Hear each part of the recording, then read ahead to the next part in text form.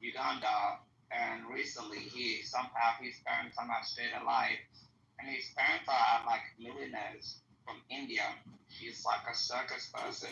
He's never had a real job in his life. His parents are both millionaires. That's how he ended up in Colombia. Well, isn't that And how they everything else all like ended that. up? I mean, Yeah, but I the want to say something families. like, but the thing is like, they talk about colonialism. How did his parents make millions of dollars? It is against colonialism. The Indians came to Uganda to be colonists, and that's how you have an Indian population. But I don't understand. That's how you have someone. But the, yeah, but the thing is, like, all these socialists are always wealthy. Most people, you don't have time to be a socialist if you're not wealthy. That's all I'm trying to say. But the people don't. A lot of people don't understand. So a lot of these socialists that I meet, or even my missus to talk to, I'll be like, yeah, but you don't understand how it's like to work 5 days a week because you're always working. And I always find the biggest socialists are the ones that have the most money. It's ridiculous. Well, I mean, isn't that how we have precedents in history too, where after all, the Soviet Union, Che Guevara, yeah. You know, but this is what it is. So socialism cannot. In fact, the very theoreticians of socialism have made this very clear. Socialism cannot even come to fruition or come to existence or even emerge and establish itself without riding on the back of capitalism. And when they said, well, I mean, look what socialism did. It actually rode on the back of capitalism and then withered everything away. The state didn't wither as proposed by Marx, but everything else withered. Millions of lives and suppression and social institutions. Do you know about this girl in the university who wears a hijab and she openly says that we are doing, no, I forgot her name. She was saying that, how gangster are you? You don't want to do jihad in the West? And she has a photo with Zohan Mandani and she got rusticated from the college. You're not talking about Linda Sarsour, are you? I don't know. She has a sweet face, but she has little intentions for the West. Does she look inbred? Or does she look normal? Normal. She's a college student and she was openly calling for jihad and then she was ousted from the college, rusticated from the college. African descent or what? No, she's a brown Muslim woman. Yeah, girl. No, that's another one. They all look the same. I don't know what this is. Yeah. It's not Linda Sarsour. It can't be Linda Sarsour. She's not from African descent. She's not from African descent. But so, what was she calling for exactly? She was saying that no matter the college ousted me. Like real gangsters, or was she just? No. She was saying this on a podcast or something. She was saying this in a YouTube video that I mean, how gangster are you? The college ousted you, the college rusticated you, and you don't want to do this anymore? No, I will still call for jihad against the West, and I will still do this. I'm a gangster, and I'm like, what? The gangster shit that you're talking about has come from the West, and you call yourself a jihadist? Yeah. What the fuck are you doing here? Was she like a Muslim jihadist, or was she? Yeah. She's a jihadist, but she also calls herself a typical. She had typical level. She had big tits. Were her tits big? No, her tits are big. Probably small, and you never know. With these people, that's why they have 3% in the Wait a sec. How is America allowing this? She openly says that she's doing jihad against the West, jihad against America, and they're not deporting her. What the fuck is happening? She's probably already. Why wouldn't you deport her? Probably Biden gave her citizenship or some bullshit. That's why. Look, it's sad to see these people. You know what I like though? What I've been seeing lately, Abby, is people journalists or just people on YouTube channels have been going into the inner cities. For example, there was this short I watched. If I find it, I'll send you the link. I'm sure I'll find it. they go into Brooklyn. So areas like, Flatbush and, you know, um, Fifth Avenue and all that stuff. So they're asking people, like people from the quote unquote hood, right? They're asking them, what do you think of this and that? And many of them don't even know what's going on. A lot of them say, look, bro, I don't got a house. I don't even have a house. And these people are getting that? Why are they getting that? I need to get that. Yeah, but most Americans are dumb. Elon even said it. He said Americans are dumb. But I'm really glad because see, when people like, and this is what saddens me, man, is a lot of the people in these congested neighborhoods, these, governmentally downtrodden neighborhoods, are the ones that bearing the brunt. They're bearing the brunt of all this, and they don't deserve that. When they come out and speak and say, look, bro, I need to get those benefits. My family have been living on this land for centuries. Okay, where's my benefit? Well, I need those benefits to help me get off the ground. Don't bring foreigners in. So I'm starting to see that trend, and I think that's great. That's not true. Most Americans need to be deported, and foreigners need to be imported to make the country great again. You gotta get rid of it. Import garbage, you become garbage. I know honestly though. Oh, I want to ask a question actually. Can you tell me what's the woke right? I mean, like everybody has been talking about this topic for woke right. You want the woke right? Woke right. Yeah, the woke right. It's like Candace Owens. Yeah, Charlie Kirk. Yes. Charlie Kirk. Right. Bro, yes. He's my favorite. What the fuck? Look, how is he I don't hate the guy. I don't despise the guy. But Charlie Kirk is disingenuous. He's disingenuous. Like which one? Which exactly? Okay, you cannot appeal to science, Charlie Kirk, when it comes to, for example, transgenderism, but then you fall back on it when it comes to the Bible. Don't do that.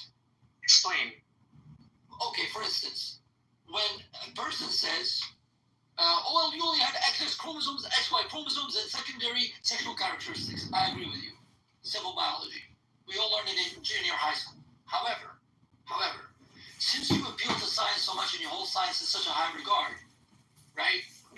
Why don't you accord it the same respect and regard when it comes to your policies that are based on beliefs, Christian beliefs, and morality? Oh, so he's poorly managing the balance between science and religion. And that's one of the woke. Okay. Another woke thing that Candace Owens. Now, I respect Candace Owens for one thing. The fact that during anti-Israel stand. No.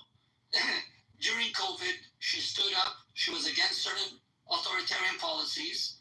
Okay. She wanted people to know the truth.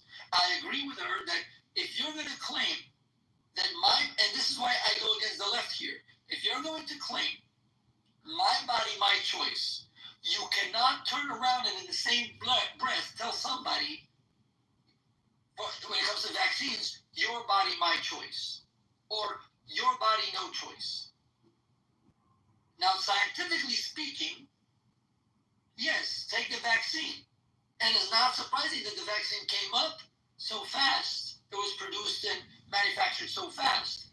Because pharmacological science, with all of its erroneous past, with all of its shortcomings, we have done good progress in terms of genetics and virology, right?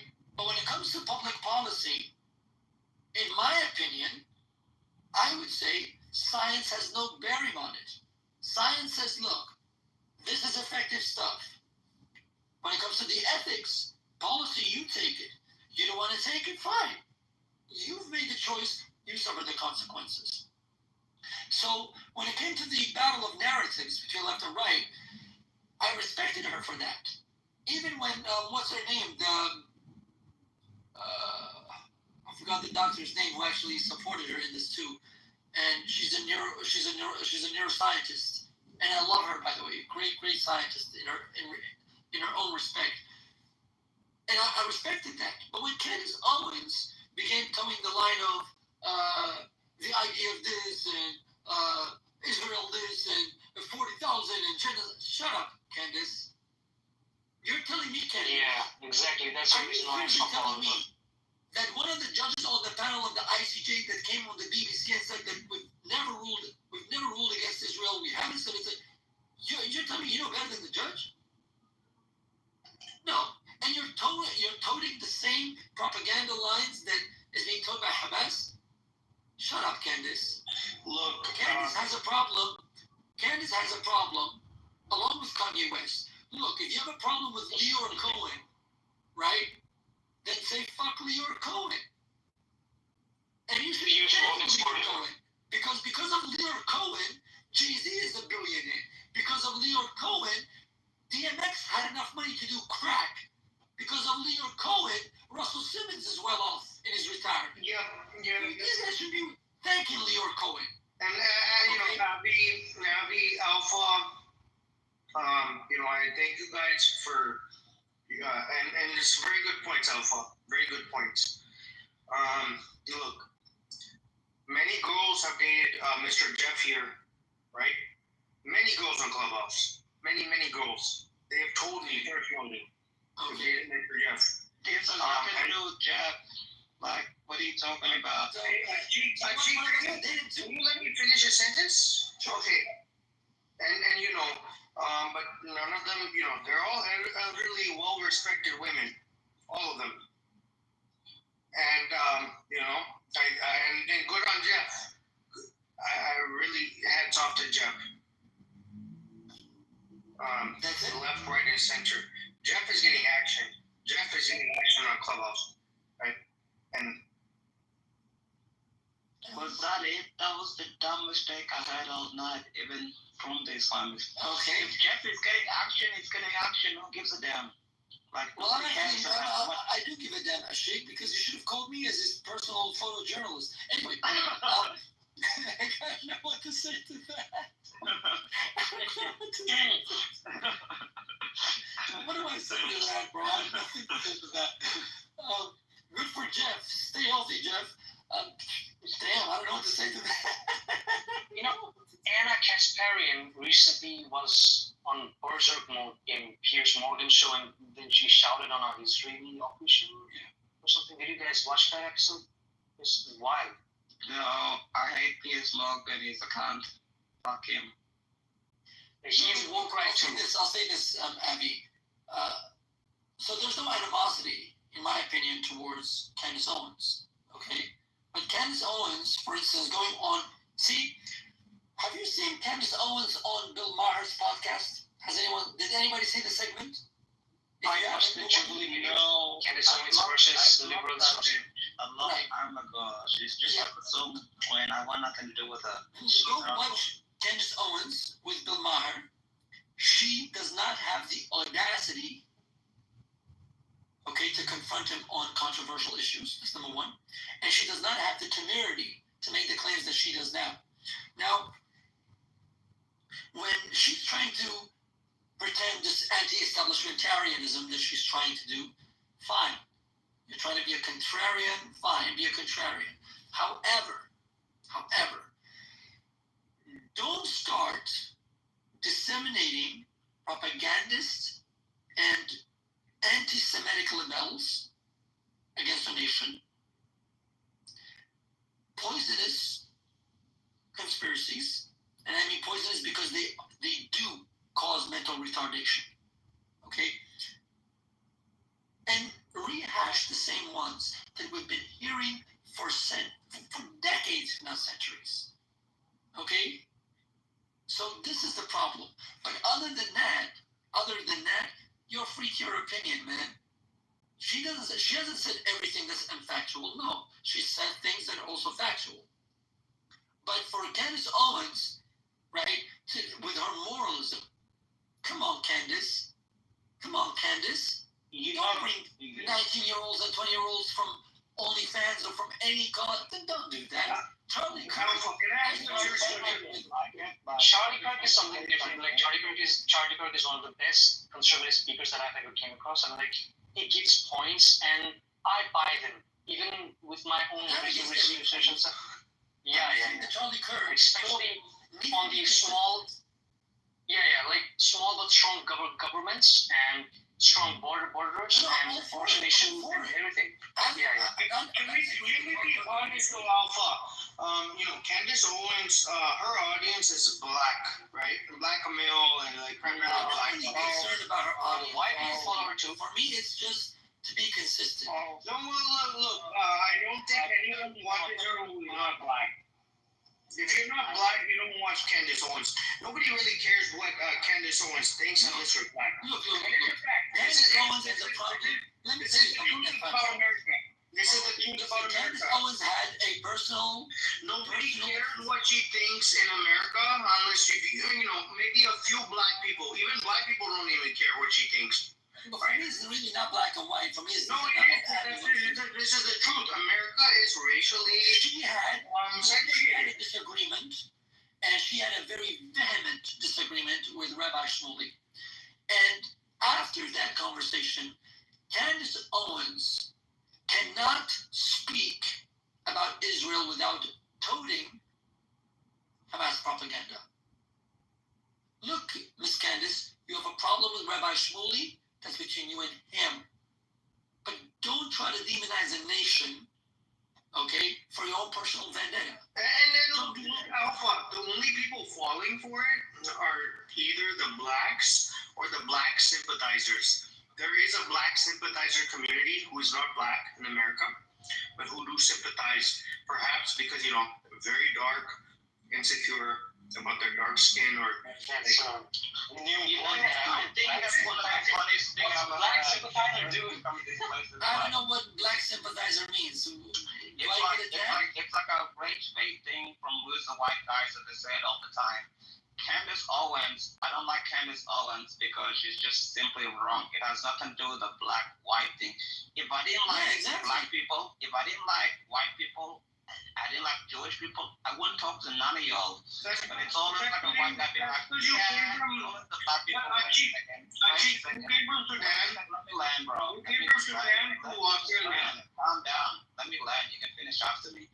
It's almost like a white guy being like, it's a black with a cat. No, actually, the people that push white conservatives really like, it's a black woman can say everything we want to say, but we can't say it from 2016 until like 2023 when you could finally say what you wanted to say, because for those years you were such cowardice about it. You let like trans be in front of magazines, you let like lesbians in front of magazines, you let so many people become magazines, but at that time you were happy enough to be like, Candace Owens can just say what we don't want to say. But as soon as she comes out of fashion, you're like, she just speaks to the black people. No, she doesn't fucking speak to the black people. Most black people detest Candace Owens, and most Catholics detest Candace Owens. I'm a Roman Catholic. She converted to Roman Catholicism last year, and she doesn't even know the Nicene Prayer. What kind of Catholic becomes a Catholic without knowing the Nicene Prayer? It's detestable. No, look, for And me, it's it's just destructive. journalism. So don't come here and tell me it's like a black people thing to be like, What I'm trying to say, let me get to the core of the issue, right? You moved from Sudan to Australia, fair, right? And Australia is a great country, right? Sudan is a great country. No, actually, let me correct you. I moved from South Sudan to Australia. Okay, fair enough, and thanks for the correction. However, what I'm trying to get at, you came from majority black nations, South Sudan, and that region, but it's very like highly tribalized. You have all your tribal communities, all these divisions, and then you move to a country like Australia, a very cosmopolitan. Okay. Well, let me finish off.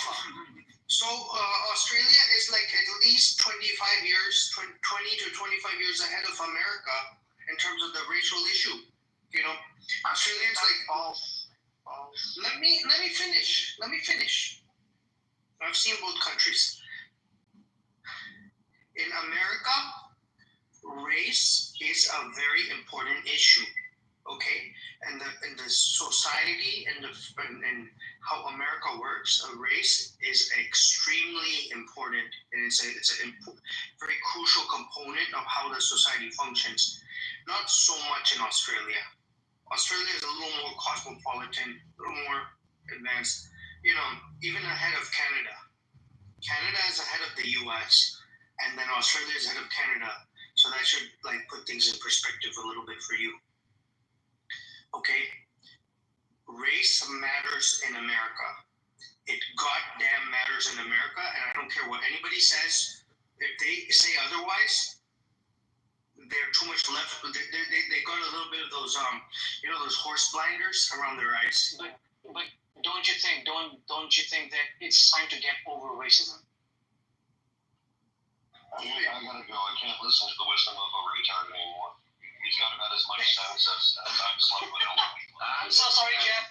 I understand, Jeff. I understand. Take care, my brother. Thank you, Jeff. Bye bye. Shabbat shalom. Shabbat shalom. Shabbat shalom. Alpha. Finally, god damn it. Yeah, I can't my son had nothing to do with it. Yeah, I get it. Look, Israel is a great country. Israel is a great country. Okay? Israeli Jews are amazing people. Alpha can attest to this. Israeli Jews are amazing people. You want to say American Jews? Bruh, give me a break. Bitch slap those American Jews. Because like, you can't even bitch slap yourself. What are you bitch doing? slap, I'm bitch slapping back too. I would bitch slap American Jews right now. I would bitch slap you back in Cuba For 2 years, you've never put on a single uniform. You never. I would bitch slap you back in Cuba right now. You're a white beater. I would bitch slap you from Hertz to Cuba. Yeah, One slap because they're gonna bitch slap you because they've been One slap from Hertz to Cuba. You've never put on any uniform ever. You're such a pussy. Like You can't even play basketball properly. But The one talent you have is Wait a second, guys, please, guys, He's a fucking please. retard. He's thinking like he's just gonna walk up to a random Jew and be like, yeah. I would bitch slap you back to Wait a second, Cuba. Really, our forces are harder. Wait a second. Let me mediate. Okay, let me mediate. S500. S500. Shabbat shalom. S500. Shabbat shalom. You're not Yeah. a retard. Sure. I'm calling you. S500. I want to talk to you. Let us speak, brother. Let us speak. What's your ethnicity? Basically, my father's side is from Malawi, okay, and my mother's side is actually Pacific Islander. Pacific Islander and Malawi. Okay. What's your religion? You know, I was raised a Christian, but now I lean more towards Buddhism. That's my So preference. you're ethnically brown or black? Like, what's your race? Half African, half Pacific Islander. Which type of Buddhism are you? Theravada. And what year did you become a Buddhist? 2009. 2009? You're old. Fucking hell. But anyway. I was 11 years old. I didn't even tell my parents for 7 years. Right? So did you get confirmed before you left the Catholic Church? What do you mean did I get confirmed before I went to Catholic Church? Did you get confirmed in the Catholic Church? Did you get confirmed in the When I was Catholic a kid, Church? of course. When I was a kid, we used to attend church every Sunday. You're such a liar because you get confirmed in the Catholic Church when you're 10 or 11. So many people lie on here, it's ridiculous. Look. You're such a ridiculous. I'm sick of you. Like, you can't even tell the truth. Shame on you. You know the biggest shame? Shame on you. I'll tell you the biggest shame. Shame on you. I'll tell you the biggest shame. Shame on you. Shut the fuck up. You get confirmed as a Catholic when you're 10 and you're 11 years of age. It's a damn liar. Shame on you. Seriously. Fuck that liar. Seriously. Because at 10 years of age, if you're born a Roman Catholic, that's when you get confirmed. Shame on this disgusting liar for trying to bring shame on people. If you're going to tell the truth, just tell the truth. It's a disgusting thing to do. Pretending you're somebody else. What a shameful thing to do. Is that even allowed in Buddhism? I don't even think it's a Buddhist. Malawi and Pacific Islander. You know how many islands are in the Pacific? It's retarded and ridiculous. It's ridiculous. She's a liar. Because if you ask any Catholic woman, you confirm, they'll be like, yeah, 10 years of age, 11 years of age, this is my pope, this is No, the thing is, he was hardly speaking English. He can't even speak English. He was hardly doing the American accent. He's retarded. He's not even American. He's not American. He's probably like Bangladeshi or something. I don't even know. But it's not American or something else like that. It's ridiculous. I can't listen to these people, Abby. If you want to listen to these people, I'll make you a No, moderator. I'm not. If I had a moderator, then I would have kicked him. I don't want to listen to these liars. They just lie. It's terrible what they say. It's terrible. I don't know why I have to lie to people. It's terrible. Alpha, you there? Look, bro, I'll make you a mod and you can listen to these people, but I don't want to listen to these people. They're just No, I don't want to listen to him. I don't want to listen to him. It's beyond the pale. It's terrible. See, either you take the mod and you talk to him, or I'm just going to end the room. Look, just on the run. It's okay, fine. I've added you. Add me back, okay, brother? Let me add you back. That's a terrible Where thing you from, to lie like that. Where are you from, by the way? South Sudan? I'm from South Sudan, but raised in Australia. Western Australia. Okay, so you're Christian. Brisbane, Queensland. That's why I'm Christian. Okay. Yeah. Okay. Sure. I just hope that we get rid of jihadism in this planet, you know? Bro, I fought against jihadism. There's a reason South Sudan exists, because we won. Yeah. We won. And So there is no national religion or something in South Sudan? So the religion is Christian, about 80%. Okay. The rest of the 19% is animist. And then like 0.1% is Muslim, because we deported them all to the north because we don't want any Muslims in our country. It's a terrible thing in any country. Sure. Exactly. You guys saved yourselves. Yeah. You don't want that because they'll start having babies. Our Muslim movement has like fucking 20 kids, so you don't. Yeah, you're making 1.5 babies and they're making 5 babies. They're just gonna overpopulate you. Yeah, they have like 20 kids. We have like 12 million in our country, and we need to keep Muslim men and Muslim women in our country. We're gonna have like 20 million babies in like 10 fucking years or 20 fucking years, because all they do is breed and they call their kids Muhammad or Yahya, a terrorist name. So we don't want any of that, and that's the reason why we deported them to the north. Now they have a civil war, but that's none of our problem, you know. So when they say pray for Sudan, it's none of our business. It's just Muslims killing Muslims again. It's not our problem, you know. Since you're from the African continent, I just want to shortly, I want to let you go, but there's a last question. I'm just curious, just because you're an African, so I want to ask you. You can ask me a question. There's somebody called A that wants to come. Do you want me to bring him up? Okay. Maybe because he's one of your people. Okay, so what do you think about Burkina Faso, Mali, and Niger during the coup? Is that good or bad? Did you say Niger? Niger. I want to break up every single of those countries. I want to break up Somalia. I want to break up Western Sahara. I want to break up all those countries. I don't want any Islamic majority Muslim countries in my country.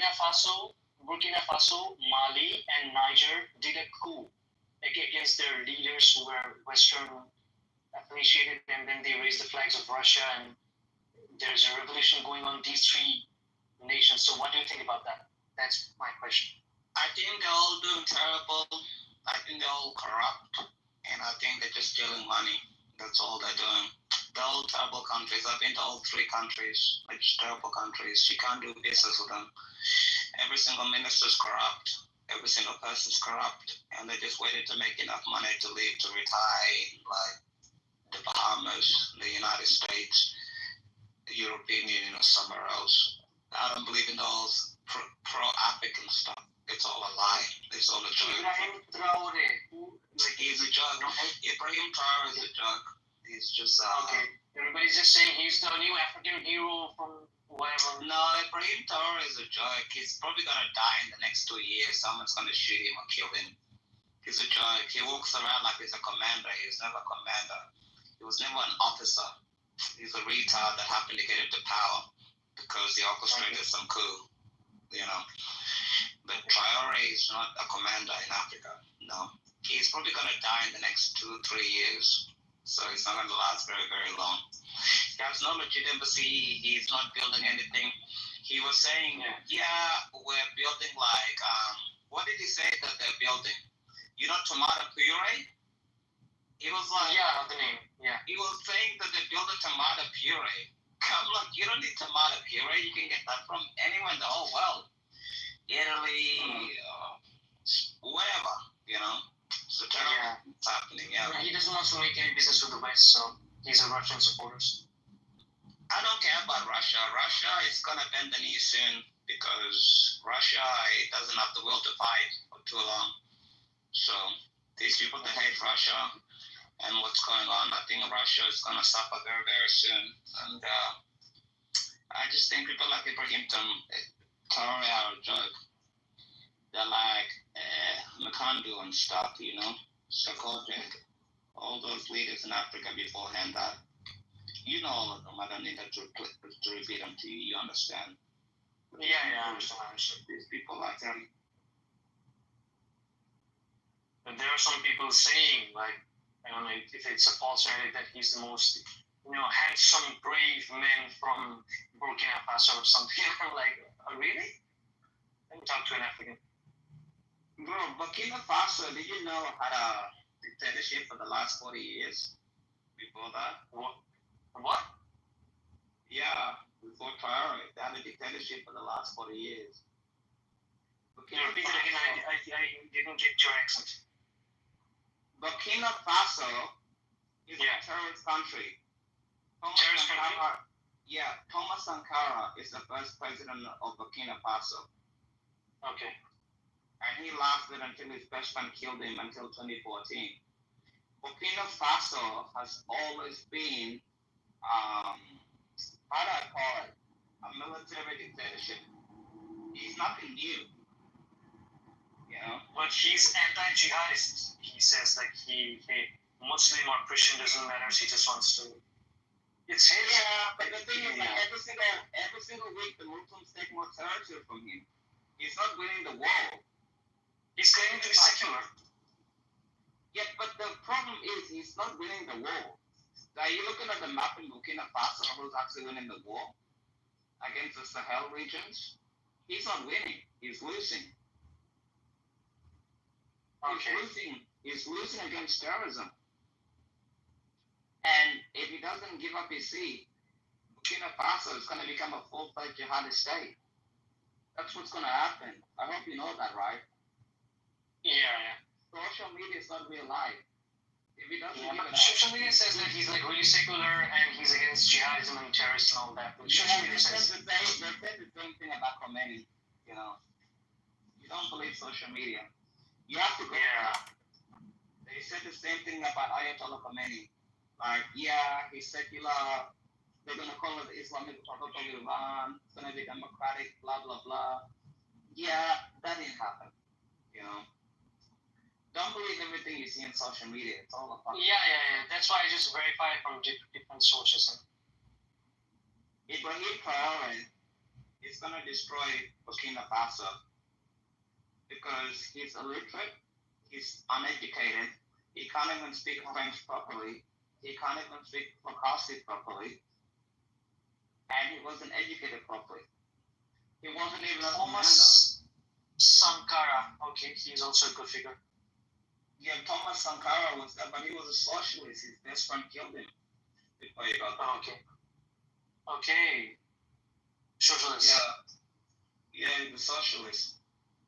Where are you from originally, so I can compare it to your country, so you understand what I'm saying? I'm from India.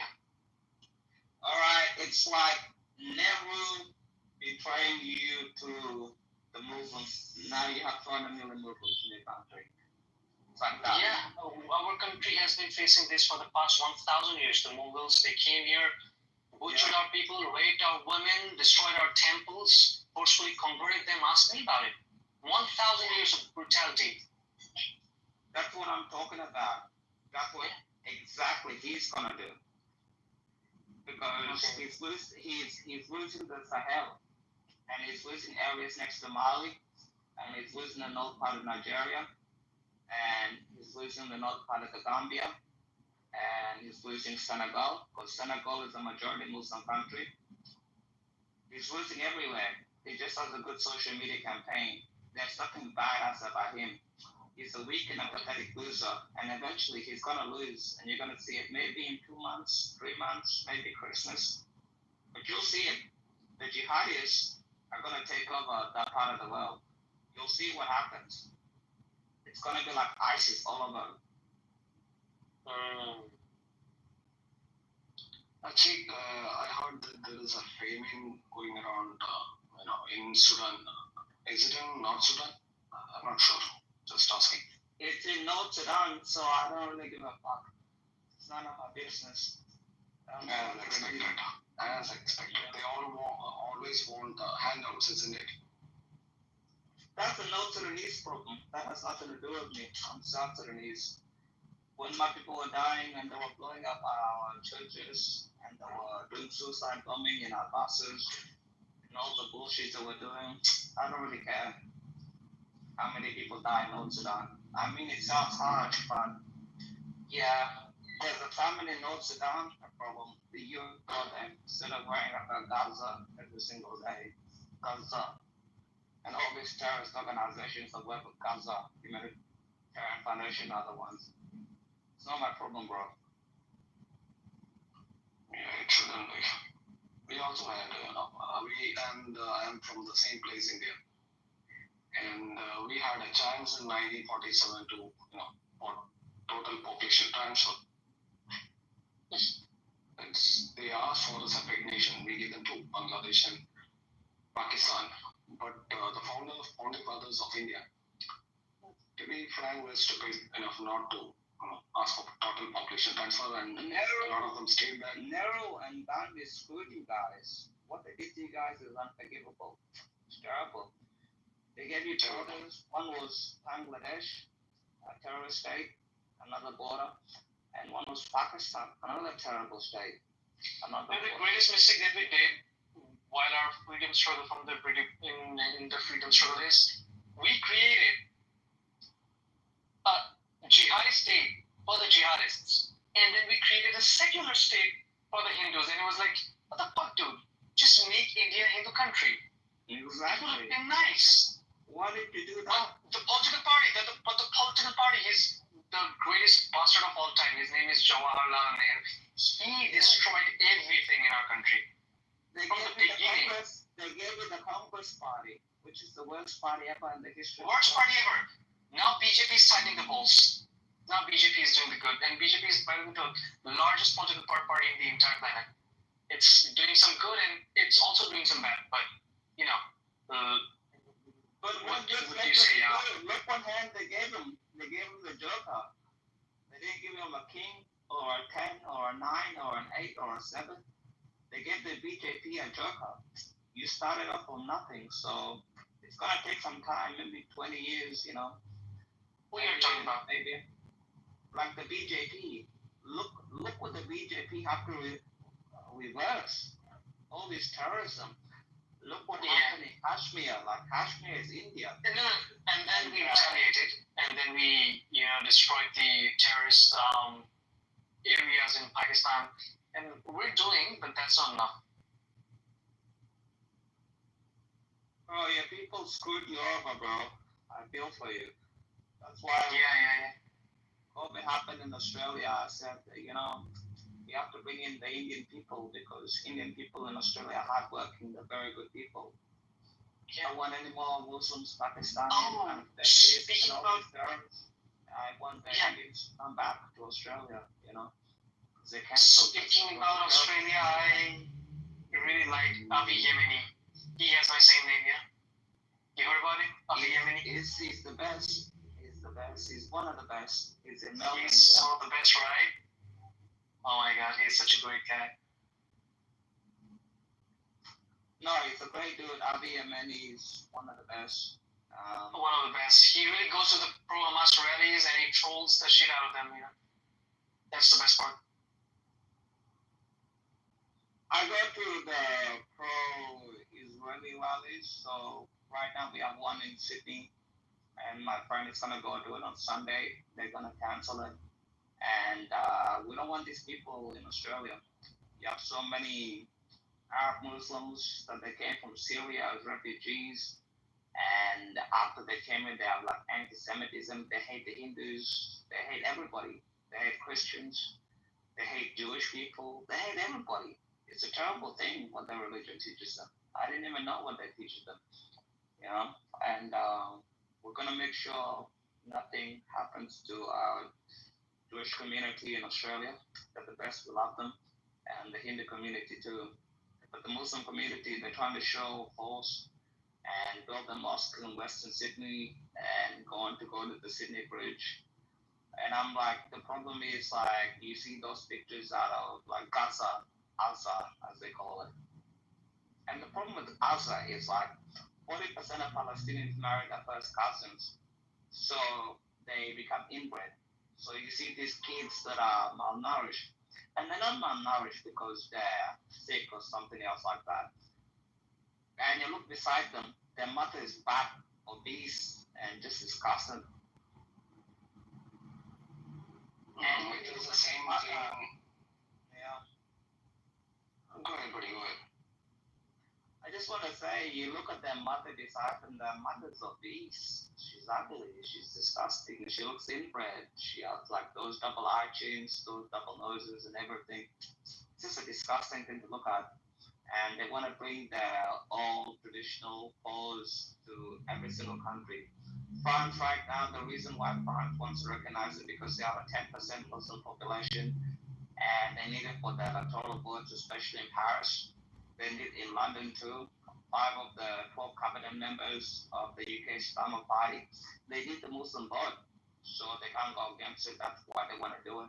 Same thing as in Canada. The reason Marconi won because 40% of the Canadian people didn't even bother to vote in the election.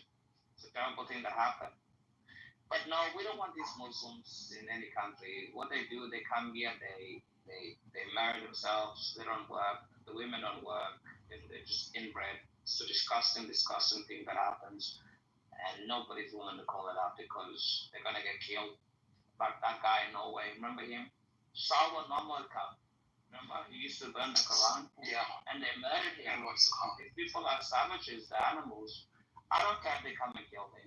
I'm not even worried about these Muslims at all whatsoever. Fuck them. Yeah. The same problem is there in Europe. I mean, in Britain too. That consanguineous marriage, the marriage between cousins among especially is, and they won't even stop with 1 or 2 child even if they are told that if the babies that they would be having would be mentally challenged and retarded, or like physically also retarded. They actually use it as a tool to gain more, to get more social welfare. And these people are also provided, I don't remember, it's a mobility vehicle, mobility vehicle. That state pays for the hospital visits and social housing. And I have to go to work every single fucking day to subsidize these people. It's ridiculous. Why should I go to work every single? You know, there's this one video that I was watching that day in front of the cathedral. Okay, in front of the cathedral, these people are doing namaz. In front of the cathedral, they are doing the Muslim prayer. And I'm like, why do we need to do it in front of the cathedral? It's in Melbourne, I think. Did you follow that? Yeah, I saw that. It's a show dominance because in the other Like, countries, we are here to take over. Yeah. it's a show dominance. The retired. And the cathedral responded by ringing the church bells. Loud church bells. They retaliated. And I'm like, what the fuck are you doing? Imagine Christians going to Mecca and praying, praise the Lord in front of Mecca. Imagine that. Has that happened? Will it happen? No, the only reason it happened is the Pope said, yeah, we need to do another crusade. I mean, it took the people in Spain and Portugal 800 years to get their country back. Sometimes it takes a long time, but these Muslims are just retarded. All they do is they just come here and they just have many kids. They breathe, they live on social welfare, and they go and pray. Like on the first day at 12 p.m., I'm in my office working. I'm not in the fucking street because I'm not unemployed or doing some bullshit. It's ridiculous. It's ridiculous what they're doing. And that's what they're trying to do in the country. Like in France, they threatened them. That's what the France president said. He's going to recognize a Palestinian state. It's ridiculous. Why would you reward terrorism? And even here, all the Muslim chicks, they're the biggest hoes. If you go to university in Australia, all the Muslim chicks, they... My favorite is the people that always put it on their belt, and then they have it clamped there, and they just have it on the side. And I look at them and going, I wonder how many times that thing has been knocked off, bumped into, just ripped from your pants and just fall to the floor. And this is why you're paying like whatever price it is for one of these cases when you could have just removed the case and it would have slid easily into your pocket. Yes. What do you guys think of the feature, the polling feature? We've only been practicing it for 3 years. I think it's interesting that Chatter was able to deliver it on day one, and it took Clubhouse like 5 years to make. It's crazy. I noticed that Kristen, Serendipity, and Brad have not answered the poll. Norman's not answered the poll either. I can't make up my mind between two. No. Four, three. I think they should roll out the video streaming next, like Chatter has. Well, I'm not a big fan of the video. I think audio is diminished when you turn on the video. And if you on Chatter when they were rolling it out, I think Dawn Fields uses it in a good way, like when she's doing the movie trailer stuff. That works. But outside of that, like you get people like Dr. Catherine that'll just make duck lips at the camera and drink wine and play with her hair. And it's just and then just do these random white girl dance moves. I've been in rooms where they were like, hey, everybody turn the camera on. There are 300 people in the room, and like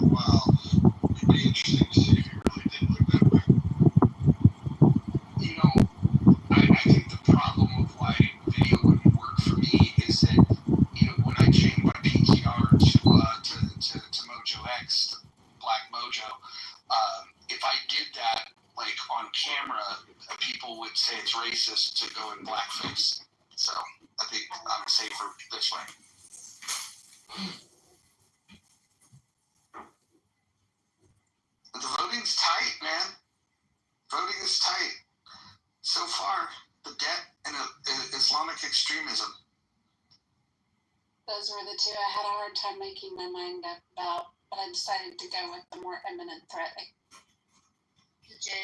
That would allow Islamic extremists, because guess what? You have a breakdown of economic factors, and so you'll influx all of that, and people will gravitate to whatever they think will get them by. Yeah, people are kind of power hungry, aren't they? They'll join places, they'll join groups, as they feel like there's more power behind it. Daniel says communism. Oh, he changed his vote. What happened? Hold on, let me look. No, he didn't change the vote. So we now have 45% say Islamic extremism, 45% say the debt, and 12% say communism. So far, 0 people have said that white supremacy is the biggest threat. So it's fascinating. I was just debating between the debt and white supremacy, and I'm like, I'm not even sure white supremacy is a thing anymore, especially when we have white folks crying about blue jeans, the Sydney Sweeney act. So, yeah, I don't even know if that's an issue. Can you explain that to me? Because I remember Beyonce, you're right, yeah, Beyonce, coming out on a jeans ad saying she had great jeans, right? I mean, didn't she do that? Like, she was laying down, she had a jean jacket on, like, bedazzled fucking jeans. Sorry, I'm old. My kids ever had a bedazzler. But I mean, I recall that. Oh, so you're saying, so you think that the ad was a nod to Beyonce, or like a diss? No, I just think it was a fucking ad. It put a hot girl in jeans again. I mean, do you want Hunter Shackelford in jeans, or do you want Sydney Sweeney? Oh my God. Hunt. Yeah, nobody made a big deal about Beyonce's jean ad, but Sydney Sweeney, who I happen to think is smoking hot, and Mojo, if you don't mind, I interviewed her. If you don't mind if I post a link to my Sydney Sweeney interview in the chat, because I'm actually quite proud of that. They're just jealous, Brad. It's just jealousy. She's smoking hot. She's, if I can say, got great tits. Whether they're real or fake, they seem real to me. And folks are just tripped out. We have a hot young blonde woman promoting blue jeans and a pun on jeans, and you have tripped out, colorful haired, fringe progressives angry over no reason. I'm glad the jeans sold out in response to this lunacy on social. Why someone wrote like a widely circulated article about eugenics. It's like fucking ridiculous. America's become really, I don't like eugenics, but America's become very, very anti-intellectual. We should be. Yeah, we're in the middle of an anti-intellectual swing. You would actually, Austin, you would really enjoy this book written by a dude named Hofstadter. He was a professor at Yale in the 50s. And the book is called American Anti-Intellectualism. And what it does is it tracks the tendency in our country from the start to swing. Brett. Yeah. Brett, did you move your stuff you click out or what? No. Oh, I thought for some reason I thought you moved something. You went down there and I did move. Anyway, it's called Yeah, I know I had it. And the whole point of the book is to point out that the anti-intellectual tendency in America is one that goes on a pendulum. Sometimes we are hyper-intellectual in the trend of, say, a Madison or a Hamilton, and other times we are utterly unintellectual, as in a Washington. I don't know if you knew it, but Washington never had any formal schooling. He was a surveyor by trade. Temporally, I think geographically, it's even more of a phenomenon. I think these days it's a huge thing. But I want to talk about my genetics. That does not mean I'm into eugenics. But yeah, there was a widely circulated article about that. I mean, it's like such a sensationalist, populist bullshit world. Like, I'd like to be able to talk about genetics without people being like, eugenics, blue jeans and eugenics. Just for everybody that is unaware, there is a poll feature. Some of you might not be able to see it because you might have to update your app. If you can see it, up above there is a poll. We're asking the question, what is the biggest threat to America? The choices are Islamic extremism, communism, the debt, or white supremacy. If you want to vote, you need to make sure you have the latest updated version, and then you can have your vote counted. I don't, but it's the white supremacists and the Islamic terrorists. Yeah, they're both pretty bad. I would say 3 of the 4 are legitimate threats, and one of the 4 is no threat at all. But I'll let you guys decide. Hey Roger, you want to take a look in the chat at what Keegan says about the quote Jewish influence in America? Apparently, we're controlled by the Jews. Oh, amazing. What does he even come up here? Like being an anti-Semite. Why doesn't he come up here and tell us about this? That'd be amazing. Because he knows Brad's gonna rip you to shreds. Let's hear about it. It's interesting. The campus protest worked because people anonymized themselves by wrapping themselves in keffiyehs. Hi everyone. Sorry, wrapping themselves in what? Sorry. And I don't mean to say worked in a good way. I'm saying the science behind it. Very few people are proud of being anti-Semites, and they just put on keffiyehs and became raging redneck anti-Semites. Yeah, that's the thing. Mark Rubio was just talking about this. Hi everyone, and he was saying that it doesn't make sense to protest against a government that you're not a citizen of, because they're finding that there are protesters who are on student visas. I thought that was a good point. I mean, I would not go to Japan and protest their laws because I would consider myself a guest and not a citizen, right? So I don't understand why. Sorry? In my classmates when I was studying in Republic, I'm sorry? I was very conscientious about that.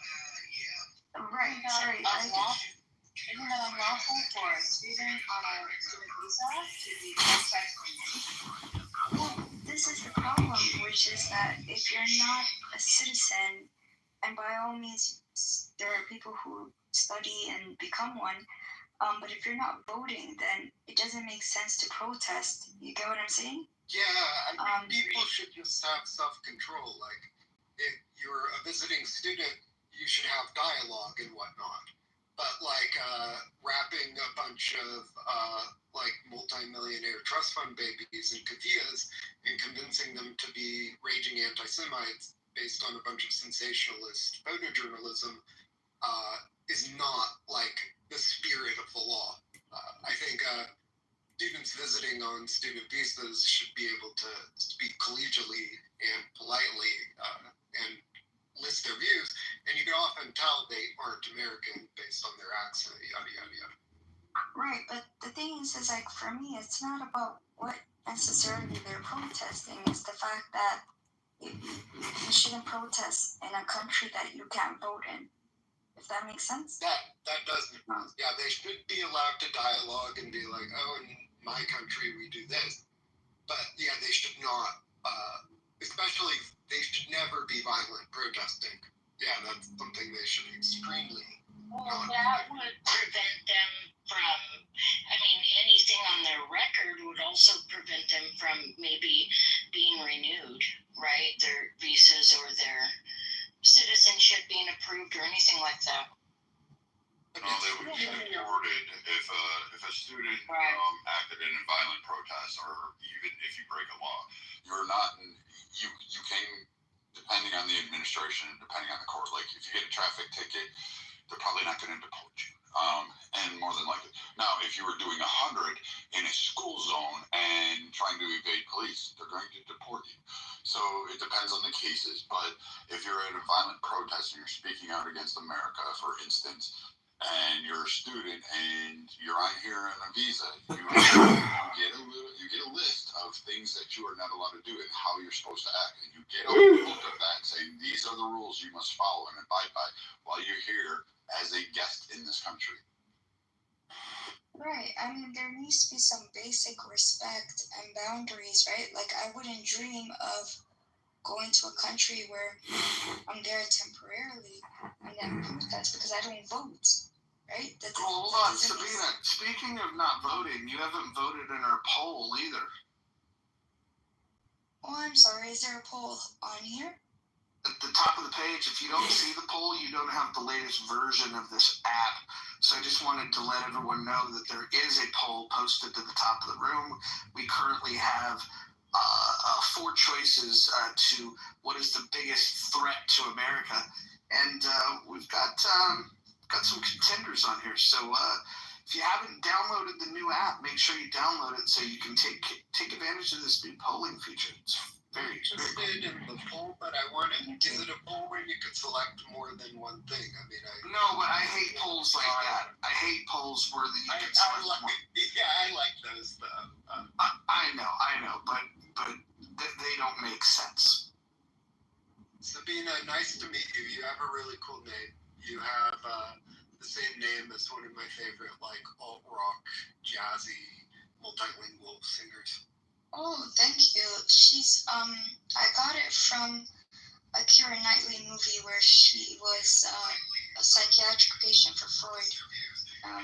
But yeah, it's a nice name. Thank you.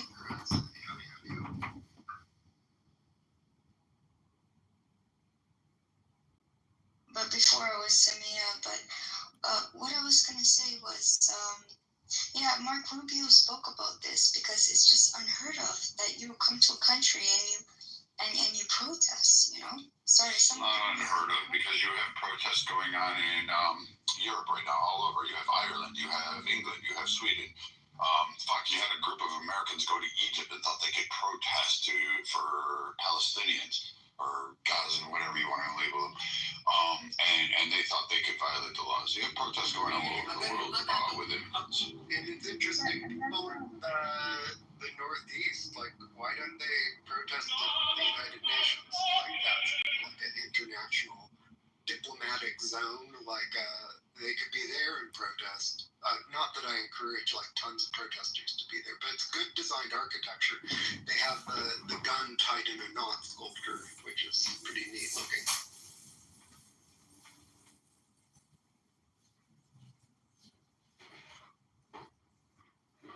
I don't know. I just assumed that if you are a citizen, then you have the full rights. But some of the people, maybe they don't ever want to be American. Maybe that's why. But yeah, I just would assume that a citizen would be the person that protests because they vote and so on. I mean, if they wait a while, they probably could become citizenships, you know, because America needs, you know, good students and so on. So I wish they just waited, but then it becomes like almost like a stain on them. Well, so you're allowed to protest. You're just not allowed to protest outside the conditions of your visa. So that means, like, you can't support a terrorist group. So if you are, say, on the Palestinian side of the argument, it would mean you could say, yay, Palestine, we want these people to be safe. What you couldn't do would be, yay, Hamas, we need to keep these people safe. Saying yay, Hamas is almost always a violation of one's visa. Which you then end up getting into, like, First Amendment jurisprudence, which I won't go down that rabbit hole because I can't sketch it out entirely. Yeah, and I agree with you, Marshall, but it doesn't matter what they're protesting. I'm saying it's a bit odd to protest when you're not a citizen of a country. Like, I wouldn't go to Japan and protest. Yeah, I feel like it's a conscientiousness thing. Yeah, I feel like it's just like people should just have like a tact. Like, if you're on a student visa, like, you should collegially express your views. Maybe you could treat your protester friends to coffee afterward. Hey, can we bring up the Twatwaville? Oh, wait, I can do this. I'm a mod again. Hold on. I'm feeling risky today. Where is this guy? Young? Yeah, come on up here, Young. Oh, what the fuck, dude? Like, explain it. Kill all the Jews and send all black people back to Africa. I gotta hear this fucking weird ass fucking nationalistic fucking bullshit that you're going to try to spin. So please tell me. Well, hold on. Before he does, hold on. Before you do. I just want, while he's talking, everybody to go ahead and report the comment that he has in the chat so we can get him kicked off the app. Go.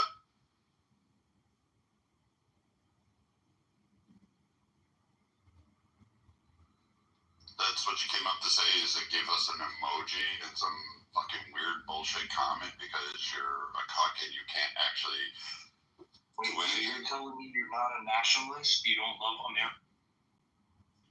Oh, I love America. Well, it doesn't sound like it. You don't sound like a nationalist. I believe my nation should be number one. I believe all the people in this land, regardless of what race, skin, culture, How are you going to do that? How are you going to turn your nation into a number one nation? Well, considering that I was the one who wore a uniform and fought, I seem to have accomplished that.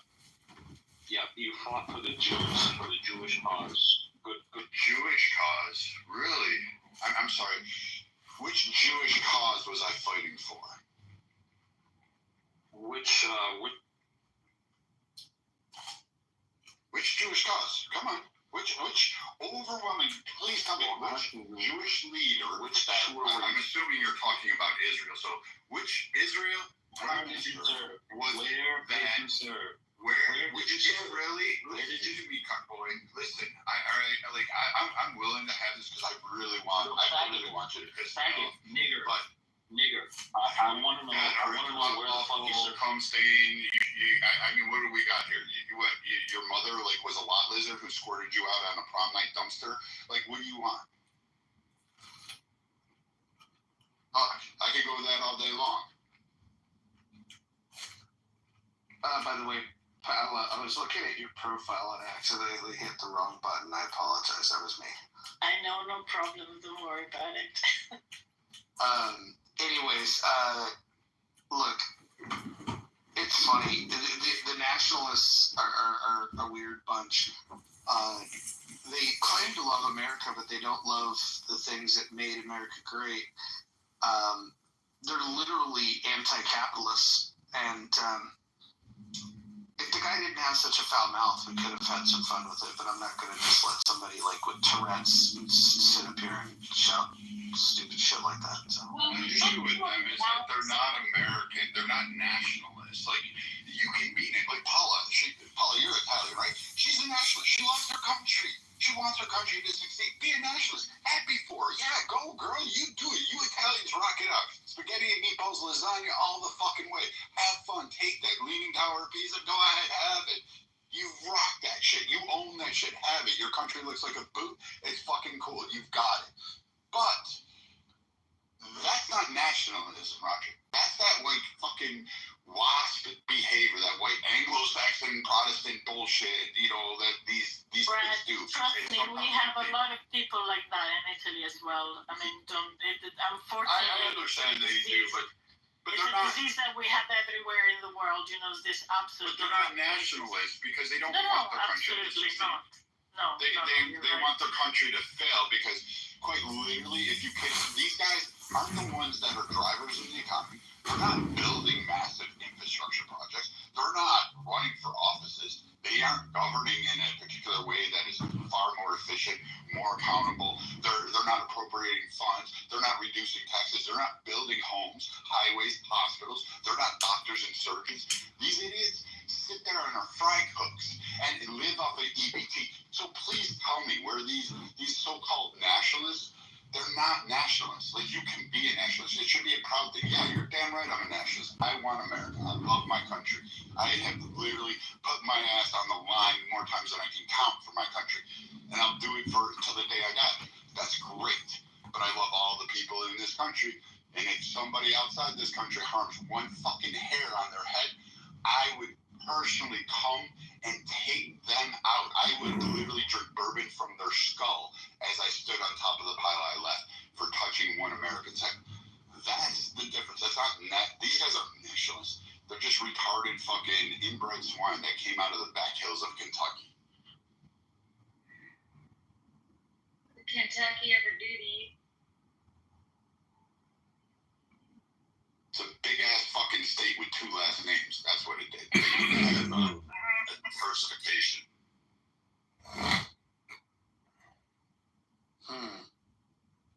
What do you guys think of the poll feature so far? You guys like it? Yeah, I do actually. You know, if this was season 1 of Clubhouse, there's no way the poll would be holding up the way it is. We would definitely see a different choice that would be number 1. I have a suggestion. Change the communism to socialism because many people think socialism isn't communism. So no, communism is the middle state before you get to the end state of socialism. All right, thank you, Mike. I had good teachers in college. I children and stuff. I would say the problem isn't just communism. I think I broadened it to just be against anybody that's anti-capitalism. Like you can have whatever economic theory that you have, but if it's not superior to free market capitalism, then what the fuck is the point? Now some are more dangerous than others, but we now got these damn Republicans running around, bragging about being anti-capitalist. We heard in a room yesterday people being, all for, putting their hand on the scale of the market, and calling for economic intervention. And, the anti-capitalists come in many forms. Wait, did that guy come back with his friends yesterday? No. That guy did not come back. Did not. Welcome, CEO. Welcome, Gildas. Welcome, El Normo. We have the poll feature up. If anybody wants to jump in, there's a couple things going on. If you want to submit an idea to Save America, that would be great. And if you would like to vote in the poll, please do. If you can't see the poll that's posted above, it's because you don't have the latest version downloaded onto your phone of Clubhouse. We want to thank Paul and Rohan for this latest update. It only took them 5 years to get a feature that Chatter rolled out in version 1. So amazing. Where are the 5% that believe that white supremacy is the problem? They vote and dip. They don't stick around. Harry, what you want to do is you want to delete the app and then just reinstall it if you don't see an update in your phone. If you don't see the update, then just delete the app, reinstall it.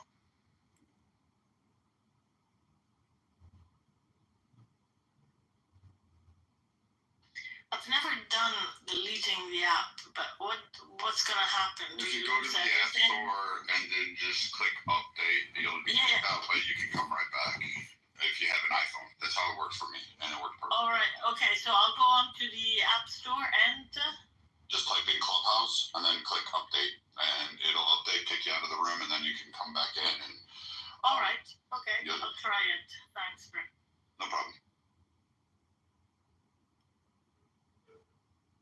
I haven't heard any ideas yet. Ideas to save America. So I'll address the debt. So you can reduce non-Medicare Social Security spending by 5% for 5 consecutive years. Increase the corporate tax rate by 5%, and you would get us close to a balanced budget. We'd only be about $300 billion in the hole, so that would go a long way in saving America. Except you'd have to lock down the borders. You couldn't allow any immigrants in that time frame. You couldn't bring in any immigration because they would be added to a lot of those programs upon entry or upon gaining citizenship, etc. Yeah, I think that's not a bad idea, CEO. Anything directionally towards an improvement is something that I would support. That being said, that in order to pay off right now $37 trillion, let's just say that interest was waived on the debt somehow. It would have to have $1 trillion surplus for 37 years, or $500 billion surplus for 74 years. We're not paying off this debt unless we do something dramatic, and so maybe we should start talking about ending Medicare and Social Security. Well, you don't have to pay off the debt. All you got to do is stop it from exploding. So we lose 1.7 to 2.1 trillion a year. If we drop that to losing 300 billion, then number one, you'd be within range to be able to get to a balanced budget, and number two, your GDP growth can handle the slower amount of adding debt. Why do we accept that we should spend more than we take in, though? So we shouldn't, but the issue is that, like, we dug a grave for ourselves, right? It's like when you do a corporate turnaround, if your company is losing $100 million a year, then your first goal is to reduce that significantly. You're not just going to get it to zero the next year because you've got too many sunk costs you got to deal with. In our case, the sunk costs are even more complex and more burdensome than what a company has. Yeah, I think the problem that we face is that not only do we have 37 trillion in debt, but we still have a $2 trillion annual deficit. The third largest line item in the budget is interest on the debt. So we're not even paying the debt; we're just paying the interest on the debt.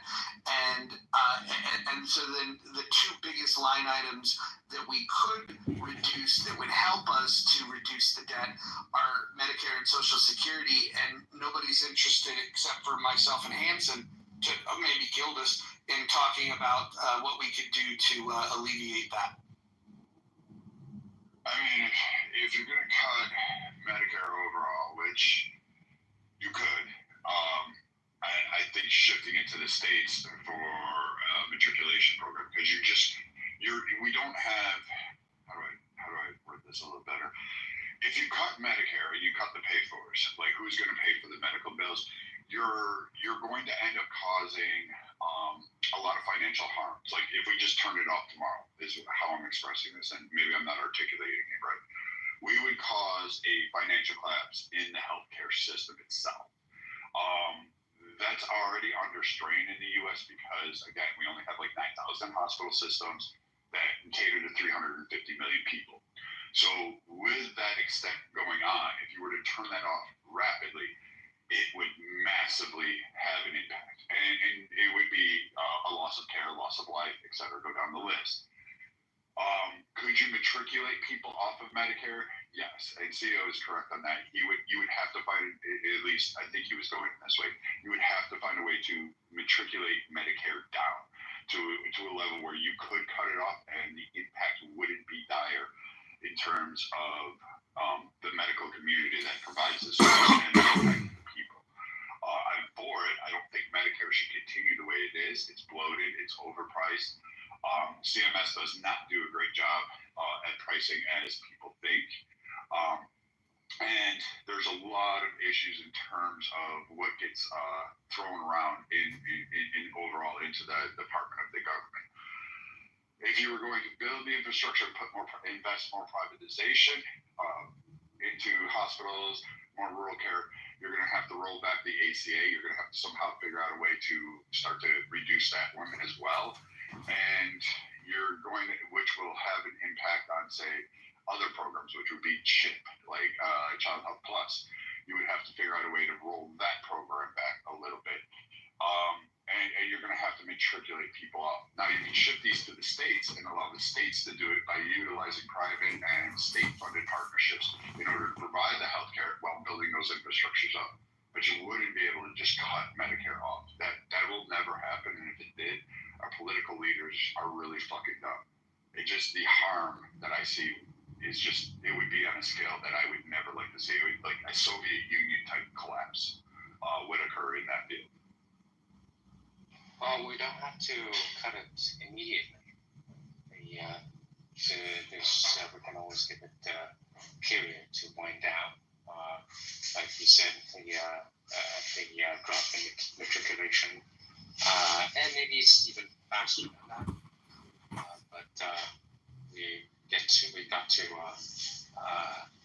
we got to decrease the scale, and then also not just the Medicaid, Medicare. Everything has to be privatized. I don't think the privatization is such a good idea, but if the only thing the United States government decides to do with its social programs is privatize them and get rid of the debt, I don't like privatizing, but I do love the getting rid of the debt part. Well, here's another related idea: is you could privatize like 33-40% of Social Security in terms of giving the option to have it invested in the market, and then the government could get some sort of management fee, just like any institution does for that, right? It could be simple Dow Jones Index Fund or whatever it is, but that would, one, lower some costs. Two, it would actually increase the amount of people are getting out of Social Security. And then number three, it would increase revenue for the government. So that would give a lot of revenue. Why wouldn't we just say anyone born in 2026 going forward will not be taxed for Social Security, nor be able to receive benefits in Social Security, and when the last person that dies off that contributed to the system, if there's any funds left, we'll receive whatever is left over on that, and then that's it, and we just end the program. That one, I would just say cut Social Security and give the money back to the people. Yeah, so the issue with that is you create a buzzsaw, right? And in 18 years, you end up having less people contributing to Social Security than you normally would, and so therefore, there's going to be sets of people who don't get it. So you basically are screwing everybody who is under 46 at the time that you put that plan together. So that's the challenge with that. Not necessarily. I mean, Social Security is defunct now, right? Like it's not operating on a positive ratio.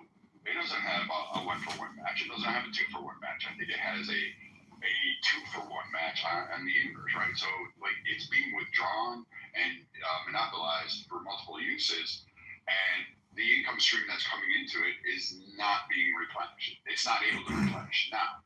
So my solution is just like let it go, and we'll see the end of this program, and I'll put accountability back on people. Like, I'm sorry if you were expecting when you reached what is the age that we're talking about? I don't know, fucking 60, 65. For it, I'm gonna say, hey, you know what? You don't get this program. You're not gonna, you're responsible for your retirement or what you're trying to do with your life. I don't get the idea that I have to be dependent on the government to worry about certain things. Now, if you were going to keep SSI or SSDI, which would be disability for people that are like truly disabled, not for those that ate 400 pounds of ho-hos and then say want to claim a disability because they're overweight and can't walk from here to there, or they smoke 20 packs of cigarettes in a day, or drink 10 bottles of booze every day. Then I would say for those that are truly disabled, yes, the U.S. government can universally apply supporting needs to help cover assistive devices, therapies, et cetera, go down the list, and also be able to help afford a cost of living if these individuals want to live in an independent environment. So yes, I think we as a community can say, yeah, you know what, that person is blind, for instance. I want to be able to ensure that they have a great quality of life. I do not mind contributing collectively to help that individual succeed. I don't want that person left behind because of a disability. We can all agree with that, right?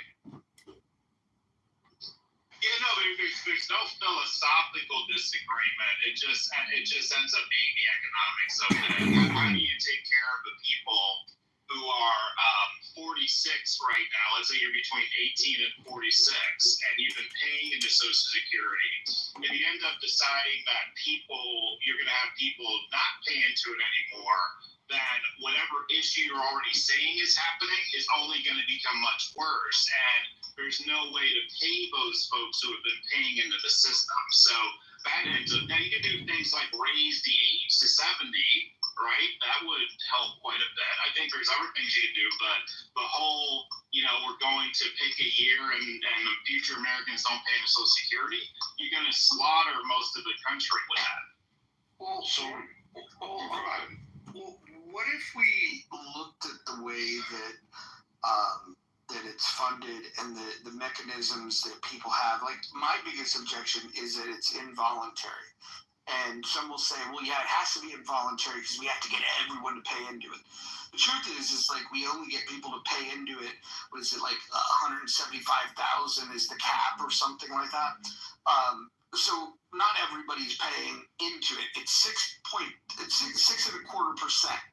Medicare, the way it's taxed, is half of it is taxed to the employer, half of it is taxed to the employee. And if you're self-employed, then you pay the full thing, and you're in 1.45% unless you are a high income earner. In that case, then you add 0.9%. I would say maybe that employers and the government can come to a better realization of how this can work. And the idea of offering a 401k to employees is to be able to allow people to to supplement their retirement in a better way. I would say let's get rid of one of those plans and maybe kind of merge the two concepts where you allow people to opt in. And whether you call it a 401k or Social Security, you allow them to opt in, or maybe you make it mandatory where you have to put 1%. Maybe that's fair, and then have the employer match 1%. If the goal is to get 6.25% in there, and for people that are using 401ks, they typically get an employer match of about 4%. What if we just had a retirement plan that was completely optional? Get rid of Social Security completely, and then the option would be mandatory. You put 1% in, and the mandatory the employer matches 1%. Boom! Then you get something that's going in there, and then you have some control over what you do when the money is in your account. I wouldn't give ultimate control over this, because the idea is to make sure that you're eliminating some of the high risk stuff. If you want to do something higher risk, you can do that in an individual brokerage account. But if you were to open it up, instead of the way Social Security invests in bonds, what we could do is we can invest in allow people to determine that they want to invest, let's say, in the S&P, which on average over any 30-year period, you're going to get about a 10% return rather than the crap that we're returning now. I think that would be a better way to approach this, because you give flexibility to a person to determine how much they want to put in. And I think merging those two concepts to me just makes more sense. But wouldn't it be dangerous? Because, if you go back to 2007, 2008, when some of us lost a shit ton out of the 401ks that we had, and the 403bs, you were kind of on the crux. You're tying it to the economic status of the United States then. At that point, you're pinning it there, right? Hold on. Well, did anyone drop Sabina? No. I didn't. Okay, maybe she swept out or something weird. But I got moved down earlier, so maybe the same thing happened to her as what happened to me. I brought her up. Oh, it's okay. Thank you.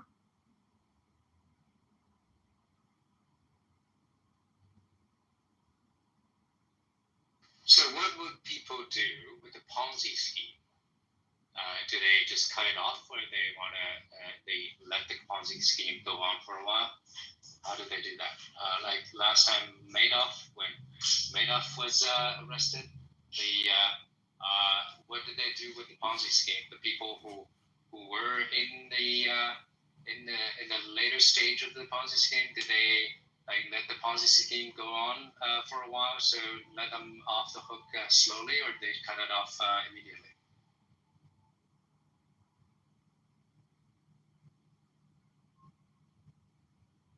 Nobody's answering any questions. It's a really poor comparison. How's it a poor comparison? Because Social Security represents 350 million people. The Ponzi scheme represents a set of individuals at that specific financial firm in that specific field. Yeah, so it's just a difference in quantity, right? So aside from the quantity, the essential parts are the same. So the later coming people pay for the early coming people. That's the definition of Ponzi scheme. When they cut off the Ponzi scheme, nobody got anything. So yes, you're right. It is similar. Like if you're going down that constraint, yes. If that's where you're trying to line the argument, yeah, that it would be the same. But to a broader point, I would let it just run out and end the program. Yeah. So I mean, the people who later come to the Madoff's Ponzi scheme, they're also suffering. Should we also give them a kind of palliative to slowly run out and let the later coming still get more latecomers to pay for the penultimate latecomers?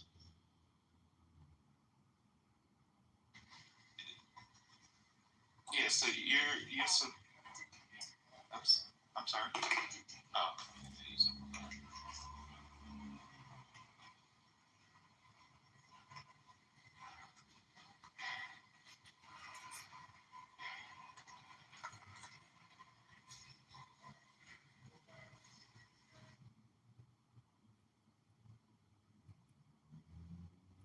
And the number of people shouldn't be a factor, right? So just because you have more people, let's say Madoff included more people, should we also treat the Ponzi scheme differently?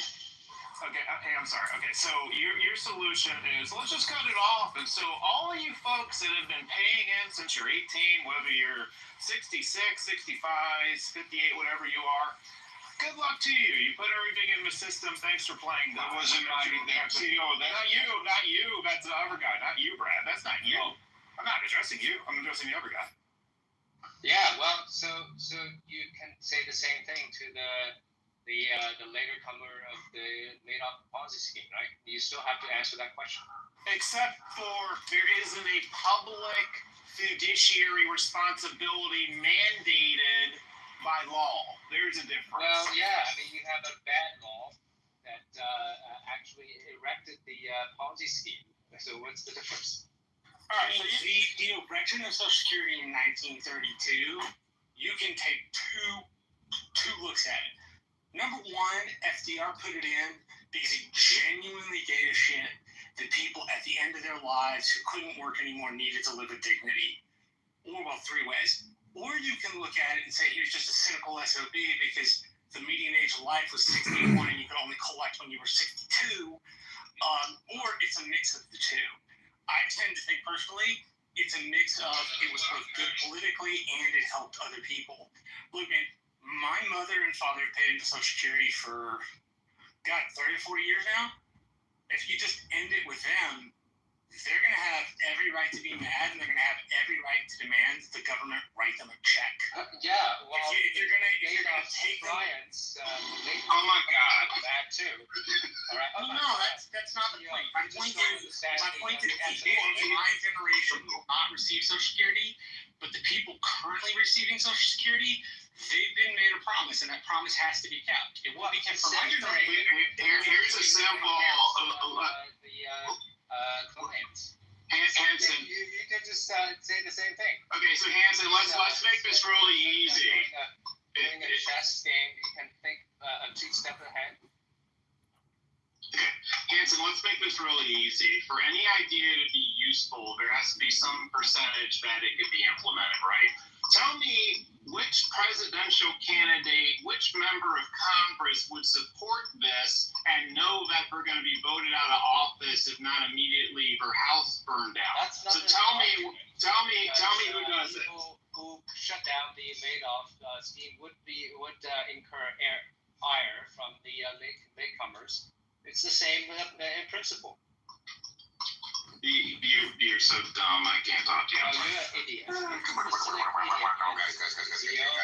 You're preparing public policy. 300 million people to just think about it. In principle, you can also just apply the same argument to Madoff. No, you can't. Because these people are voted into office. Yeah, people were voted into office. The SEC auditors are not. The SEC auditors are not voted into office. You dumbhead. Here is a difference when you are dealing with a financial matter. It's a private matter, right? The people who make the decisions are not voted on. So it's a totally different. Voted to put the money in his fund. Dumbhead. You're not listening to me. I'm saying the people who decided to pull the plug on it, the people who decided to pull the plug on it. What you have has a 0% chance of ever happening. So why are you wasting our years? But it has a 0% chance of happening. Anson, do you think what you're recommending will ever happen in the United States of America? Yes or no? Maybe. It may happen. In what scenario would it happen? What scenario would it happen? Anson, spell out the scenario it would happen. Spell out the scenario when it would happen, Anson. Spell out the scenario when it would happen. Tell me what politician today would be on board with such a thing, Anson. So if the people are fed up with it, they will vote for people who will terminate it. You just don't have the imagination. So this is your fairy tale unicorn scenario. Okay, when we get unicorns, we'll get it. Yeah, we got it. I think that, to an extent, Hanson is correct, but maybe there is a bit of idealism in what he's saying. But I would say that, there would have to be some kind of cultural shift for people to even wake up and think soberly about Social Security or Medicare. And until you get politicians who can articulate the problem to the public at the very least, and even that is probably going to require some kind of upheaval in education, then it probably won't happen. And we'll just hit that, dead end one day, and then it'll be crisis mode, and everybody will be running around frantically trying to fix it. But if you want to avoid that, then yeah, it's probably going to take, just 20 years to even get the right kind of politicians who can express it, clearly to the public and make the issue even somewhat palatable. Because, if you've been paying into it all your life, you're going to expect it. And you can't just turn it off like a spigot overnight. That would lead to some kind of crisis. Yeah, and those people who lost their money would have a legal financial claim that the U.S. government owed them cash. And they would be correct. Because it is a governmental, because the government has the money. That's the other issue. They have a revenue source. They would have to pay it. Hanson's scenario of you just say good luck to everyone, thanks for playing. There's no legal world where that could actually play out. Well, there is a legal world. Okay, that's what the Madoff funds were cheated. And unless you apply the same principle, that they have the same, you can apply the same argument we can apply to the Madoff's clients. Okay, great. They also deserve that, right? They also deserve there's a contract, and then they should be let it off slowly. I mean, let's apply it. Hanson. Consistent. You should act. I'll be consistent. You can also I'll be okay. Same thing. I mean, every fund should have that mechanism. I'm not saying that we shouldn't let people down a bit slowly. But we should be consistent. We should apply the same principle to all these cases. So, Hanson, let's be consistent. Are you saying that in the scenario with Bernie Madoff, if he was generating an extra $1 trillion a year, he wouldn't have to pay back everyone in the Ponzi scheme? What $1 trillion a year? It's if Bernie Sanders, if Bernie Madoff kept generating revenue, it's also making some revenue. It's just because it's short, far short of the payoff. But that's a disconnect. You want to be consistent, but consistency is this: is that if Bernie Madoff kept generating revenue, he would have to earmark back to the people in the Ponzi scheme. So the federal government, if you're going to cut it off, it would be responsible to reimburse those people because it would have revenue to do so. You can go with any court of law ever. Assets were confiscated, right, and distributed to however many people they were. He was responsible, right? So it's the same principle should apply. So you're saying all those people should get their Social Security back? You're in agreement with that? Well, within the bounds of the asset that can be confiscated. Well, the U.S. has, I don't know, 40 trillion worth of assets or so. So there's a bunch of things. And then we have other revenue. And then we have revenue coming in annually. We have a couple trillion of revenue coming in. So let's say the Madoff's kids' asset, they're not seizable, right? So the whatever's seizable, that should be distributed.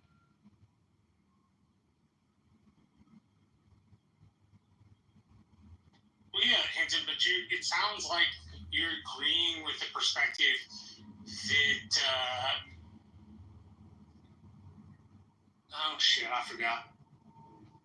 Yeah, what did I say? I said what should be treated like the Ponzi scheme should be treated just the same to the Social Security, right? You have to wind down, but then the treatment should be the same.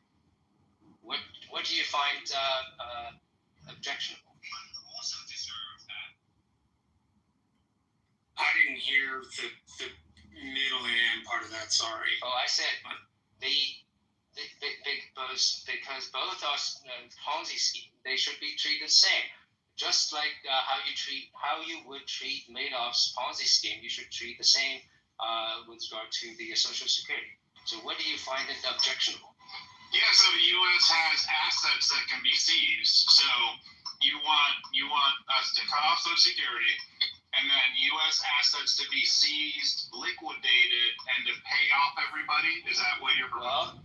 With bound, within the bound that can be seized, just like Madoff's asset can be seized, but not his kids' assets, right? So that within the bound that should be seized and distributed. Sure. So you made a case that you shouldn't be able to seize future tax revenue. Okay, so I'm on board with that. But that still leaves all the current assets the government has at the time to be seized and liquidated for this purpose. So we're talking federal buildings, land. I mean, we have to just sell stuff off and pay people. That's what you would go.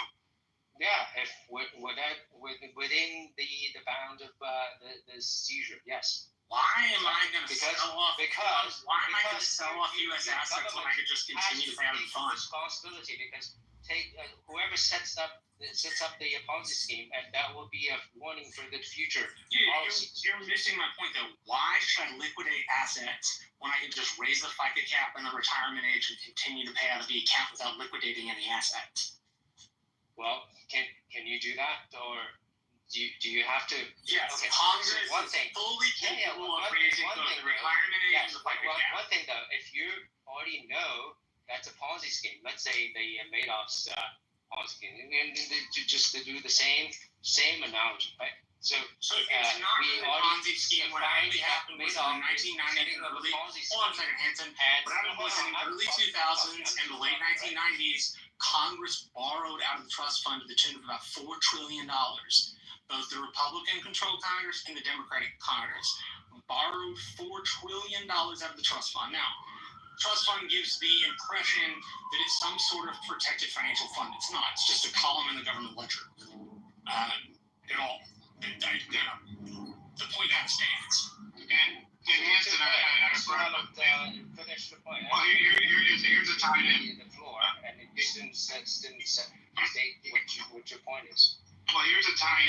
Marshall. So, Handsome, your proposal would cost about $80 trillion. Would you want this $80 trillion to all be paid out in 1 year, so the U.S. government is doing like a fire sale, or should it be paid out like over a certain amount of time? Like, how would you handle this $80 trillion expense that you just created? Well, that's a different question, right? You're talking about how we execute it, how we do this, and that's a different question. So long as we agree on the principle, these can be resolved.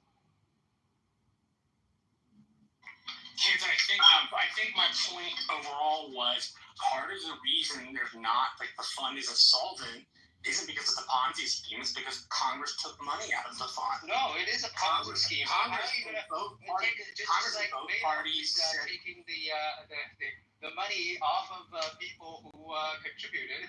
And what's the difference? I mean, I think the difference is one, you have to liquidate assets, and the other you don't. So I don't understand why you just liquidate grabbing the straws. You're just grabbing the straws. I mean, you said on the one hand you're saying that it is a Ponzi scheme, and then on the other hand you're asking me what should we what should we grab some line items, and you're just like finding excuses. Well, Hans, I think Marshall actually shared something interesting with you. You could look at this differently. So it's only a Ponzi scheme because of what Congress did.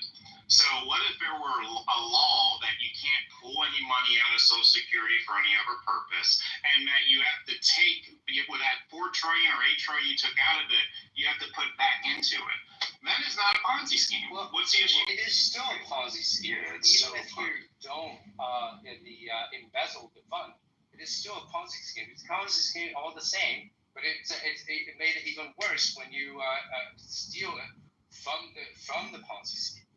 I mean, technically, a Ponzi scheme is you pay out with later contributors' contributions. Exactly, that's the definition. And that's the definition. And the big problem with Social Security is the population and growth and so on are not as high as they were, and so we have less and less. This Ponzi scheme model works as long as you always have more contributors. Just like Madoff. So as long as there are more latecomers. So how's it different than an annuity? How's it different than an annuity? Well, please hear me out, okay? The way that this was designed to work is based on growth in population, and as long as there's always more latecomers, then there will always be more people to pay out with. But this is a less and less valid assumption. We have falling population growth all over the world. And you're saying, how is it different from an annuity? I mean, there's many different kinds of annuities, and some of them are backed with investments and some are not, and there's all kinds of stuff to that. But Social Security is really just investing in the population of the United States, if you want to view it that way. And that's the kind of the fundamental problem, is that's not the kind of investment that it used to be. So, help me out here. To create a Ponzi scheme like in the private market is illegal? Yes. Okay. All right. I didn't know if it was illegal or not, or if there's a way to do it where it's not illegal if you're in the private market. If you could just change the definition of what you're doing. Technically there is. Yeah, technically there is. Never run out of money, right? I mean, because like if Bernie Madoff never ran out of money and people just kept getting paid and everything, right? Then we wouldn't know anything about him today. Yeah, so the answer is to keep it going. Yeah, well, I can understand that. And I can understand Hanson's, view that it's a Ponzi scheme,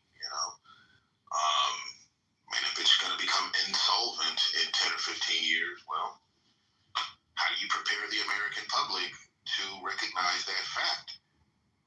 Well, it only becomes insolvent if we don't cut our annual deficit. If we could cut our annual deficit, then it won't be insolvent in 10 or 20. Well, we have until 2034 where the system goes from 1-to-1 payee to 1-to-2 payee.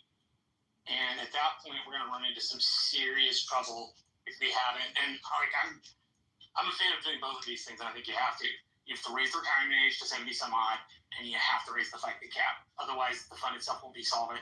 Congress then needs to pass a law which says that it can't dip into the fund when it can't dip into the Social Security fund whenever it wants to, because that's how we got here in the first place.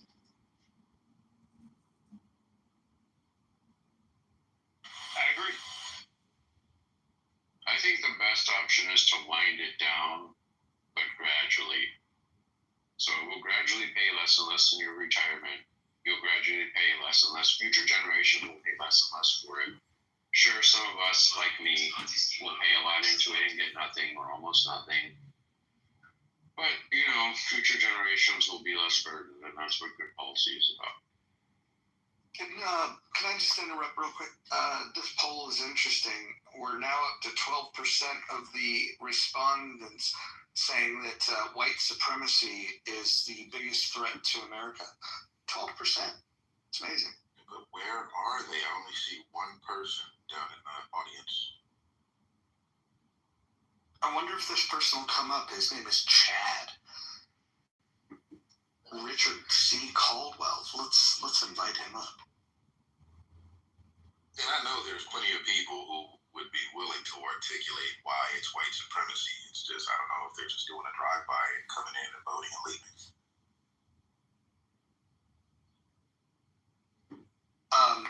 I'm going to throw an idea out there. I want you guys to tell me if you think I'm crazy. I would overhaul the entire taxation system. I would get rid of the income tax. I would get rid of the corporate tax. I would get rid of Medicare tax, Social Security tax. What I would replace Medicare and Social Security with is a mandatory spending match by employers. I would give employees the ability to save anywhere between 1 to 15% of their pay, and the employer would then be mandated to match 1 to 15% whatever the employee decides to do. You might think, well, that's crazy, but keep in mind we're also getting rid of the corporate tax. So instead of them spending money on this ridiculous tax, they would be investing in the employee's future. It would also give the employee the ability to pass down what they make to their heirs. I would give the employee the option to have a low risk, medium risk, or high risk plan. Right now, the government guarantees Social Security. I would institute where the low risk plan, they map it to T-bills. The medium risk, you could split it 50-50 between T-bills and the S&P, and the higher risk tier, you could map it 100% to the S&P. Then, in order to offset what you lose through the income tax and these other taxations, you would then institute a federal sales tax at 20%. I've ran the math, and basically we would eliminate Medicare. We would eliminate Social Security completely as line items in the budget. We'd massively reduce the debt annually, and the budget would remain somewhere about $3.4 trillion per year. So you're 80% of the way there. The two issues is, what do you do with Uber drivers, and what do you do with small businesses who can't afford to do that? What do you mean they couldn't afford to do that? They couldn't afford the match, right? So like you mentioned some match, and if you're a small business that does, I don't know, $3 million a year, you aren't currently obligated to provide health care, for instance, or things you're not. So what about the mandate you're giving them? You're increasing their expenses significantly. I don't know if you are or if you aren't, because you're also reducing the taxes and fees that they would otherwise be paying down to zero. A lot of companies offer some sort of benefit anyways, where they're where they're doing a 401k match. So you get rid of the concept of a 401k and you're kind of blending it into this. And so instead of the traditional cap of matching at 4%, you're eliminating all of their other taxes and fees. And if the employee chooses to go above 4%, up to a maximum of 15%, then the employer would match it. I would love to see a business model in which they wouldn't be able to afford. What do you do with the Uber drivers and the shared whatchamacallit the shared? Yeah, I think if you're in the gig economy and you're a 1099, we'd have to figure out a carve out for that for 1099s.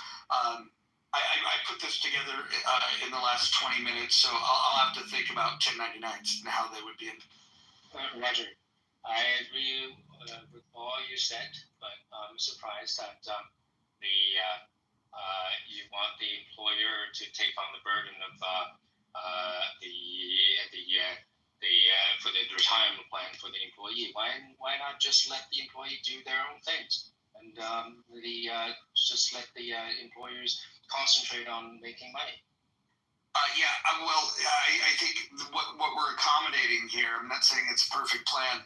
I'm proposing this as a thought experiment because it would offset the money that corporations are already paying in taxes and invest in their employees. Now, I can understand all of your criticism, and I would probably agree with it. I'm just offering this up as a thought experiment. It's definitely an improvement over the current system in my mind, because it makes everything becomes more voluntary with the exception of the mandate of the employee match, which, by the way, most companies choose to do an employee match anyways, and the companies are already mandated to pay 1.45% for their employees for Medicare. We're eliminating that. I think when you add it all up and you compare them side by side, you would see where I'm going with it. But I can understand your fundamental philosophical different pushback on it. That why would the government put any of the burden on the corporation? I'm with you on that. I'm throwing this out as a thought experiment. Yeah, I mean the corporation wins because they're not paying a 21 corporate tax. I wanted to say, I guess one question I have for you, Roger, is what's the transition plan like? Let's say in the steady state, this is going to work great, but in between, what do we do? And then the other thing I wanted to say is, like, to Hanson's question, I think the reason you want to mandate contributions like that is simply to ensure that people have pensions, because people may make bad decisions. And in some cases, Big Daddy government does know better. And one of those cases seems to be forcing young people to save for retirement. Otherwise, there'll be a burden on the public later. But that's a policy reason. That's not such a principled reason. It's a pragmatic reason. But to my question. So the drawdown, and again, just a thought experiment, totally open for pushback on this. Year 1 through 5, the new workers into the system, Social Security and Medicare still pay full benefits to existing recipients. Government borrowing likely increases temporarily. Year 6 through 15, entitlement spending levels off, then gradually declines. More workers in the system equals fewer new obligations. Year 16 to 30, as current retirees pass, entitlement spending drops sharply. Budget pressure eases dramatically. National debt levels off, maybe even shrinks. What do you think? Yeah, I think, okay, I see. So the idea is to do it by cohort. Is new people enter the new system, old people are still in the old system, but new people don't go into the old system. It's not correct. We have a legacy system that will slowly transition out through death. Awesome. And if I wanted to, maybe if I wanted to buy into the new system, I'm like, hey, I'm done with Social Security. I don't believe in it anymore. Maybe somebody need to pay into it, otherwise that would be a problem.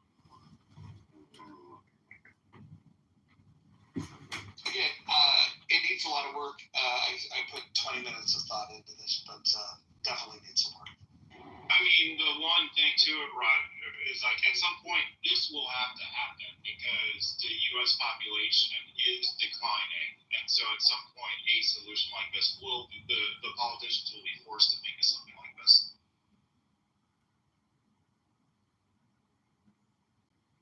So federal workers are already taking buyouts. I mean, there's 150,000 employees sitting on their asses getting paid till the end of September. If federal workers can take buyouts, Social Security, citizens who have been taxed and paid into Social Security and are expecting benefits or already receiving benefits, they should be offered a buyout. And we wind down the entire agency, terminate every employee, and get rid of it. It's a Ponzi scheme, and it's unsustainable.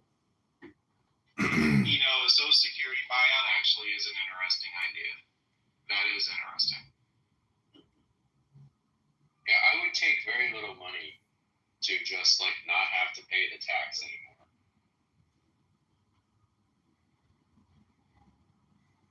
It's an unfair system.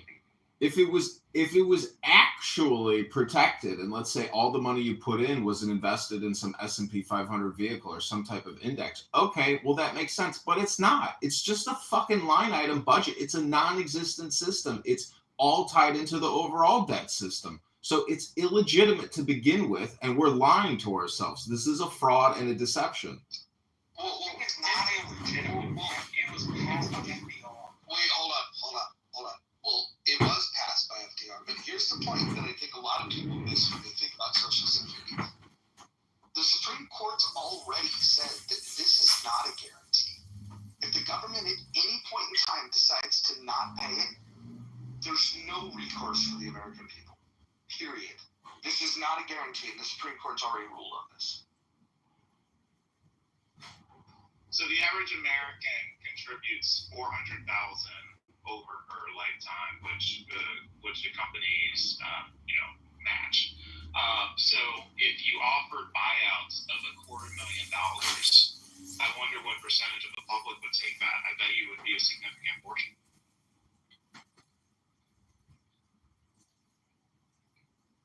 Yeah, I mean, how much does that 400,000 matched by 400,000? So $800,000. How much ends up being paid out at the end of their lives? I guess you can say that's what it grows to. It probably doesn't grow to very much.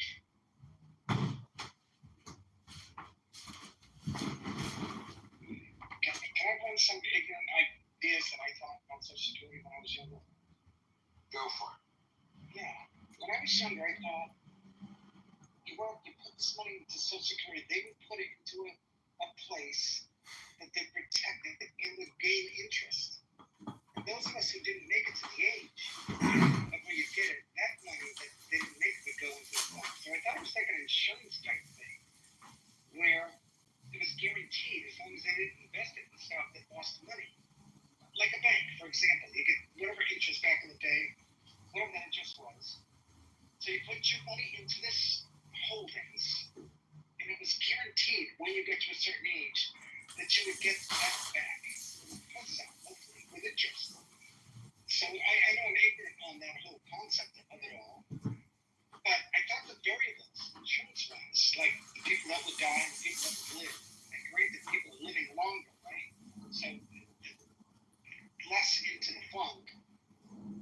It's all confusing in so many levels, but I thought it was a guarantee, especially for a guy like me who's been working for many years, but into this fund that is supposed to be like a savings account. It always blows my mind that people are manipulating, like investing in ways that aren't safe. And why are they investing in it in the first place when it's supposed to be like, in my opinion, and I'm wrong, I guess, because I don't know enough about it. I just put it in year after year after year. My time has come where I should be getting it. And apparently, in most part, it's as stable as I thought it would be when I was a younger kid. So I'm ignorant on the whole matter of it all, obviously. But I think, Mark, for your generation, I get it. I'm not. When FDR created the program, it was not intended to be a savings program. His pitch to Congress was that it was a program for dignity at the end of an elderly person's life. Because there, at that point, post-Depression, there were a lot of older folks in America who were food insecure, who didn't have adequate housing, who, for lack of better... But Marshall, that's not where dignity comes from. That's not where dignity comes from. Please just let me finish. I'm not saying my view, I'm saying what FDR advertised to Congress. His advertisement was that those people deserved a pittance at the very end of their lives so that they could live their last 10 to 20 years out in comfort. It's become a retirement program, which it was never meant to be. It was only It's not a retirement program. Edmund, for the love of Christ, let me finish. It was not meant to be a retirement program. It was meant to be a program for, quote, dignity, as FDR said. And if we treated it like FDR treated Social Security... It's a taxation program. We would not... Dude, stop. For the love of God. Then we would not be paying out to so many people. And then if you want me not to get mad at you, please don't interrupt me. It fires me off, bro.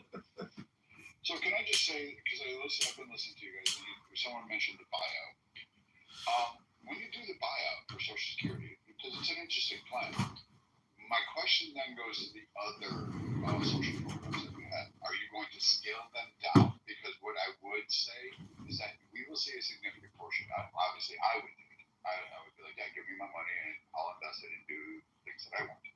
But what are you going to scale back, say, SNAP benefits? Or are you going to expand SNAP benefits to actually include those? What about the various HUD programs, the housing assistance programs, HEAP, the associated various utility configurations that are out there for social programs across all the states?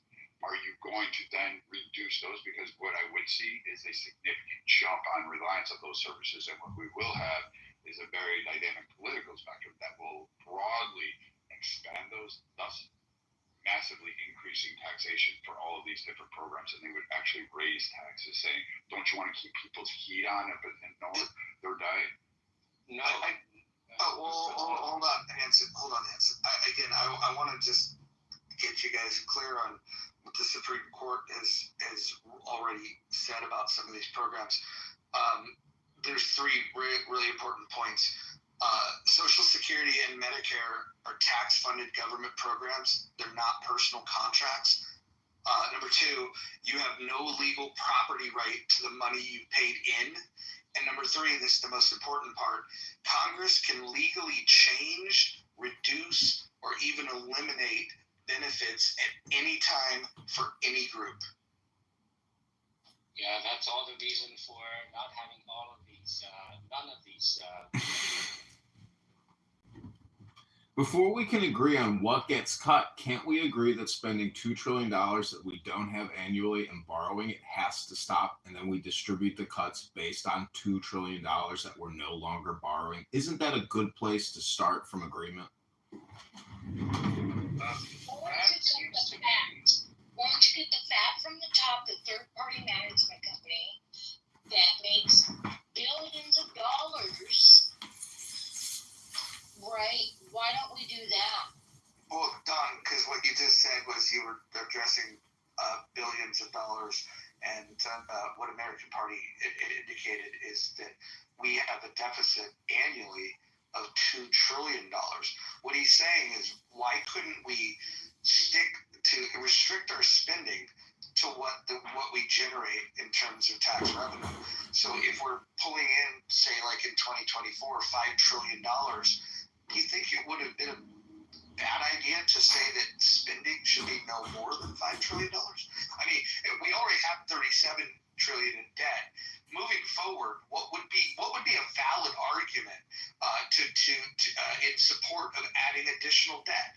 I think common sense would dictate that within your own budget, you would stick within your means. Why is it that we're allowed to, at a government level, spend $2 trillion more than what we take in. It makes no sense. And the only way that it makes sense is if the government is literally saying, we don't care because at the end of the day, we have no plan of repaying this debt.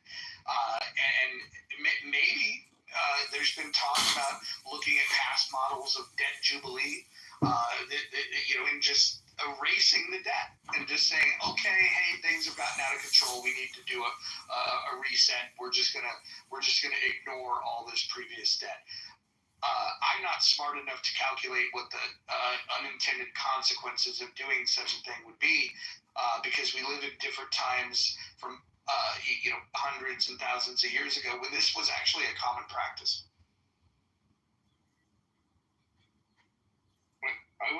I would hate for the conversation to move too far beyond like the point Brad raised before we come back to it, I guess, because I think he raised a serious question, which is if we eliminate Social Security, maybe for reasons of public policy, not because we're obligated to, but just pragmatically, we may end up having to increase SNAP benefits and other things. I'm not sure that's true, but I think it's a legitimate question. Like if we removed some elements of the social safety net, well, what is going to prevent us from having to make it up through other elements of the social safety net? Maybe we just need a society, maybe that just needs to be our steely-eyed, glare and like hardness and tough love. Maybe that's what's going to prevent it. But then we need to be prepared to do that. Jason, my point in bringing that up is because I'll also add the dose of realism into the political fray that we have. So if the success is to say, hey, we're going to offer a buyout, but the Social Security program is definitely ending, so you can get your buyout now, collect your money, move on, and then we'll focus on that. I think it's an interesting one. I think you'd have to work on it, but I think it's a good rabbit hole to go down, and it could be fruitful. But my concern is then on the political spectrum, because remember, we're not the only ones in charge. We're not the only ones that are focused on the debt, because there's massive amounts of other people that don't give a shit about the debt. That political spectrum will absolutely, in this day and age, will increase. Like there will be a Democrat, there will be somebody in there that will just massively increase all of these other programs to an extent that we haven't seen. It will basically give them a doorway. And the argument against that to say, hey, we're in debt, and then they will sit there and put people up like, hey, 100 people froze to death because they couldn't keep their heat on. That you're not going to win on that argument in a political arena. I don't see a winning scenario in that area unless you're going to also cut those down and then start to figure out a way that you can incorporate more opportunities for people to take accountability and actually manage their finances going on. Yeah, right. So if people, I understand what you're saying, because that scenario would say that if you're negotiating and then you cut this and then increase that. The thing is, I would think that if people have come to consensus that these welfare programs are not sustainable, then they would do or cut the cuts all around. And if they have acceded to cutting the Social Security or just outright terminated, but with the same mindset, they would have agreed to cut all other programs as well. This is the same. It would be built on the same principle, right? Cutting welfare, not just Social Security, as a bargaining chip. Yeah, but SNAP isn't where we get most of our debt from. Social Security, Medicare, and disability insurance. Disability insurance actually makes a hefty portion of insurance spending. Listen, these are all wealth redistribution schemes and debt creation scams. Again, stop the borrowing, stop the spending. If we stop the spending at the federal level, the stock market crashes and we lose 50 trillion there or 100 trillion there. There's no easy way out of this. We have to stop the artificial economy and get back to a real economy. This is one huge debt scam. There will be no debt jubilee. There will just be an implosion, and everyone is going to get fucked. And that's the truth. I am complete. Well, then you don't chop off the army like watch yourself bleed to death. Your argument is essentially, hey, we're probably going to bleed to death when we chop our arm off, but let's go ahead and chop that fucker off anyway. Well, look at getting realistic. So right now, like, we'll just take work requirements on these programs, right? Volunteer work, what is it, 20, 40 hours, whatever it is. That is receiving massive backlash from the population. That's just to add worker volunteer requirements. So if that is such a hard pill for the majority of the American populace to swallow, if you cut Social Security, you better have a way to politically, in this environment, you better have a plan to alleviate what will actually occur. And like Jason, I think understands what I'm getting at. But just cutting the spending, you have to govern people. That's the equation you're not accounting for. This isn't a stock ledger. This isn't an Excel spreadsheet. You have to govern people. And if you add the people equation, you have to figure out how to get them convinced that Social Security is a defunct program. It's not really viable. It doesn't help promote us. It hurts us. You have to show that. Then when you cut it, you have to ensure that people are not going to crash and burn in massive ways, which will occur. So how do you prevent that? Can I run a thought towards that? Universal income doesn't necessarily have to be a handout. It could be a way where people are working to save all the stuff that's negative in the planet. Quick example, a dump truck can come to my house every month instead of once a week. So all that energy that these big trucks are making, moving this to the landfill and stuff like that, what if universal income, I got paid for the stuff that I do. I compost everything. Nothing organic leaves my house. What if, and I'm talking about residential, granted, in residential areas, but I contend we could do it in the cities too, with a little bit more thought on the subject. But universal income, we all get paid a check. Because we all know that technological unemployment is happening. People are going to be losing their job. So there's going to be more and more of us wondering what to do with ourselves. And they're going to find themselves at home. At the very least, what you can do is stop organics from going to the landfill where they do no good. That's the biodiversity lost in our updated growing system. So if we could... We're talking about getting rid of Social Security because it's too expensive. It's like $1.5 trillion a year. And you're talking about adding like an additional $5 trillion in spending. Like where are we going to get that money, man? It doesn't grow on trees. Where's it come from? You're not getting rid of Social Security because people have paid in for decades, and that's not going to happen. Can I go? Can I ask my question? Please do. Mark, I think you were Of course. going to say something. At least I thought you were going to say something. No, I think Marty's going to jump in. So, I think the last speaker really is emphasizing my point.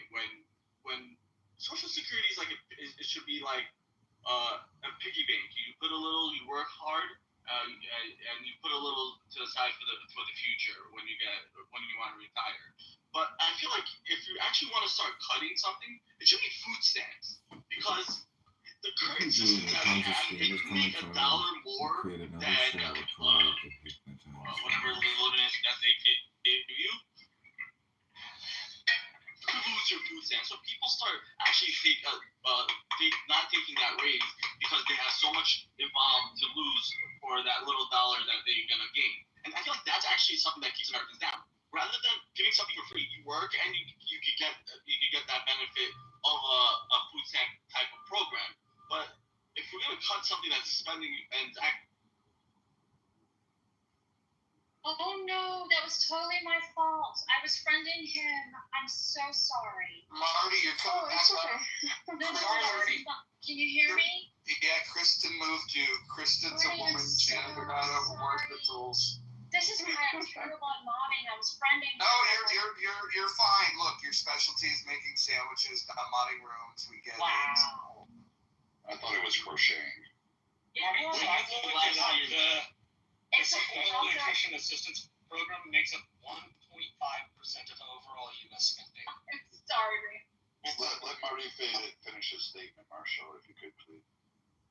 So I don't know where you last heard me, but if a program that actually starts causing harm, it's like a sinking sandstorm. I think you should start focusing more on that, or making it better for people who are on it to not always have to depend on it for basic necessities like even housing. These are types of things that I've even heard people, Democrat Congress people, politicians basically talking about it.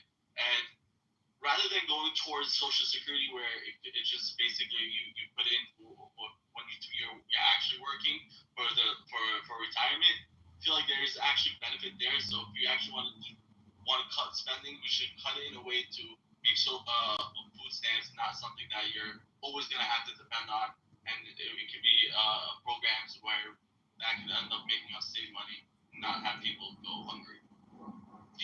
Marty, the Supplemental Nutrition Assistance Program in fiscal year 2023 was $115 billion, made up approximately 1.84% of the entire federal budget. Fiscal year 2024, SNAP was $100.3 billion. That represents 1.5% of overall U.S. spending. It's like getting rid of foreign aid. Don't get me wrong, I understand the concept of you start small and you work your way up. But if we're being real about the drivers of our debt and the drivers of our expense, SNAP is not among those drivers. It's about the principle, Marshall. Marshall, if I may, Tucker Carlson just had a guy on that says that banks make the money. They have no tangible, yet it just comes out of nothing. For some reason, they are able to make money. So why can't we just make a ton of money and feed everybody? How come we can't do that? I'm confused when we make a ton of money and feed everybody. Like, I'm not following. These people believe that you can create an infinite amount of fiat and that it will have no repercussions. They're delusional and low IQ. They do, but let's try to explain to him why, okay? And Mark is correct that banks can make money. How do they make money? By issuing loans on existing money. And that's why banks have what is called a controller, which is some kind of government officer installed there to control what they're doing with the currency. And so they do have a currency making power. There's some obscure paper on this. I'll have to go see if I can. So how come they can't do that with Social Security? So the problem with making more money is that the value of money is backed by the value of the exchange of goods. Okay, and that you cannot increase the value of the exchange of goods by increasing the number of units of money in the world. So it doesn't solve the problem. You don't create more food by creating more money to buy it with. So the real question is, how do you get the food to the places where it needs to go, and how do you get this surplus of food that you need to give to unproductive people, and so on? That's not a problem that's solved by making money. So by manufacturing money. So this is the basic misunderstanding of what you're talking about. You're saying, let's devalue everyone's money, basically, so that we can take this extra money we created and use it to get the food and whatever. Then you are basically taxing the whole economy in an extremely uniform way. And then you have to ask yourself, is this the right way? You still have to ask yourself, is this the right tax policy? That's an extremely regressive tax, by the way. And, I mean, is that the right tax policy? And, you don't get away from asking and answering that question just by saying, let's make more money. You're saying, okay, we're going to tax everyone a uniform rate and then give that to people who don't have food. Okay, that's a proposal, but that's not like a hand-wavy solution that does away with all these questions we're asking. So that's still taxing and then spending. That's what that amounts to. I'm curious if we're going to talk about, so obviously the debt was number one here in this poll. I'm curious if anyone's interested in talking about what was the second voted poll of Islamic extremism, as in what is the biggest threat to America? Do you all still believe that Islamic extremism is the number one, just a question, is the number one threat to America? According to the polls, it's at least according to this room, it's number 2. The U.S. government establishment staff, when they do their annual threat assessment and like budget assessment to Congress, they rank Islamic terrorism third, I believe, in the list of priorities. It's first China, then Russia, then either Iran or terrorism or both. Sabina, do you think that there's a Muslim congressman or senator that ever voted to be a fiscal conservative and to be prudent with spending money? Or do you think Muslim senators and congresspeople have no problem borrowing and spending on behalf of the American people? What do you think, Sabina? Spending money doesn't have to do whether one is a Muslim or not. Yeah. Marshall, one question. Sorry, a super quick question. Just one clarification. So, Marshall, do you know what the criteria that the government bases these threats on? They come under the National Defense Authorization Act, and it's a combination of like internal research and external research. Would you like me to? I'm in a pharmacy where I'm kind of able to do it. You want me to pull up the 2024 defense estimate for you? I don't mind. I guess maybe I'm not wording my question correctly. Marshall, just get your prescription and don't worry about the Defense Authorization Act. We want you healthy and happy, Marshall. Could you just tell us? Make sure you have enough for us. So I rewatched The Sopranos recently, and towards the end, there's Tony's Sopranos FBI buddies that were first, of course, watching him. One of his FBI guys got reassigned to Middle East affairs, and so he's not hawking Tony anymore, but as a favor, he says, we know that there's works that are being taken against you because they're bugging. They're bugging phones and such of the New York family or whatever. So is it that kind of level where our CIA agents are gathering intel and they're basing the level of threat on bugging Al Qaeda or whomever might be the threat? Intelligence, signals intelligence, and financial intelligence all go into making up the Defense Authorization Act, as well as the National Defense Estimate. So it's National Defense Act. Yeah, the NDAA is $1 trillion line item a year. $1 trillion a year. Look, people, it's just analysts estimated. Yeah. There's no signal intelligence that's going to tell you these guys are 10% threat. Okay. So what all they use? Right. They do use signal intelligence to like that. They use signal intelligence to produce their estimate, but they take a bunch of analysts and they say, analyst, give me an estimate. Analyst 2, give me an estimate. Analyst 3, give me an estimate. Right, I get that, Jason. I get that. But what numbers, what factors do they change from year to year? Is it the conflict in Israel? If I could just They may look at that, but there's not like a number that says if there's a conflict in Israel, there is a 70% chance or something like that. There is not something like that. They just have estimates. Yeah, I would argue that Islamic aggression in the Middle East would be a threat to America's allies, which would include Israel. But I'm not sure if it's like a direct threat to America.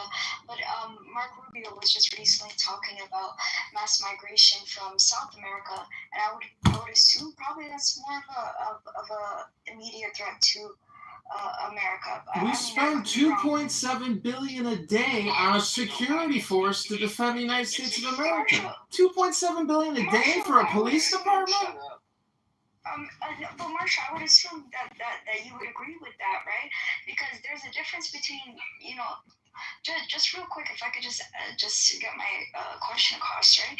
There's a difference between genuine immigration versus like a migration, which is what Mark Rubio talks about, which is mass migration. And one of the few people I heard about that were talking about that was you, Marshall, and the need for a more secure border in the South. So you don't consider that out there?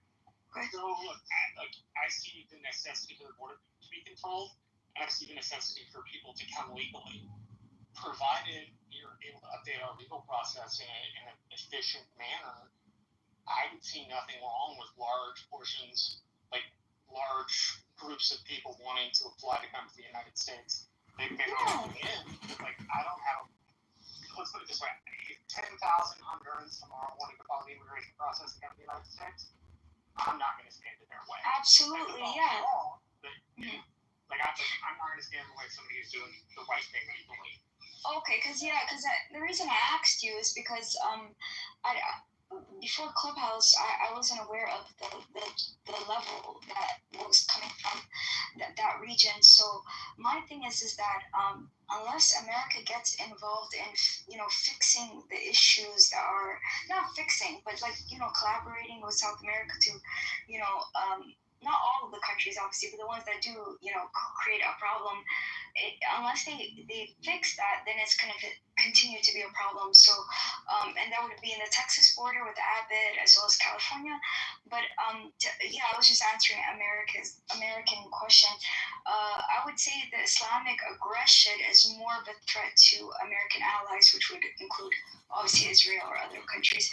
But my thing is that I think there's a difference between legal immigration and mass migration. Yeah, we heard that already. Sabina, stop repeating yourself. These are the top 25 U.S. federal agencies we should abolish to save America. Number 1, Federal Reserve. Number 2, Department of Education. Number 3, EPA. Jump in. This is an interesting thing. Wait a minute. Who the fuck moves people off the stage? What's going on here? I wanted to. So, hold on. Listen, I can go back to solo modding. I like it's not a big deal, but dude, don't remove somebody just because you didn't like what they said. Yeah, I'm just interested. It's a great poll. I like this feature.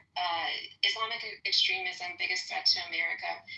For those who picked that, just, kind of what does that mean exactly? What does that look like? Is it what Sabina's talking about with our allies? Is it in this country?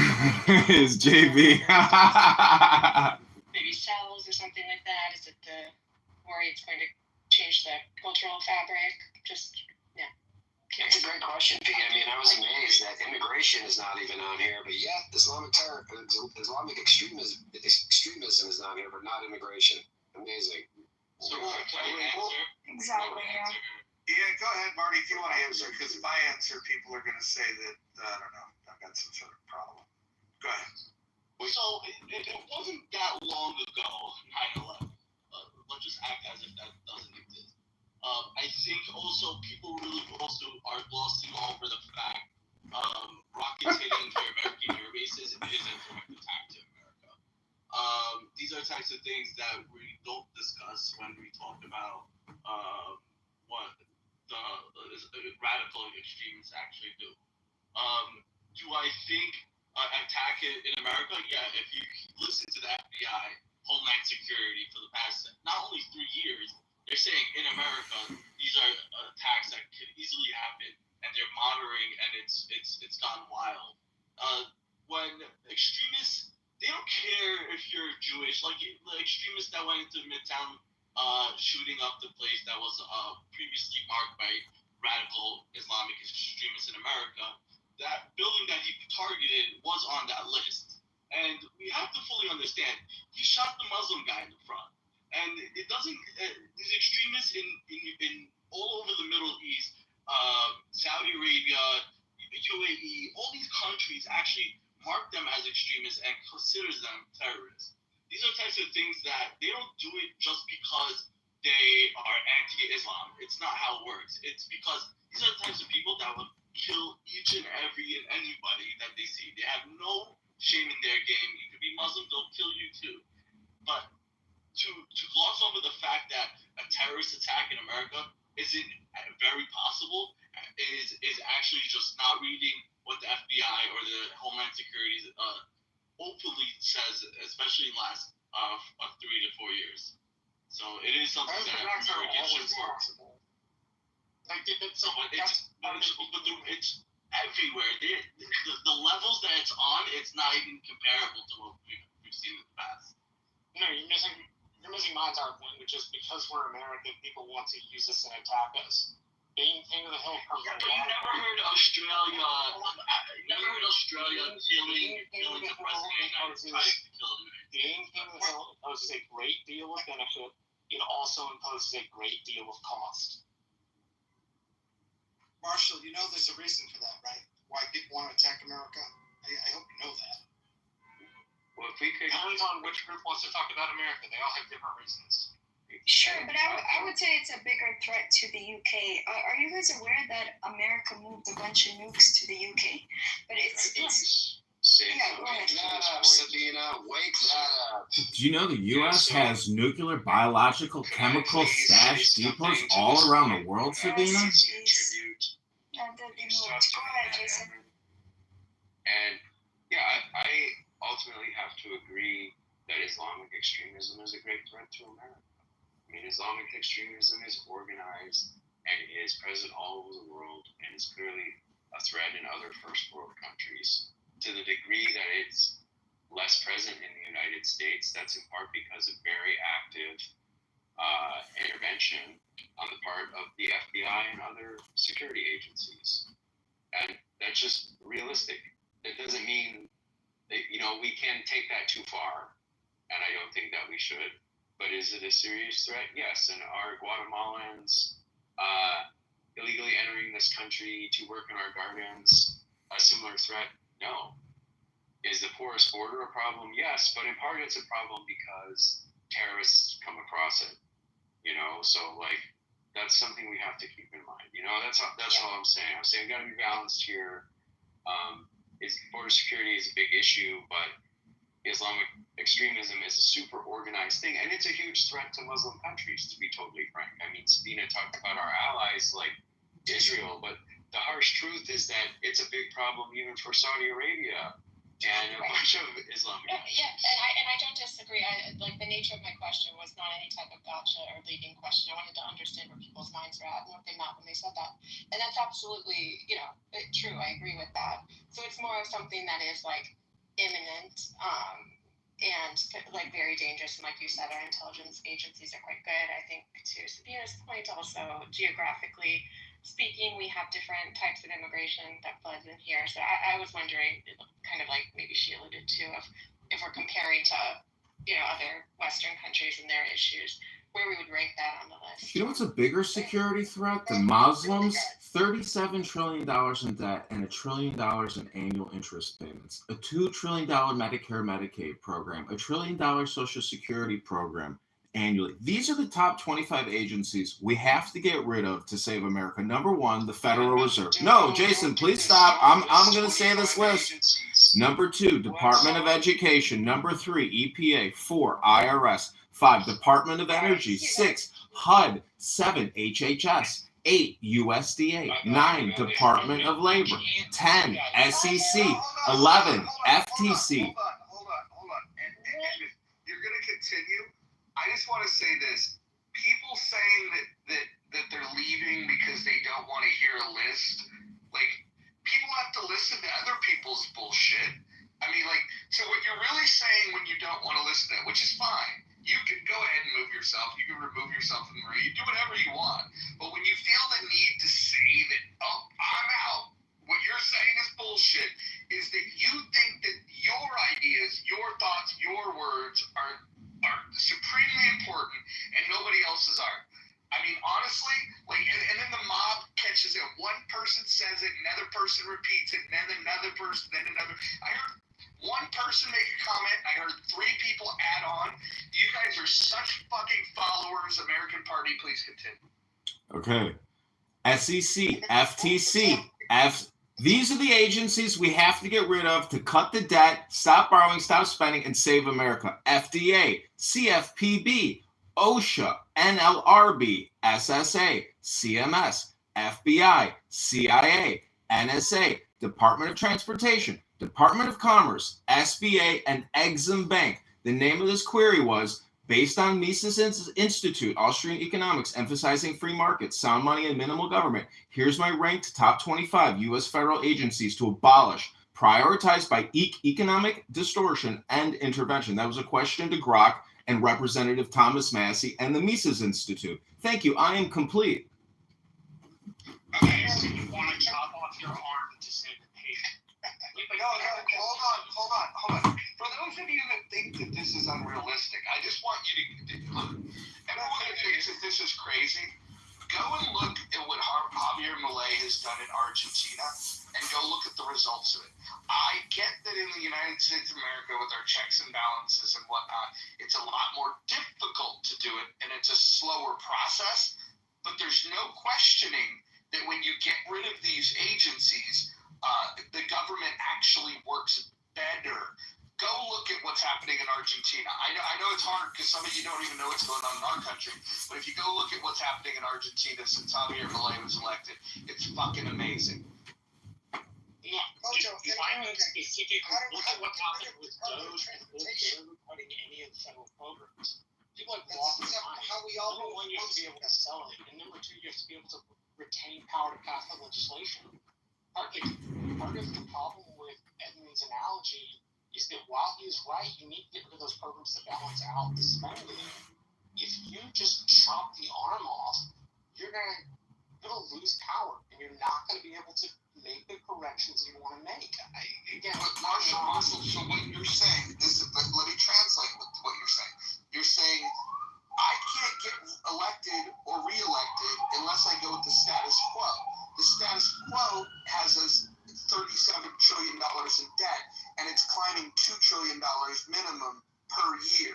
And so what you're saying is that, hey, this is just not the way it works here. We like the big spending, and you're unelectable. I'm saying that somebody needs to go and be the advocate to say that this is fucking a problem. Because here's the thing.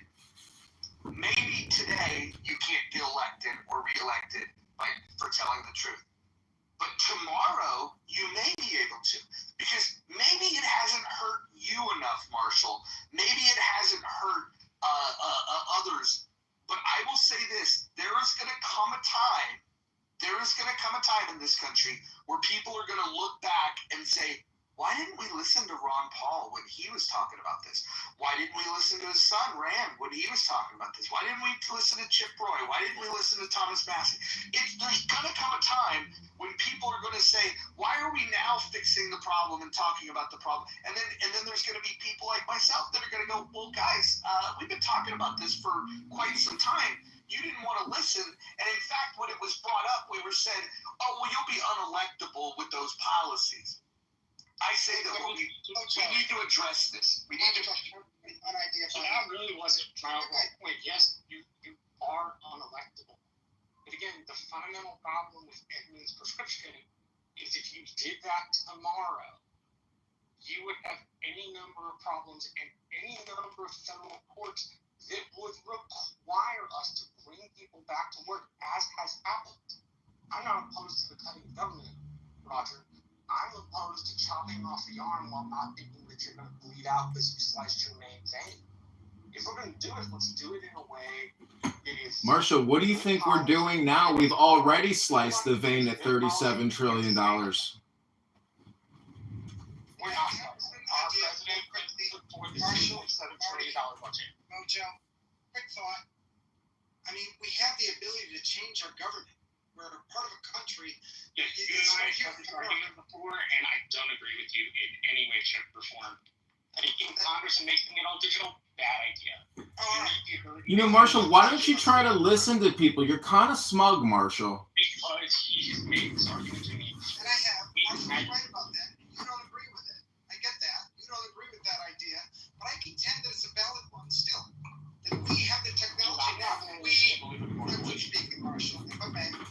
We have the technology now. We don't need to send people to Washington to speak for us anymore. We can set up a system of government where we, the people, are finally in control, like our founding fathers wanted it to be. Initially, we have the technology now, and so wait, you want all of our stuff to be done by government referendum? With all these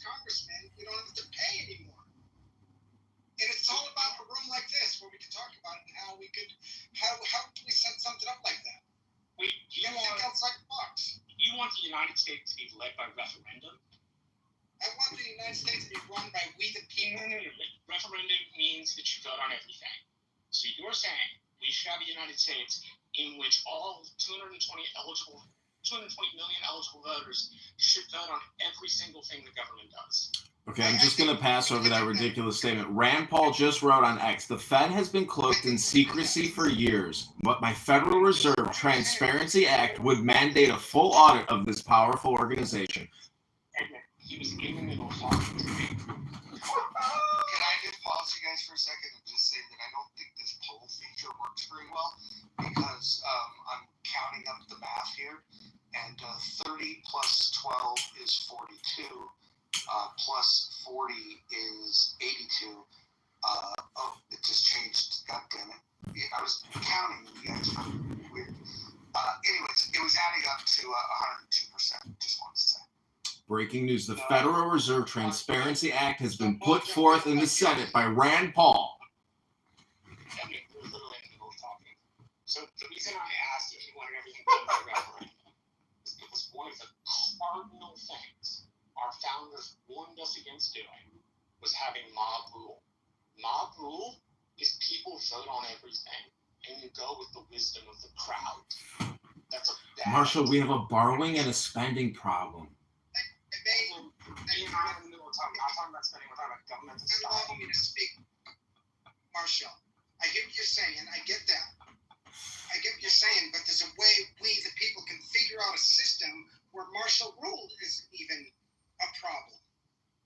You know, when I say talk about a system of government, and we have to sit down and talk about it. The beauty about America is we have a right to change it. It's not only a right, it's a duty. And when you talk about martial rule, I get what you're saying, and you might be right, but what if we set it up a little different? And that takes some time to talk about. It's not martial rule, it's not martial law, it's called mob rule, and it's what happens when you go with a pure democracy. It is the evil of a pure democracy. Mobs in America have been responsible for some of the most heinous mass murders in our country's history. I'm not talking about mob rule. That is what happens. You were talking about it. What I said into mob rule. And that's Sounds like Democrats to me. What would Are the Democrats a mob? Direct democracy is literally mob rule. Every founder argues that. Every person from the Enlightenment argues that. Every Roman argued that.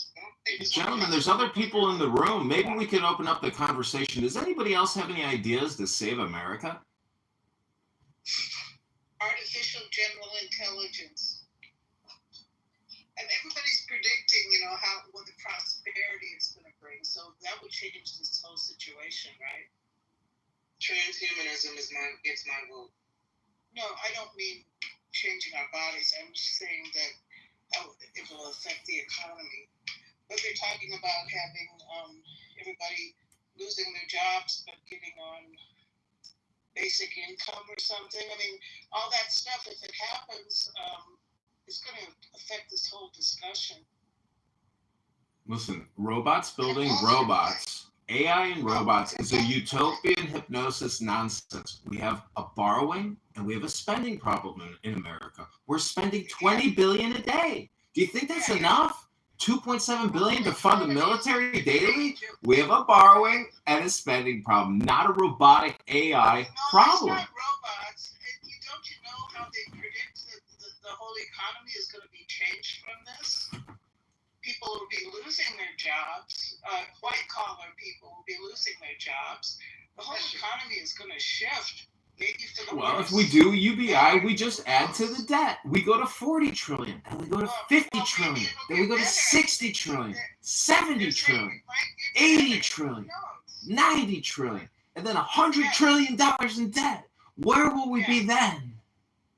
Yeah, well, the whole economy is going to have to adapt to that. And I don't know how you can even predict without adding that in as a factor. I think it's an important one, and I think universal income, not as a handout, again, I must say it, it's not a handout. It's a payment that we all should get because we're stopping a lot of the nasty stuff that happens with the environment. If we all understand, it's a learning curve, don't get me wrong. If everybody understands the art of organic waste into soil on an individual level without having machinery do it. People know how to do it, especially, again, as I said, in residential areas. We definitely could do it in the cities, no doubt. It's a little harder. That's another conversation. But here in the residential areas, if we could stop this heavy weight from going to the landfill, people make a lot of money moving that weight to the landfills. Imagine if that money came to we the people, to the system. What if I get paid universally income? What if we could cut your income tax by 80%? What if we could cut your property taxes by 80%? No. Universal basic income is a denial of fiscal reality. You fiscally can't support 350 million Americans with money. If you erased every amount of money the federal government spent, you took all $6.7 trillion we just spent, it still wouldn't be enough money to make up a universal basic income. Actually, if we get rid of all these congressmen that we don't need anymore because we the people are missing the point. Congress because of all this system, and we don't need them. No. Because then the money would save by getting rid of all these congressmen that do nothing for us. $1 trillion. You need more than $6.7 trillion to do what you're talking about. We talked about more, we could easily solve the problem by not having money Congress people finite. You cannot spend of course you can. Are you saying you cannot, by the way? To say you cannot, Marshall, you are trapped in a nasty fog of faith. I look at history of other empires, and when other empires decide they're going to wantonly spend, they collapse. You know the fucking terror in France? That happened after Louis XVI was told by 6 successive finance ministers that he was fucking broke. And do you know what he did? He spent anyway. And you know what happened to him? He got his head in a bucket. Because Russians cannot just spend. It is a modern monetary theory farce. It is impossible. We have $6.7 trillion. What you're talking about would take over $6.7 trillion. We can't, on a yearly basis, run a $15 trillion government budget. We don't have we get the people in charge with today's technology. It's not about the tech, it's about how much money you bring in taxes, bro. It's basic math. You want to live in some sort of fucking utopia. It's never going to exist. Because it is a utopian foundation in which money grows on trees, and there are never any taxpayers ever. And that's just not the fucking world. Are you saying there's not, Marshall, are you saying there's not enough on this planet for everybody? I am saying your theory is not mathematically possible.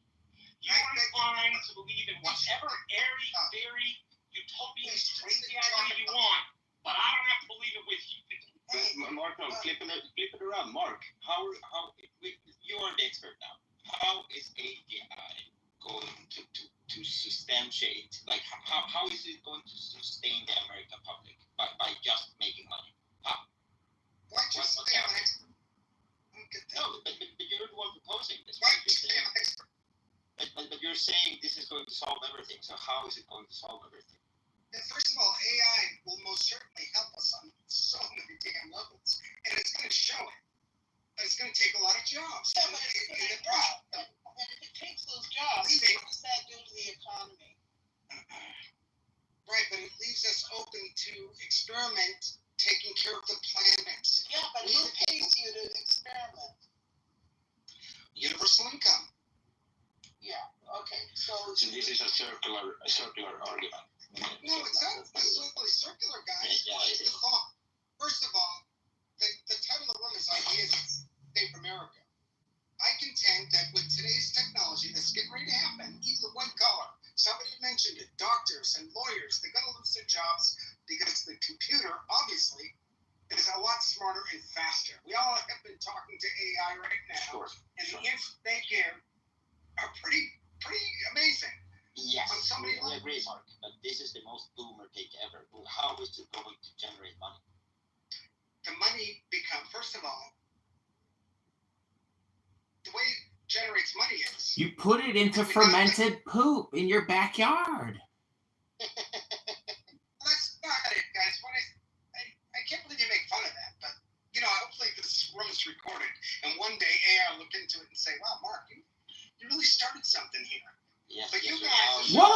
do a simple math equation instead of talking about composting. Because what we're doing when we talk about composting is talking about what the Democrats and the Republicans and the U.S. government has done to your dollar, to your well-being, and to your future. Do you realize that $50 trillion in debt and over $2 trillion in annual interest expenses, that's when we go into a critical mass death spiral. The relationship with the Federal Reserve is being questioned. If Donald Trump and Rand Paul and Thomas Massie and other patriots make a move here, it's possible to shut down the Ponzi scheme and save the American people. We need good ideas, and we need forensic accountants, and we need mathematicians in here running financial calculation simulations on X, on Grok, on ChatGPT, and we need mathematicians, not composters, Mark. We need a whole, oh my God, American, we need composters for sure. But that aside, because there's money to be made in rich soil, the biodiversity lost in this outbreak growing practice that we're all a part of, and we're getting pissed off about because all the pesticides, herbicides, that's not the story. I'm saying that for we the people, the average person who loses their job because they can't drive a truck or Uber anymore, the doctor who can't, that doctor that's not specialized in certain things will lose their jobs, that high-paying job. They're not going to find another one. What do these people do all day except contemplate their own existence and their purpose in the world? And what will that be? It'll take, how do I take care of everybody? How do I take care of the planet? You talk a lot about last thought for America, who dogs composting like it's not something. I do have a question for you in regards to the environment, Mark, that you need to address here. It's pretty wild how people are dogging what he's saying as if he's saying something that's just mumbo jumbo. Yeah, exactly. No, but Mark, your namesake, Mark Zuckerberg is currently contemplating spending hundreds of billions of dollars building data centers the size of Manhattan. How do you think they are going to power that, and what impact will that have on the environment, do you think? I think Mother Nature, I think we're getting closer to many ways to create energy out of nothing. When I say nothing, the sun, solar,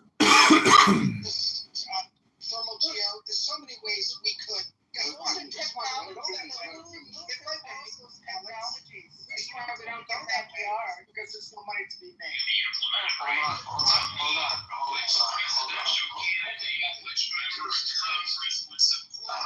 The lack of knowledge, the lack of creativity. I feel like we deserve the problem that we have. When I look now at $37 trillion and I hear what's happening in this room, the things that people blame and the reluctance that people have to even solving the problem, I think we deserve this. I actually think that the government and their stupidity and their corruption is not a them problem. I think they're a reflection of what the American people are. This is what George Carlin said. No, Joe, don't talk about yourself like He said, did you ever think maybe it's not the politicians that suck? Maybe it's you that sucks. Maybe it's You, the people, the citizens of America. Why do you think we got a problem in Congress and the Senate? Maybe it's we, the people, that suck. Maybe it's you that suck. America, chill out, bro. You know what I recognize about America, bro? It's like everybody loves just pointing the finger, but nobody solves no fucking problems. All you guys do is sit on this app. Great. So, hold on. So solve the problem. Hold on. Let me talk. Hey, shut your fucking mouth, bitch. Listen. No, I'm gonna ask you a question. No, you get it. You got it. You said it. Then offer a solution. Offer a solution, you faggot retard. Go ahead and offer a solution. Go ahead and offer a solution then. I bet you he doesn't offer a solution.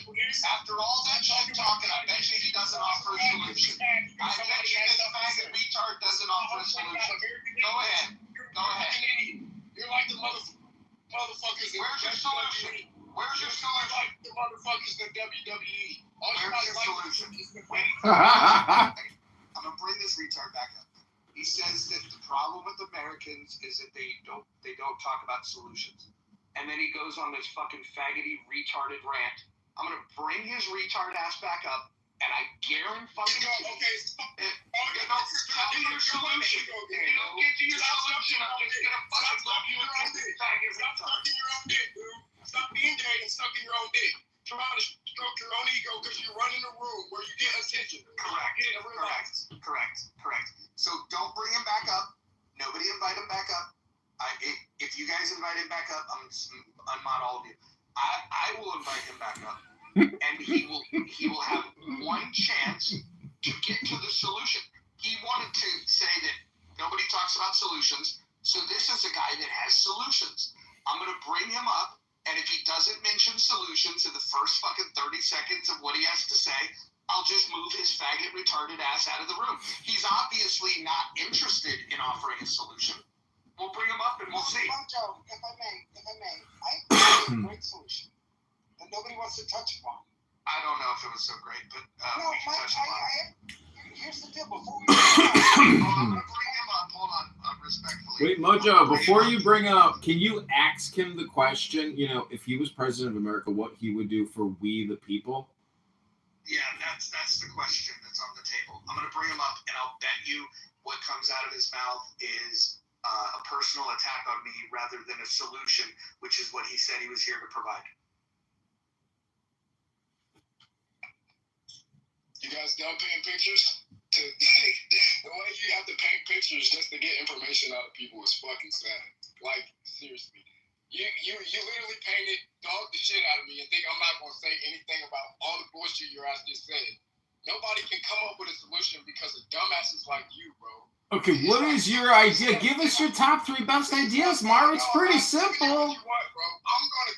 I'm just asking you a question, sir. What would you do for America? What's your ideas, Marv? Because I'm not giving you my fucking ideas just for you guys to still play stupid. You guys sit on the stage just the same way Mark said a bunch of practical, logical stuff, and you're literally trying to just troll everything. This is how I know. Who keeps modding him? That's what I'm like. He's not even a member of the House. Why is he? I kept modding him. I like what he was saying. But he's not a member of the House. Mark, he wasn't saying anything. It was just word salad. That's what it was. So, do you think, I really like that quote from that movie with Cool Hand Luke where he's like, what I think we have here is a failure to communicate. So what I'm trying to say is, I think in America, we may have a failure to communicate. And that could be because... Everyone hold on.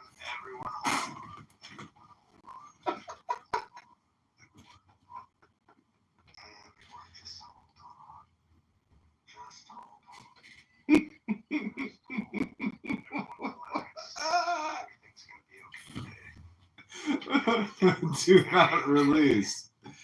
Do not release. Everything will be okay. It's going to be okay. We're going to make some improvements. We're going to make sure that we don't make the mistakes of the past. Some of you get the moderator badge and think that you want to rewrite the rules. And this is personal to anybody that I've moved. But it is a reflection of the problems that you guys are causing by moving people. So I will bring people back up, but I will not be modding you guys. In fact, I'm no longer going to mod anybody just because people misbehave. They decided to mod the guy that came in to tell the room that you don't want to talk about a solution. Okay, share your solution, and then he doesn't share a solution, and then you guys want to mod him. It's fucking weird. Raise your hand if you want to come back up. I'll be inviting my favorites back up. Let's see.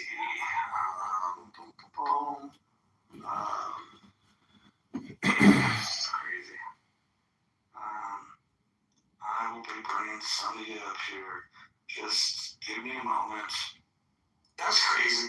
I don't know why Mark thought he should He said, I like what the guy was saying, and all the guy was doing was making personal attacks and didn't offer a solution. And when given an opportunity to, he called out directly, hey, what's your solution? He had nothing to say. He literally had nothing to say.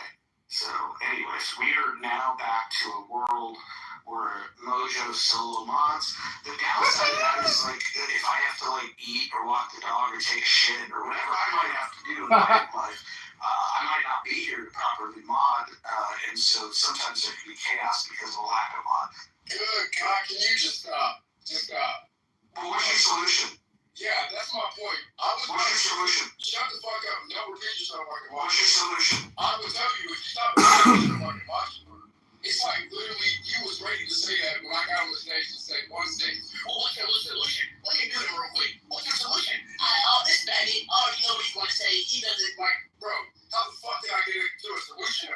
I thought I could introduce and say one sentence before you start fucking. You said 30 and you're still not saying a solution. Yeah, you know why? Because we're not. What is the point of you saying anything when you find yourself? Okay, then why did you come up? Because I'm hoping to break through the trollism so you guys can get real, but it's like a lot of it. Just say the fucking point, dude. I'm sure. Just say the fucking point.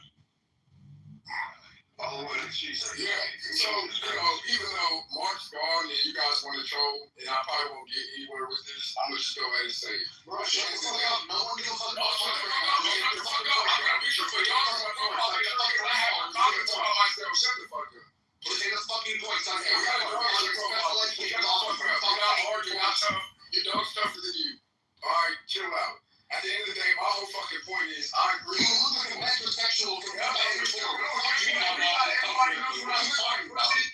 they know what I look like, pussy. Shut up. I know what you look like. I know what late 90s R&B album. And you look like a fucking faggot who beats off in his room and probably lets his dog lick his balls with peanut butter. Shut the fuck up. I have no clue what you're talking about. Just because you don't know what you're talking about. Ass in the fucking room. Don't mean to go to me. Everyone mute up. Everyone mute up. Listen, we're gonna let one mic on Mark. Yeah. Mark. Alright, bro. Look, at the end of the day, hold on. Listen, if I move you down again, we won't be able to bring you back up. I think that's what you're hoping for because you don't have nothing to say. Right, yeah, I have nothing to say. There's a condescending attitude. Okay, awesome. Okay, got it. So that was your last chance. People do this on this is like the same thing as suicide by cop. People like come up on the stage and filibuster themselves, hoping to get removed because they actually have nothing to say. He did that to himself purposely. He was given multiple opportunities to speak and chose not to. He is a faggot. He is a reed. The motherfucker, you look like Francis and Gone. You want opioids and you're trying to talk to me. I hate bullies. I hate them. I attack him. But yeah, I hate this stuff. But yeah, you should have got on topic after you let his stuff explain this stuff. He didn't explain his stuff. He should have just went on topic. Because y'all gave him enough time on that. But yeah, I do see people. I know, and there's also some. I feel like solutions. So ideas to save America. One of the biggest things would be the microaggressions towards humans. Just in general, I think America has this mindset of like, I don't hate that group of people only. I hate everybody. And so, and this comes from America becoming a non-slave type of world where they're just like, okay, no, we don't want them to be slaves anymore. We don't want no subhumans. We don't want that. We want them all to be equal. And now the people who actually think subhuman, they think, whether they think racism or other prejudice, all those words that come with that, those people are still left behind in the woods wondering, oh, dang, what am I going to do with my racism that I was taught? And now that's fading out. So now, okay, forget it. I'll go in public and I'll just say that I hate everybody. So I think that's what happens, especially like when I observe a lot of rooms, atheist rooms and Muslim room, whatever type of room it is. There's always I pay attention to how some white people pay attention, how some white people treat black people, and I'm like, okay, they're just a cool person, okay, whatever, that's cool, all right, that's what's up. They have issues somewhere else. Then you got people that just like they're so fire with it, like they got like a thing for black men, they hate black men, so they just like, they gotta keep them down in some way. They gotta know their place, which those are the people in the woods.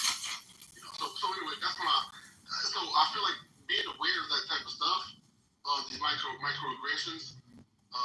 I think that kind of helps. So you know, I was an anti-bully since I was little, and I think anti-bullies, we need to be able to be aware of that, and then also like just help each other out, and just like because here's the thing. That's the last thing I'm saying. I think obviously in every room, people will. If you treat a person bad, no matter who it is.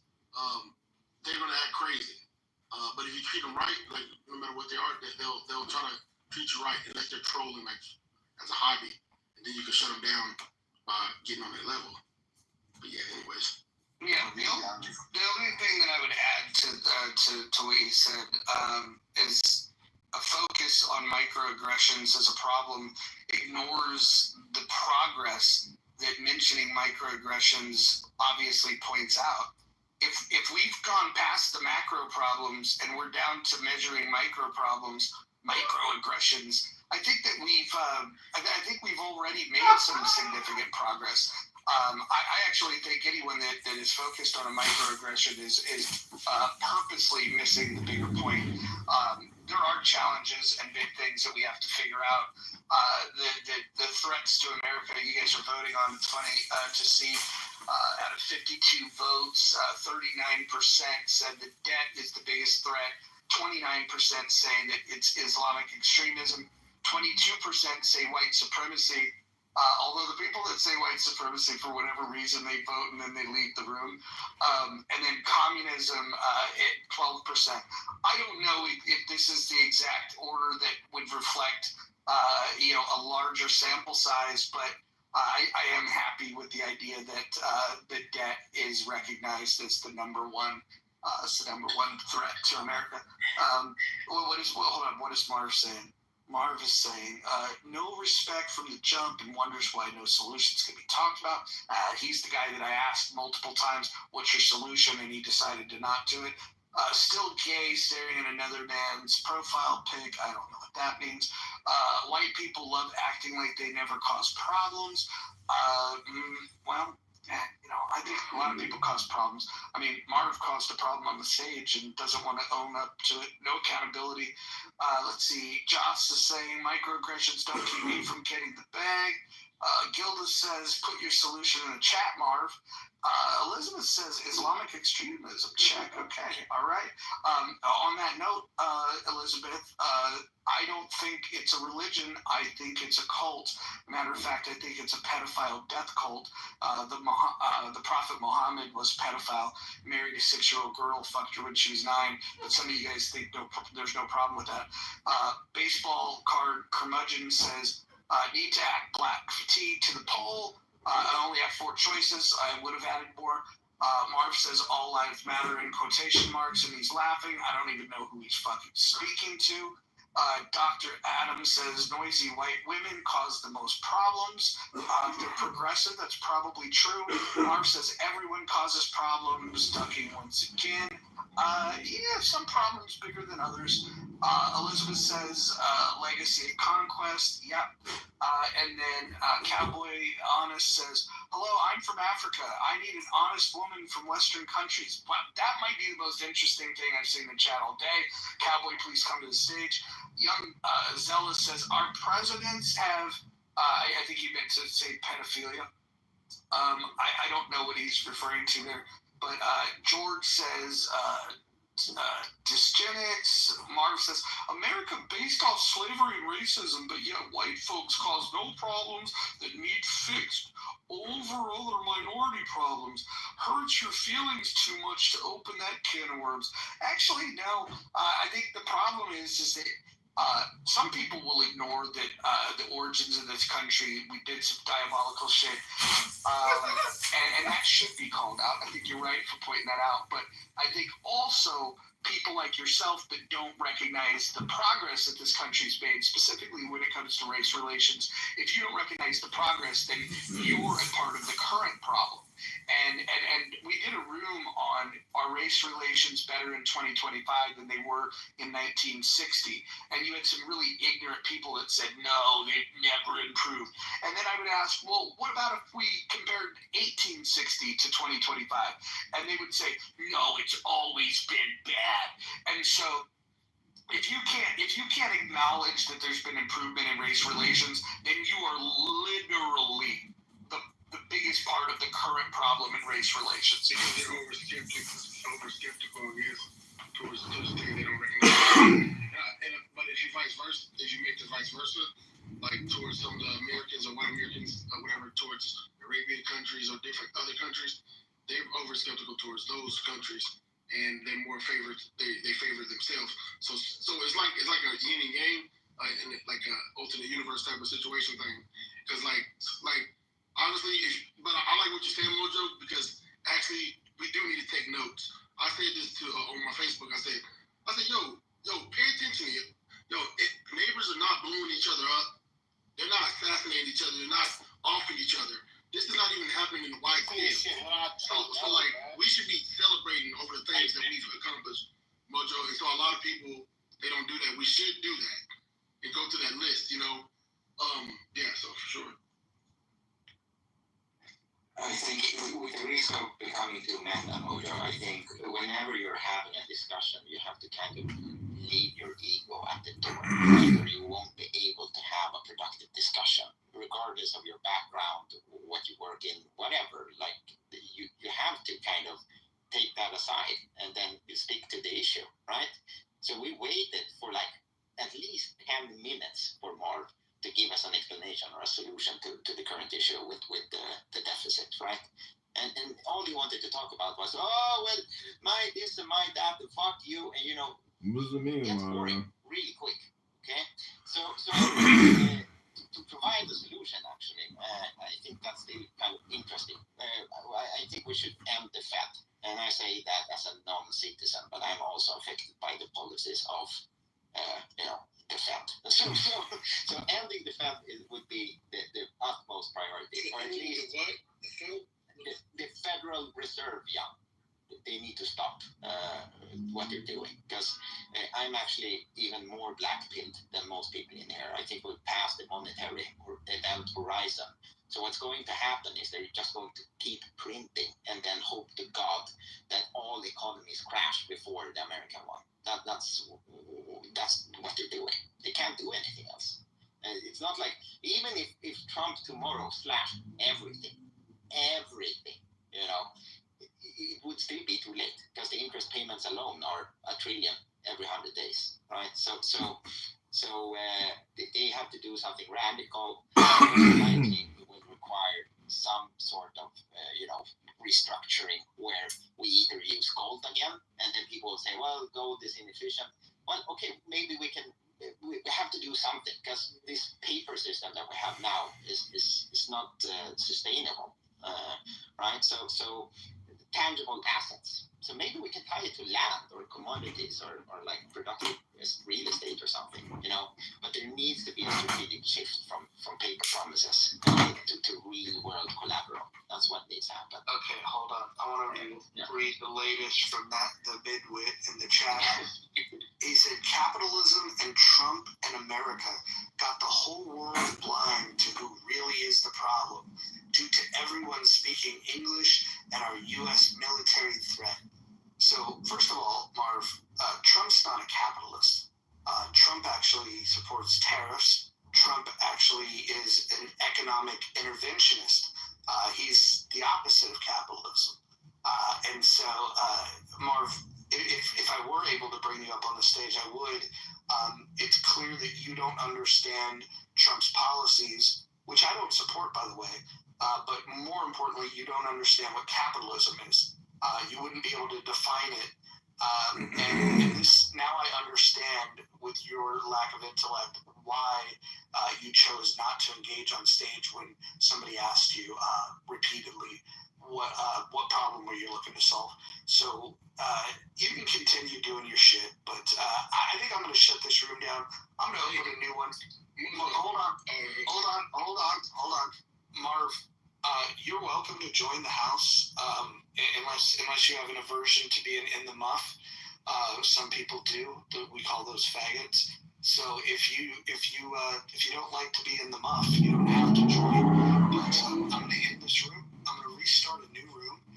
Those of you that have followed the house will get you get a little notification if you have those set up. So I'll be looking forward to seeing you guys here in a minute. And Marv, you're welcome to join. I will pull you up on the stage.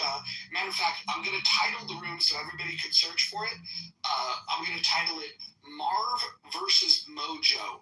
And just come on in and we'll have some fun.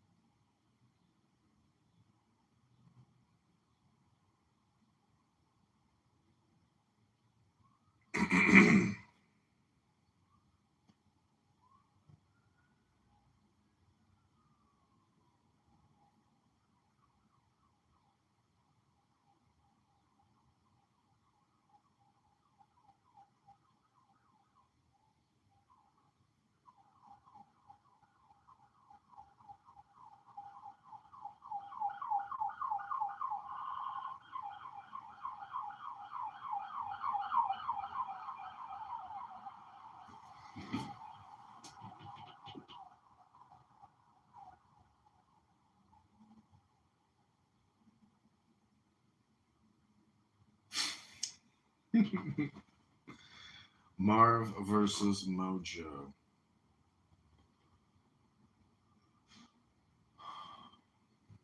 I will be bringing people up here in a second.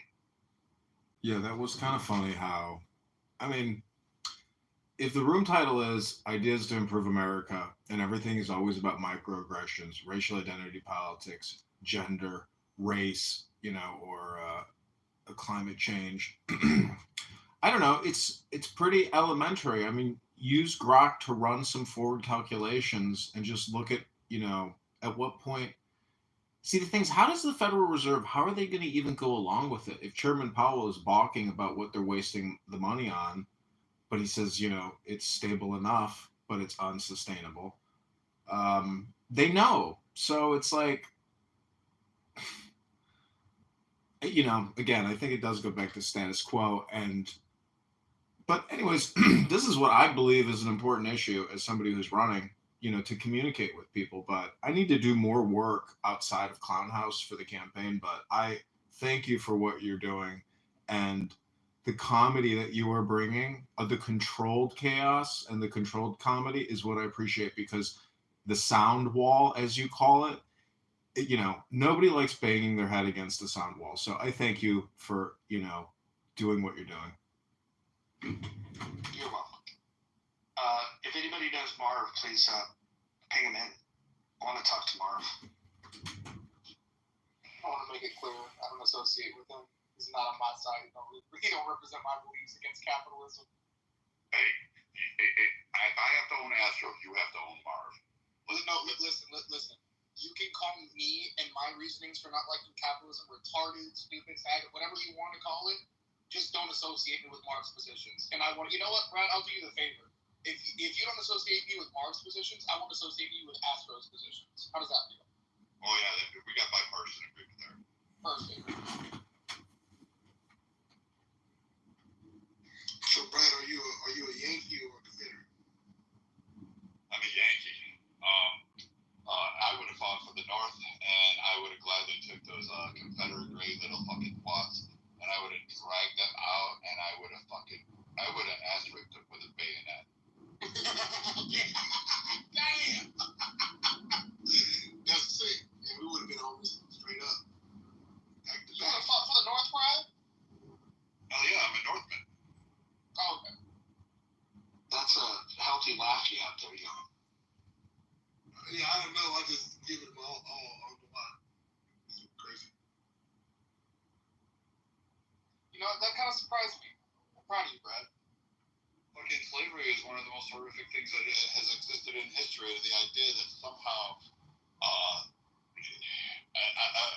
I would never have sided with it, which is really on the basis of like what conservatives is, but it's like in the foundation principle, and nobody should ever be enslaved. No one should be forced to bend a knee to somebody because they think they're superior in any class. And so I think people should, those little Confederate values. You just said in any class? For any class, yeah. Like if you're So like for example, should I have to bend the knee to my boss at work? Should I not be able to reap the rewards of my own labor? Yeah. In a practicality sense, yes. You should. You should be able to take a paycheck. But if you sat there and said, my services are worth X, and you made a contract with that employer who said, I will pay you X, then you need to live up to your end of the bargain unless you want to. I agree with that. I completely agree with that too. I completely agree with that too. And if you want to change that contract, go ahead and get some other people to start bargaining collectively. Yeah, that's one part. But that's basically what happened with in America stuff. But at the end of the day, people are doing good. But I was saying on that. Well, it's not the same topic as what it used to be. But there's a topic or whatever. I'm just gonna be. I'll be honest with you. If the world, I think, oh God, there's so much to say about this, but I'm gonna keep it short. Yeah, if people just it's okay to take a deep breath and think about what you're going to say and then words. It's okay. I got it. I was there. I just canceled it out. But I was like, if people just do what's right, people do what's right. Not just right, but like virtue. Like what's up, virtue? If people would take a virtuous type of mindset, not just only morally, because morals are subjective. But if you do a virtuous moral check, then the world will be better. If we just do that first. But America, not exactly America, but as far as like the Confederates that were America, they are dragging us along. I believe that this is a setup. I think the old brother, the old brother that was called the Confederate, is not an achievement. I think he's still here. And I think that thing is trying to make America look the worst in all aspects. In every ethnical relationship, you gotta believe for the ruin it. Because I think that old brother, that old dead brother, that's all. He doesn't want to see any unity with anybody. So like we can have unity. I don't want to listen. So if I see you doing good, I'm gonna assassinate you. It's a process. And so in fact, while you guys are doing good, so bad. Anything which is bad, right? God gave them a chance. Gave them a chance that shows that they responsibility of when it came to the British, right? The British, like they was trying to slave them. Yeah, I'm about to conclude. So this is my Other builders of all the ages have been telling you a very simple fact. I'd rather talk about the Yankees and the Red Sox. Okay. Within these two words, being and becoming, your whole life is contained. Being is enlightenment. Becoming is ignorance. Some of the Native Americans enlightenment appears to come in stages, but in truth, it happens all at once when it happens. Awakening happens suddenly, like when you turn on a light bulb in darkness. Look, we're not immediately disappears when you turn on your own light. Because we just got free from freedom. That's disappears. But so that's why the Confederates they were just hypocrites. God told them, hey, look, you're not gonna have this land. So many things happened. So somebody has to disappear. The person that wants to happen is keeping it back. Yankees for life. It is a personal I. Silence is the best way to be. I just want to say, as an American, having worked with African Americans, Black people in America, I've had good experiences and bad experiences. But even with the bad experiences, in retrospect and self-analysis, it was a me problem who didn't know how to deal with conflict. And, those women, those African-American women, those beautiful women, those relationships, it was definitely a lack of maturity and, maybe even lack of wisdom. I think that was probably the biggest thing. It's because, I think after enough time, now this may sound ridiculous, but I think this American experience has to be based on Enlightenment type of principles and philosophy. because there is no other way to explain or rationalize some DEI encounters that I've had in my professional career. But nonetheless, through great psychology and great wisdom and great philosophy, in retrospect, I see it was a lack of wisdom on my part and why I got angry over those exchanges of communication. It was a me problem. So you don't play beef with black women on the job? Is that just stepping, sir? I'm just saying, as a fresh lieutenant in the Army, coming out of a military academy and having gone through infantry training, and meeting a black female major in the Army intelligence, business unit of the Army, as you would call it, it was like watching Oprah in a military uniform, but a meaner and nastier Oprah. So it wasn't it was an eye-opening experience into my lack of esoteric wisdom.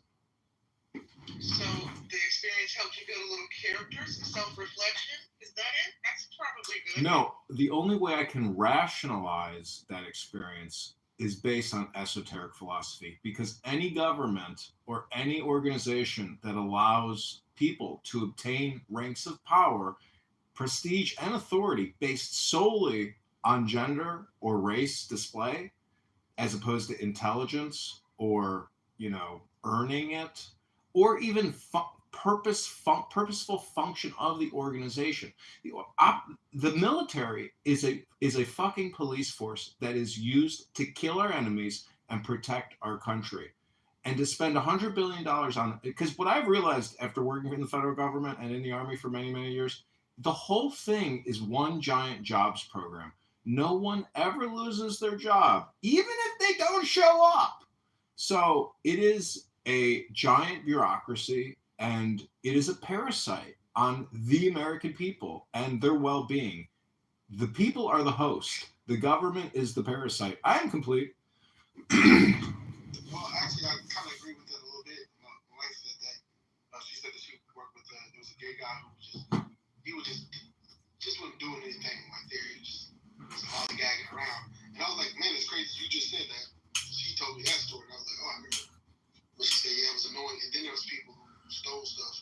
They was like, okay, don't report it, whatever, because something about insurance, I don't know. There's some different stuff. And I was like, huh. So I kind of get what you're saying. When you get a federal job and you realize that it's like having Social Security for the rest of your life, you're never going to leave it. But the fact of the matter is, if America isn't run like a business, then we are not capitalists. We're not a republic. We are a communist state. And I don't care if you think the Federal Reserve is separate or there's a secret union. We have become the Soviet Union. And we are this kind of, on my wall, I have rubles. I have a $100 ruble note and a $50 note. It's this same economic system. It's fiat. So no, it's not the same system. It's actually, it's the World War II Italian system. The infusion of the corporations with the government is exactly what Benito Mussolini had advocated for. He called it corporatism. The critics of capitalism will call it crony capitalism. What we should refer to it is economic fascism. I don't think it's capitalism. I don't think it's communism. It's economic fascism. It's broken, though, for sure. Well, when I say communism, I mean a jobs program. But anyways, you're absolutely right. I don't think anything's going to change. And I don't even find that disheartening, because I think, that it's a giant, it's a global Ponzi scheme. It's because you could look at, the debt of Japan and China, etc. Every country is doing central bank planning and fiat currency. So the system is already in a great state of equilibrium. And, Forex and the currency markets, that has to all reflect this like perfect, parity. You could look at the dinar in countries that have fallen and look at their currency.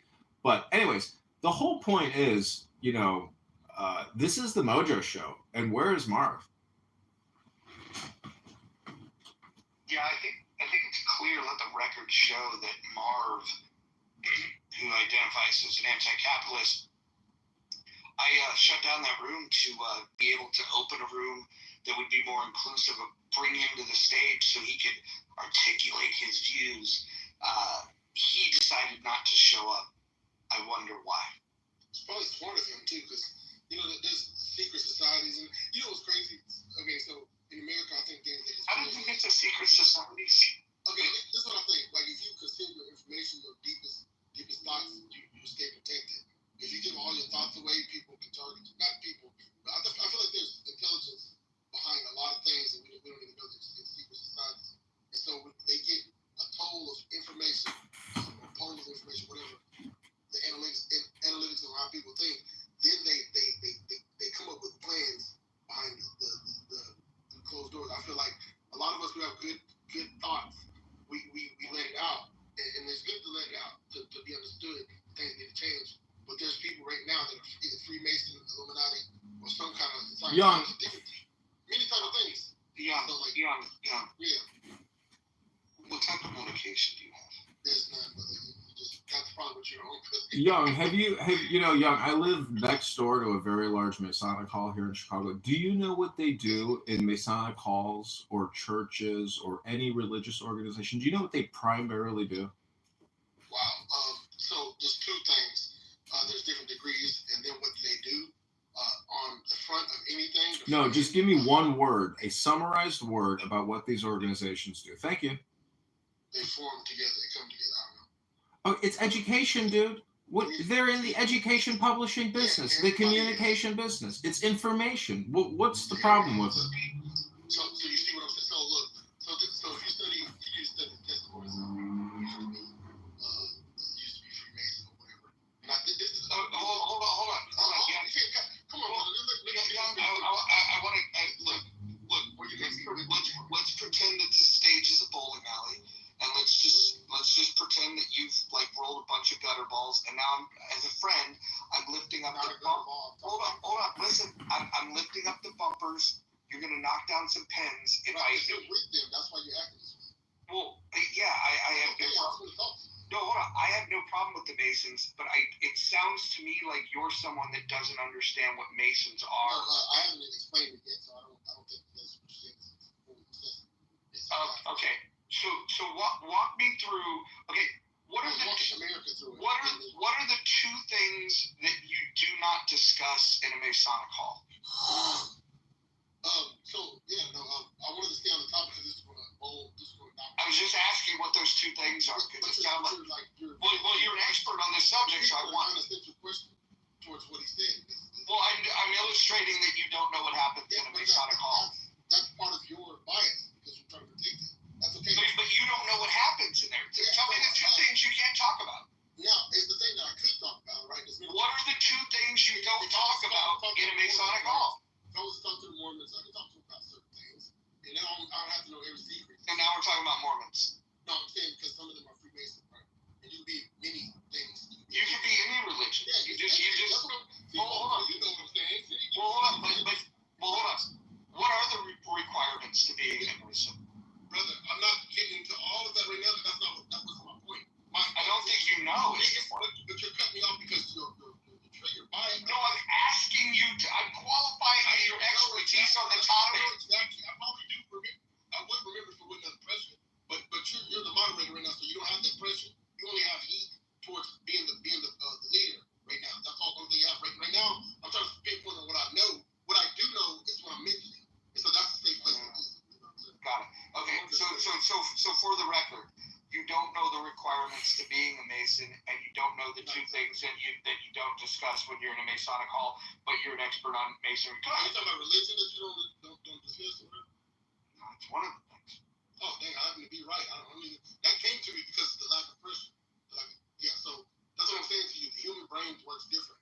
If you make it safe, they'll be able to get rid of it. I agree. Your human brain is working much different than mine. Go ahead. But no, I appreciate it, Mojo, but that's good to even say that, though, for some reason. But let's see, America, this is what I'm saying. On the point, there's degrees, right? There's many degrees. So if there's say if you're a higher degree, you would know the deeper things. How do you obtain the different degrees? Brother, I'm not going through a questionnaire about it. I know it sounds good. Sounds like it's essential. I'm trying to get to a point. It's the end point that I'm trying to say. Get it and get it out of the way. And it's not even so much about Freemasons exactly. I don't want to pinpoint people as if they're all evil, because they're not. That's not the point. I'm saying that Freemasons existed before America. And so therefore, if it existed in another place, and now it comes over here, that means that wherever it came from, those people have power over many other places then. And so that would mean, damn, we're fighting. It's like we're trying to get order in chaos. And these people are, some people, the people who are hidden in the deeper parts of it, the people who have the deep degrees, who hide a lot of things because they can't tell it, whatever. Those people, like, I don't know how to explain it, man. There's a statement, I don't know if this is Illuminati or Freemasons, you may correct me, but it said order out of chaos, meaning you can get order over the earth or order in many situations globally, in many places. Hold on. I know. Look, it sounds like you've read like a Facebook post about this. Order de Chow is translates to order out of chaos. It's interesting how like you have like these basically like these headlines, but you know nothing about it. Do you know how to obtain first degree masonry? I claim no knowledge. Got it. Okay, but you know that there's degrees and somehow you've got an opinion on masonry. The Holy Spirit actually leads me in a lot of stuff. Some weird stuff that happened. It's some weird stuff that happened. So I had dreams about entering the Masonic place. The doors were open, and it was like I walked in. So anyways, after that dream, I'm fast forward after the dream to see the stuff that I saw in the residence and stuff. But when I got out of the dream, a couple days later, when I was living with my roommate, I walked down the street, went walking for a jogging, and then I went to this elf place. I'm probably giving too much information, but I walked down there. This was important. I'm stopping.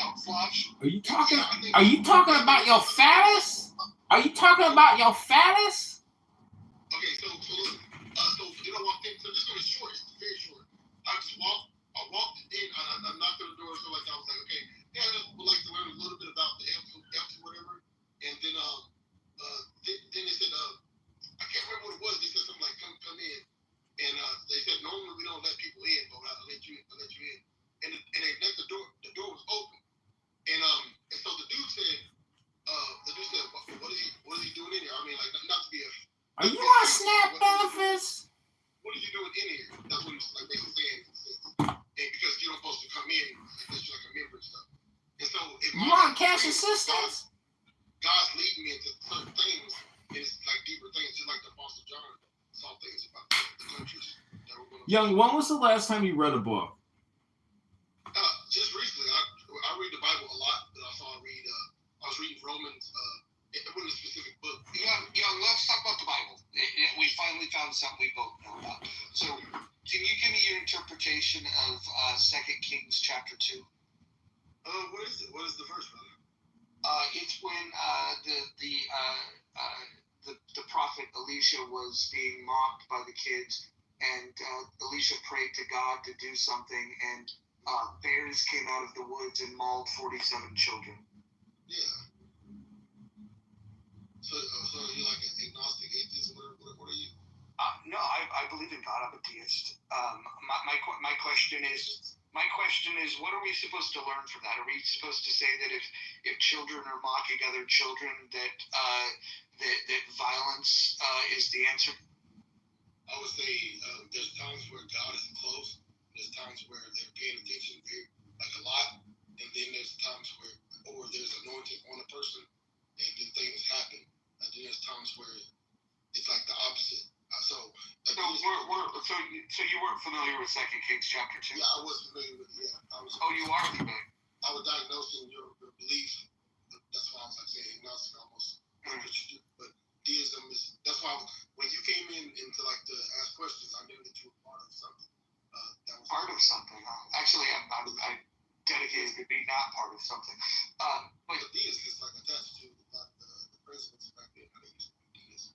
So for me, do you know what deism is? Yeah, it's like God is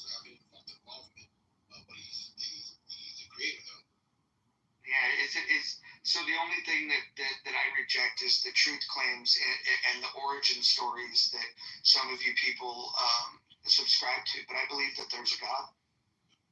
And somebody just mentioned this in the church that I went to, and he said something like, "Did you know George? I think it's Jefferson who he took out the miraculous things in the Bible." George Jefferson was the star of was the lead character in the TV show The Jeffersons with the theme song "Moving On Up." That's George Jefferson. Okay, I must have it wrong. What was it, Jefferson? Okay, what was his name then? What was his actual name? I think you're thinking of Thomas Jefferson. But I can see how you get those things confused. Thank you, Mojo. That is funny as hell. Thank you, bro. That's just Jefferson. It is sweat right now. 30 calories burn. Thank you, Mojo. But no, you know, Jefferson, Thomas Jefferson, he took out the miraculous Bible verses in there because he's like a deist, but he just didn't believe in that supernatural stuff. But I think that comes from them conquering so much. They conquered so many other people's land. They couldn't believe that God could let something happen to so many people. That's why when you brought that bear thing, I knew that was coming from that type of spirit in a sense. Because it's like, okay, all right, God, you're good. You have to be good to be making all this good stuff for us to partake in. But where are you? Because literally I can do this, and I don't see no repercussions. This was the mindset of a lot of the enslavers too, because they're watching. They're like, okay, God, I just offed this person, and you're not doing anything. I'm reading the book of where Elisha's at, and a bear comes out of nowhere. You know, so he said, this is what God says in the Bible. Jesus says this. He says, I caused the sun to rise in the good and the bad, and I caused the rain to fall in the good and the bad. And so he said, young, you're all over the place. Let's put the bumpers back up. You have intelligence. You're denying it, even though that could make sense. You just I want to put the bumpers back up and focus the conversation. So let's get into a scripture that I want to get your opinion on. Leviticus 18:22. What do you think? Okay, let's see clearly. I guess. Okay, let's see. It's all good. I guess weird. Let me see. Leviticus 18:22. 18:22. And depending on what version you're reading, it's if a man lay with a man the way he lay with a woman, that's detestable, saith the Lord. Yeah, I got every version. Let me look at it. Let me see. Let's see. I'm gonna look at the actual Hebrew here. Then we can actually see what's there, not whatever. Alright. Let me see. Fuck was that? Were you ordering something? It was my Latin spell. I'm joking. I'm joking. You know, I'm Christian. And with a male, not you shall lie. Obviously, don't read that. Obviously, but as with a woman, is an abomination. You agree with that? Yeah, I agree. So you don't like faggots? Yeah. Yeah. Well, I don't hate them, but yeah, I don't hate them. Let's put it that way. But I agree with the laying down with the woman, laying down with the man. You know, yeah. So. Okay, fair enough. Look, to each their own. I want to pass the mic around. This has been fun. You feel free to tap back in. You've got a contagious laugh. I think you've won over most of the people in this room with your spirit. There's definitely a kindness about you. Yeah, you're welcome in the muff anytime. Matter of fact, the only people that don't enjoy being in the muff are the people that were referred to in Leviticus 18:22. But that's a whole other story. So, yeah. Brad, Serendipity, Nye, Don Lopez, my favorite person ever. What do you guys want to talk about? I know, right? Thank you. Marv was a no-show, so I don't know what we're going to do with ourselves. I want to discuss. I want to find out, and I'm trying to find it, and I can't find the name of that fucking third-party management company for DCFS that the LA Times informed on everyone about back when Gabriel Fernandez was murdered.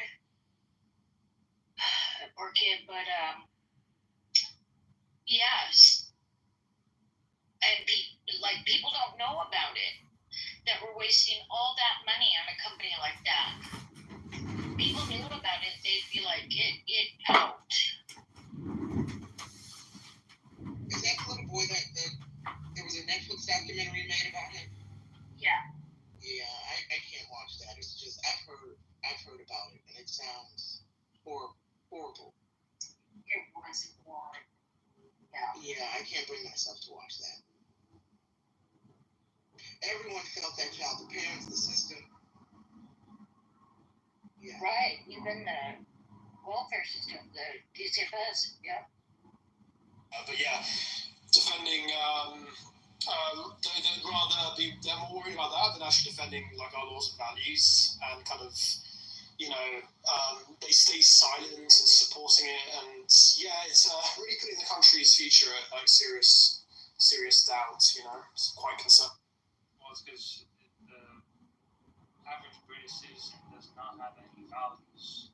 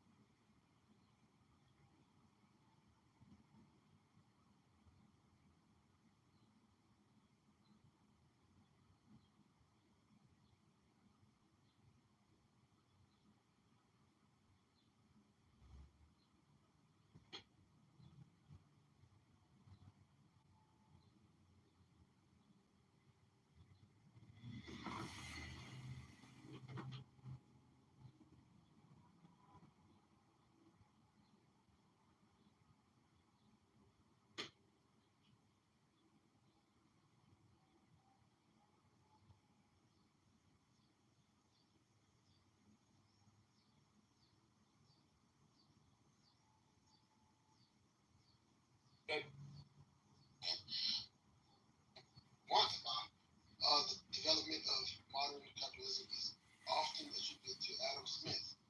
Interesting. A little bit further back, an 18th century Scottish philosopher and economist. In his book, The Wealth of Nations, Smith argued that free markets and competition could lead to economic growth and prosperity. This is the last paragraph here. As for Adam Smith's religion, I asked him what his religion. He was raised in Presbyterian Church, which is a Protestant Christian denomination. However, it's noting that the relationship between capitalism and religion is not complex, and different religious traditions have been had varying views on the subject. Federal building is land. I mean, like, we had to just sell stuff off. My wife was on the time. That's what you would go.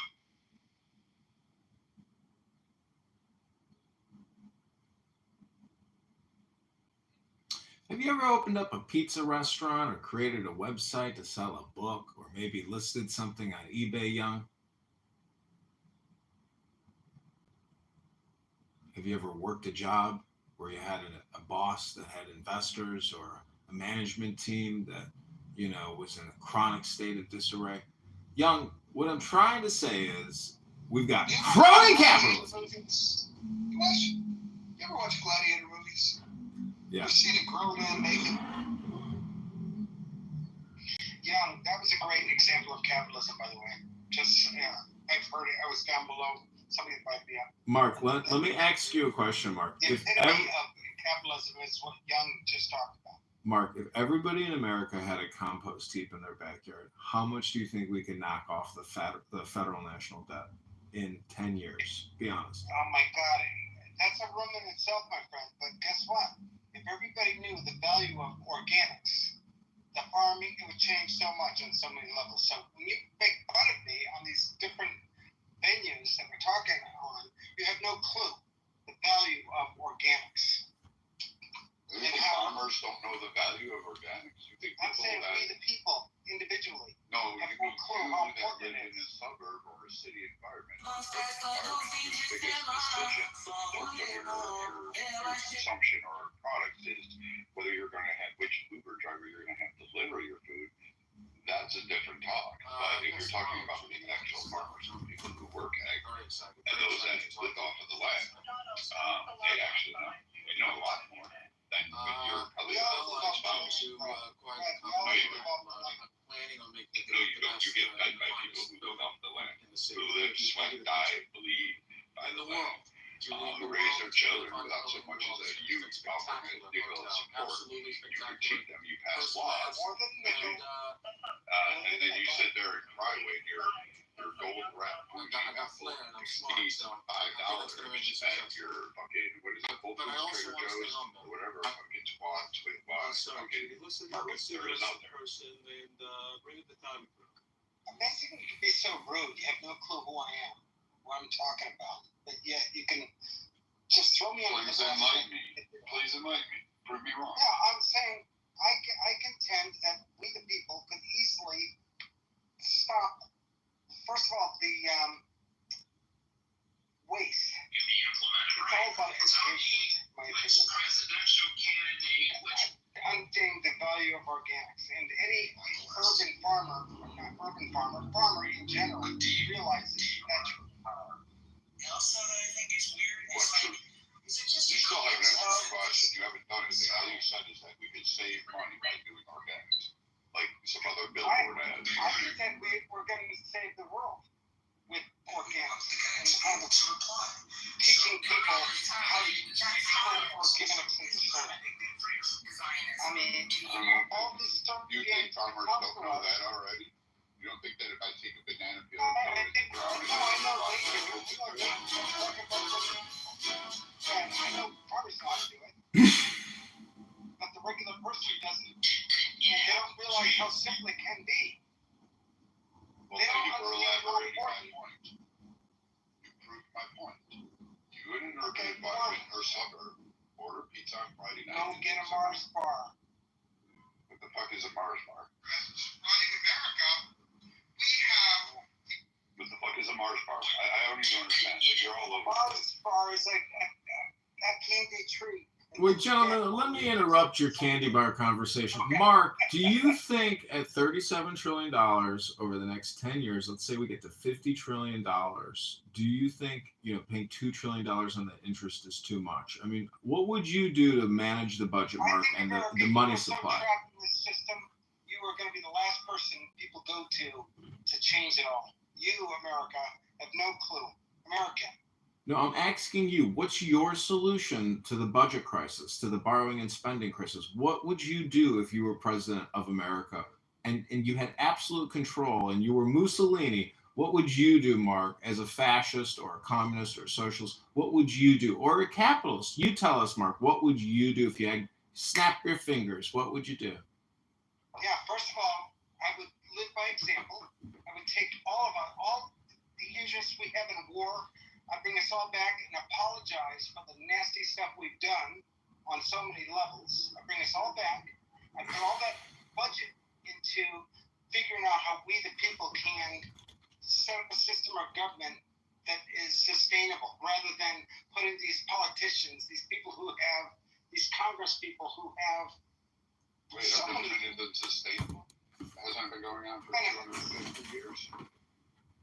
No, I would. And then your blanket apology, you're just going to stand there up on the podium and go, you know what, we're sorry. Yeah, but listen. We didn't mean to. We didn't want to show you that how this stuff is twice on good man. You called me Mussolini. How cool would it be if you said, listen, I apologize for all the stuff we've done. Now we're going to come back and try to figure out the founding fathers, Thomas Paine especially, of course, the key founding father. Because nobody's my founding father. Of course. Actually, hold on. Thomas Paine, of course.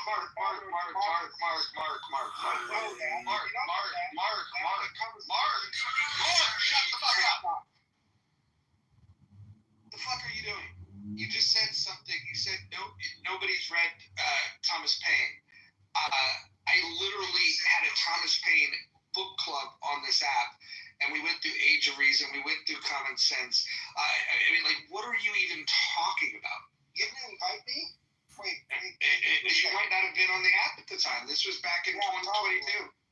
Well, next time you do it, you need to have me on the app with you.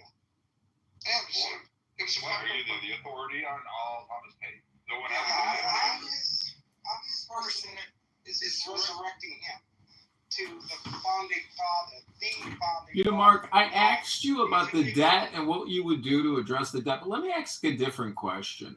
Does anybody here have any revenue ideas or business ideas that America could get involved in to generate more income and more revenue? About everything American. You ever hear the Venus Project and the Zeitgeist Movement, Free World Charter, American? I know you haven't because you're so trapped in this nasty system that's destined to fail.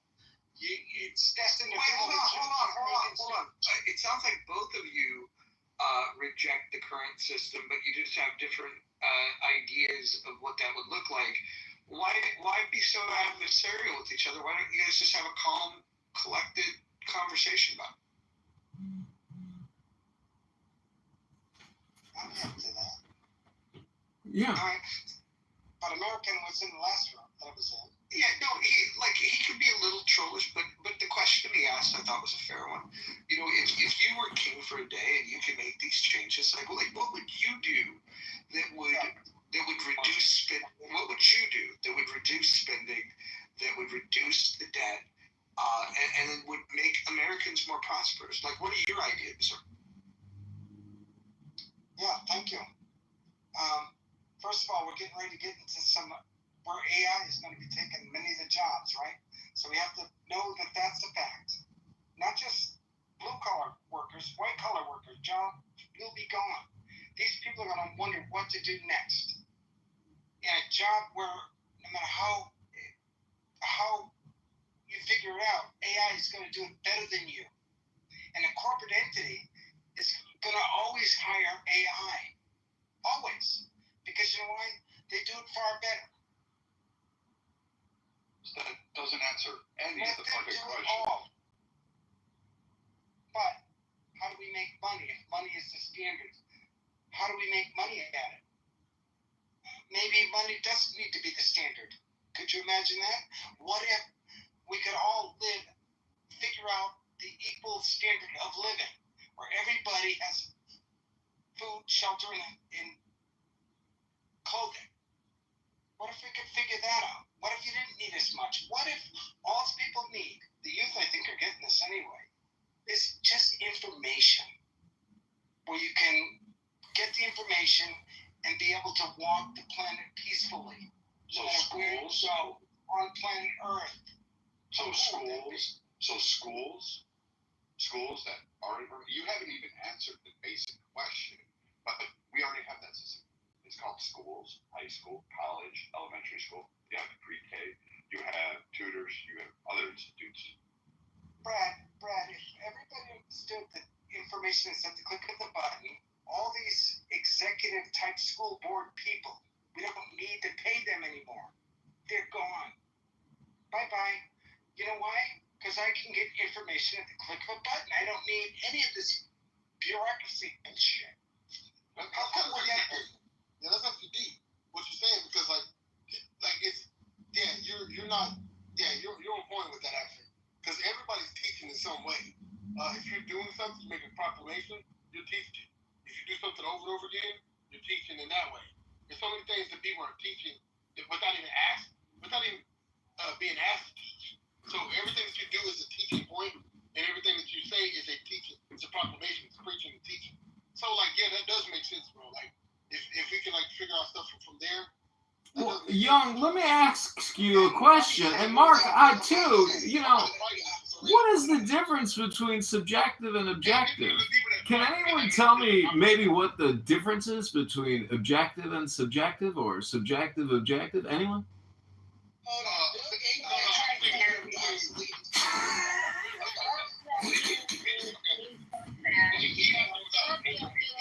Is based on opinions and feelings Okay, no. So he asked for his opinion. It should be offended that you think that your opinion doesn't matter, right? And I think that's not the case. And I think we should learn the unity. How do you deal with diversity? Because in America, we haven't dealt with diversity or whatever, but we have today in a sense, right? But sometimes, so this is what I'm saying. School thoughts. Okay, how do we deal with somebody that has the opposite opinion as me? If you look at those private societies, right? Like what I was mentioning earlier. The private society. Young, what's the difference between objective and subjective?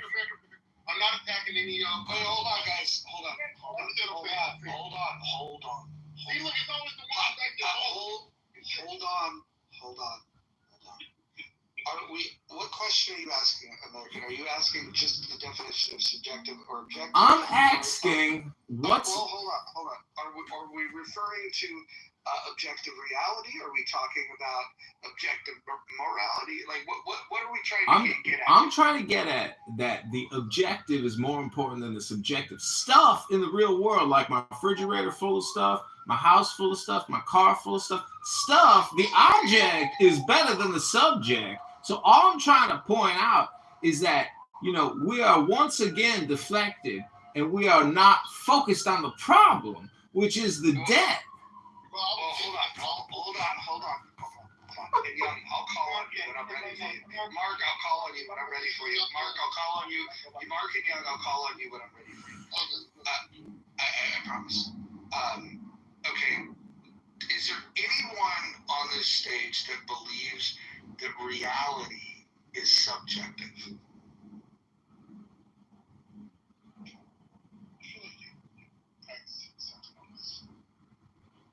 I'm just curious if you think that reality is subjective or objective.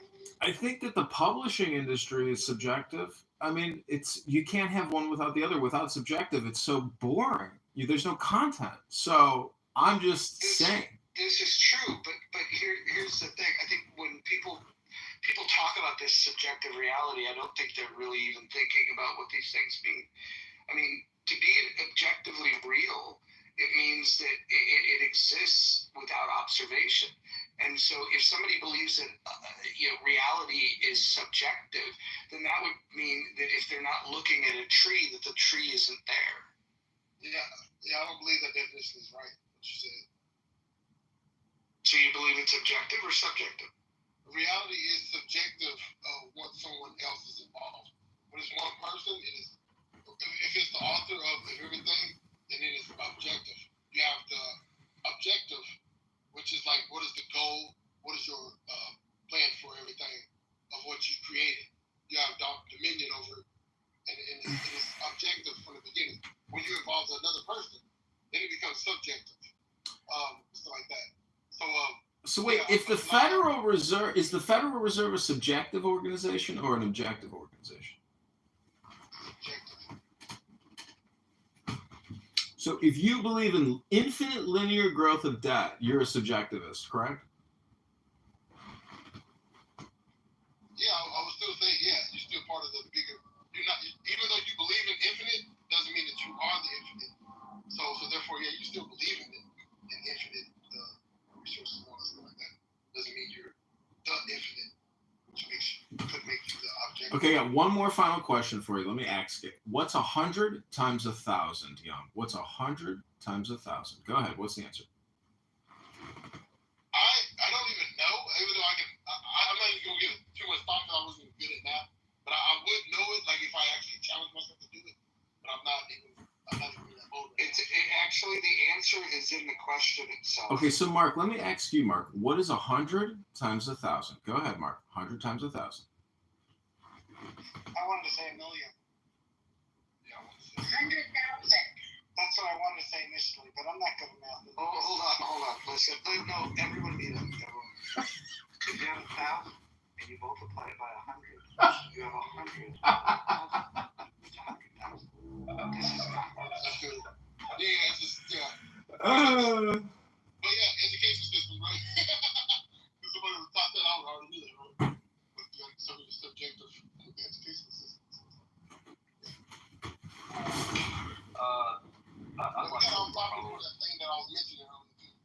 Why don't we make room for Dwight? Yeah, he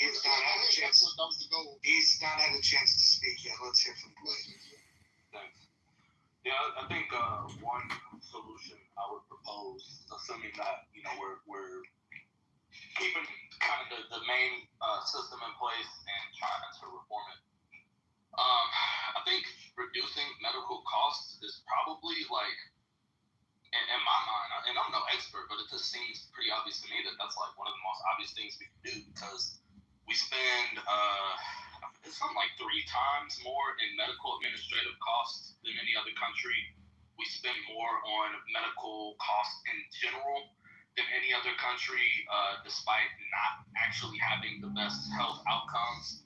So I think reducing that, like if we were to actually attack that, it would do multiple things. One, because we spend so much on Medicare and Medicaid, this would help to reduce the amount of spending, which can kind of get us going in the other direction.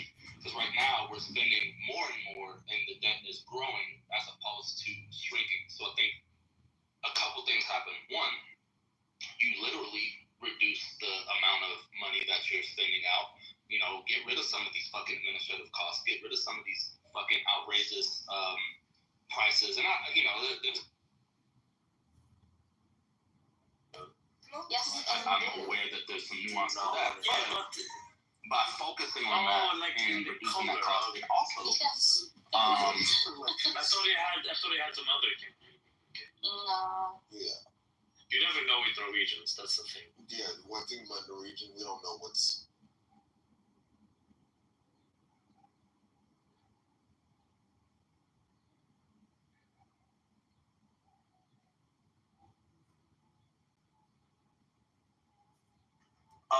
Actually having, nutritional standards for our country that aren't a joke. And this is one thing, like, I don't agree with RFK on a lot of shit, but I can see one good thing coming out of it, which is if we actually focus on health and we actually focus on reducing medical costs. So, Dwight, here's the thing, right? The cost thing is one thing, but something you said is just patently false.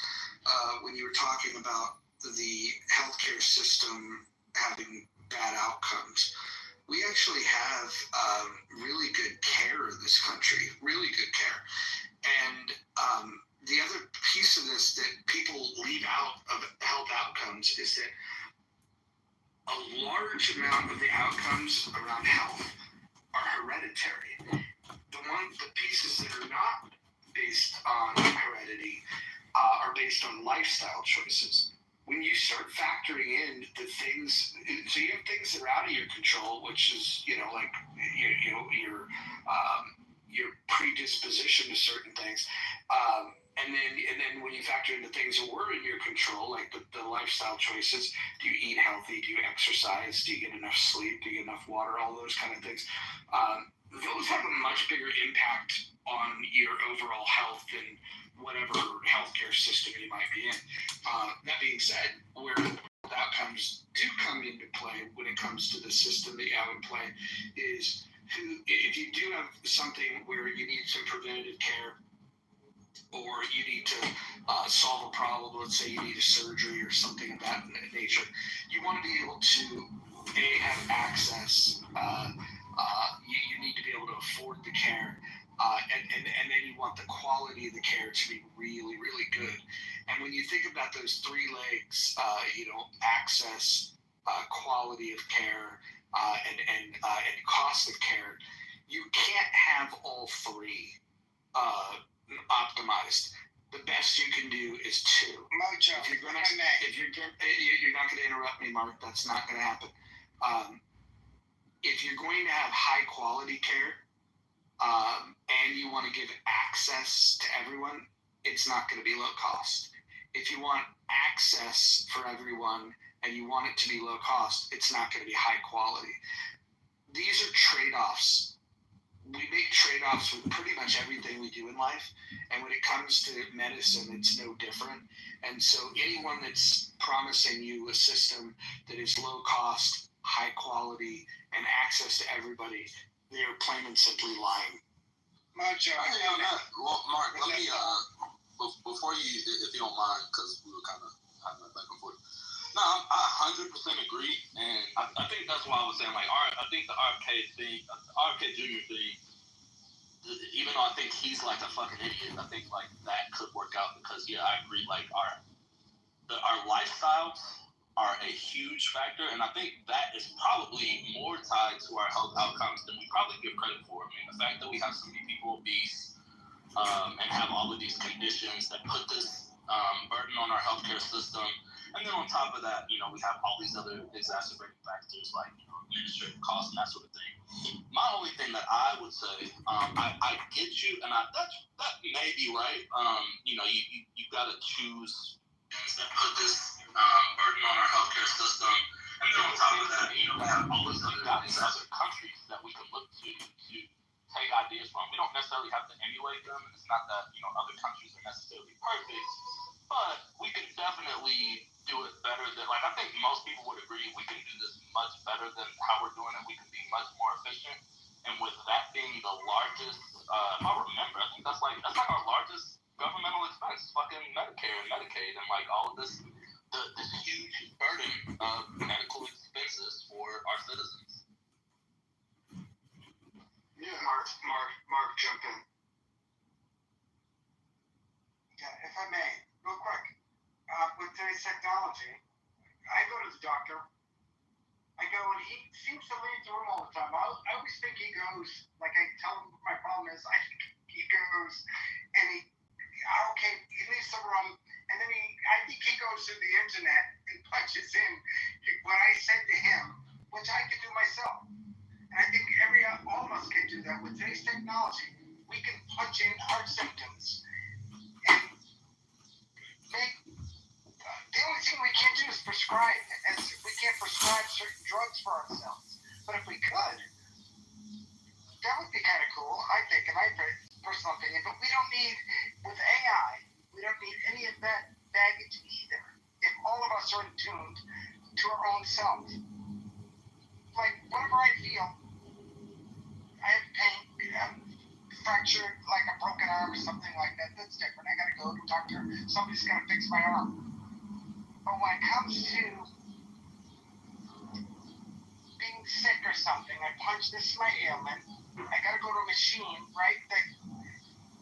More and more of these machines they're coming to us.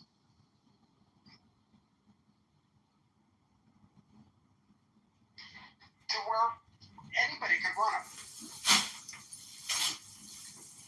Right?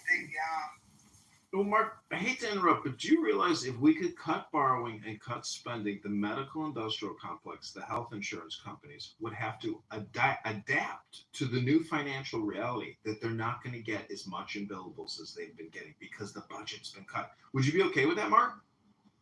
Yes, most certainly. So out of $2 trillion a year, what do you think is a fair cut? 20%, 30%, 10%, 50%? I don't know what it is, but I know technology is happening. And the more we, as individuals, understand our because nobody cares about our individual status than we, the people, who care about ourselves, right? So when we're going, I'm going to Google on, and it's getting better, by the way. Meta is getting better, and they will send you down a path that you can discern way more than a doctor. That it's got a few thoughts in their head that might be good for you. I contend that shit's going to hit the fan, and those people will lose their jobs as well. And that's a big deal. Mark, let me ask you, I'm sure you've heard this. Bill Gates has stated that in about 10 years, maybe less, maybe a little bit more, the AIs will replace the doctors, the teachers. You won't even have to leave your house to get a diagnosis, get treatment. Well, you'll leave your house to get treatment. It'll be the robots operating on you if you need a surgery. So what's your take on that? Do you think that there is some that we have something to be worried about, or is this a hopeful future in terms of medical advancements that in 10 years' time, maybe 20 years, maybe longer, maybe less, doctors will be obsolete? I mean, it's kind of frightening when you think about the young folks who might want to go to medical school and then they not have a job when they come out of college, right? So what's your opinion? You think the AIs are going to be our future doctors, nurses, and surgeons? I think it's amazing. And I think, especially through COVID, which the AI has helped me immensely. Well, not just COVID, real people working with AI. I think of Clubhouse. I think of reasons why I never got the vax. I'm so grateful that I never got the vaccination for COVID. This nasty freaking setup that was. So I'm grateful for it, my friend. Mark, I gotta jump in here. Mark, do you think the government should immediately fund medical AI technology? Do you think the government should continue funding and spend as much money to figure out medical AI? What do you think, Mark? Yeah, if the machine can do it better than us, I want the machine to do it better than us. It frees us up, on so many levels, where we the people can do other things. Imagine, I always get, when I go to a Dunkin' Donuts or whatever, you got somebody, and I did the jobs back in the day. I'm an older person. I did all the stupid jobs that really slowed me down in life, I think. With the AI, it's going to change so much stuff, in my opinion, better if we don't blow ourselves up in the process. If we don't, all these political nasties that think they run everything, they do run everything. And not that they think, they do run everything. But when we the people grasp the concept of AI, they're part of it too. All these political people want the same thing we want. By the way, everybody wants the same thing. We want. No, that's not true. No, we don't. We do not all want the same thing. Yeah, I think we do. I think we don't. Well, what don't you want that a rich man doesn't want? I will tell you. I will tell you that I hear a lot of people say that they want equality and equity, and I don't give two shits about either of those two things. Why would you say that, Mojo? Because I don't care about those two things. I think they're irrelevant. Equality? No, I don't think that we are equal. Is my point. You didn't care about. Yeah, I don't care about it. I don't care about it. I think that the pursuit of equality is. Yeah, well, it's a statement that you disagree with. You're proving my point. Thank you. Mark, there's a Native American expression that says, "If you can say it, it is not true," and everybody doesn't want the same thing. A lot of people really don't like America. A lot of people want to see this country's legacy destroyed because they have bad political positions and maybe they're immoral or unethical. So that's all or nothing thinking, Mark. That's all or nothing thinking. That's called a cognitive distortion. Well, hold on. I want to illustrate this. Hold on, Mark. You're going to have to get better at the listening part of these conversations. So, Mark, do you hear my voice? Thank you. Jesus Christ. So you said that all people want the same thing. There's a death cult, a pedophile death cult, that wants to be able to fuck children. I don't want that. I don't think we all want the same thing. Well, that's not a stupid analogy, but whatever. It's a cognitive Wait, hold on. If it's a stupid analogy, then you tell me, are you with them? Do you want to fuck children? Or maybe you want something different. You turn the conversation into a rude conversation. No, I'm proving the point. I'm proving the point. You should already know the question. The answer to the question you asked. So I'm proving the point that you want different things than I want, and you made the statement that all people want the same thing, and I think that that's categorically false. And when I said that, I meant food, shelter, and clothing. Everybody wants a healthy way to live through life. What about nudist? What about nudist? So stupid that What about nudist? You gotta go. What about the nudist? Okay, nudists choose to not wear clothes, and homeless people choose, in many cases, they're choosing to not have a shelter. This idea of everybody wanting this. Wait, hold on. And furthermore, all three of those things you said food, shelter, and clothing. People can choose to be on a hunger strike. Shout out to the people in Ireland. You can choose to not have shelter. Shout out to the homeless people.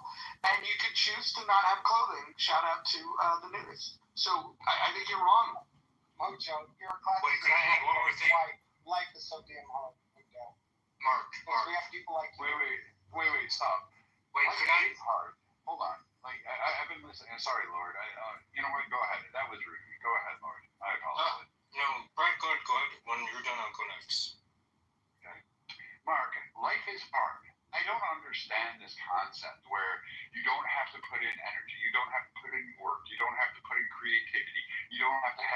critical thinking or rationale.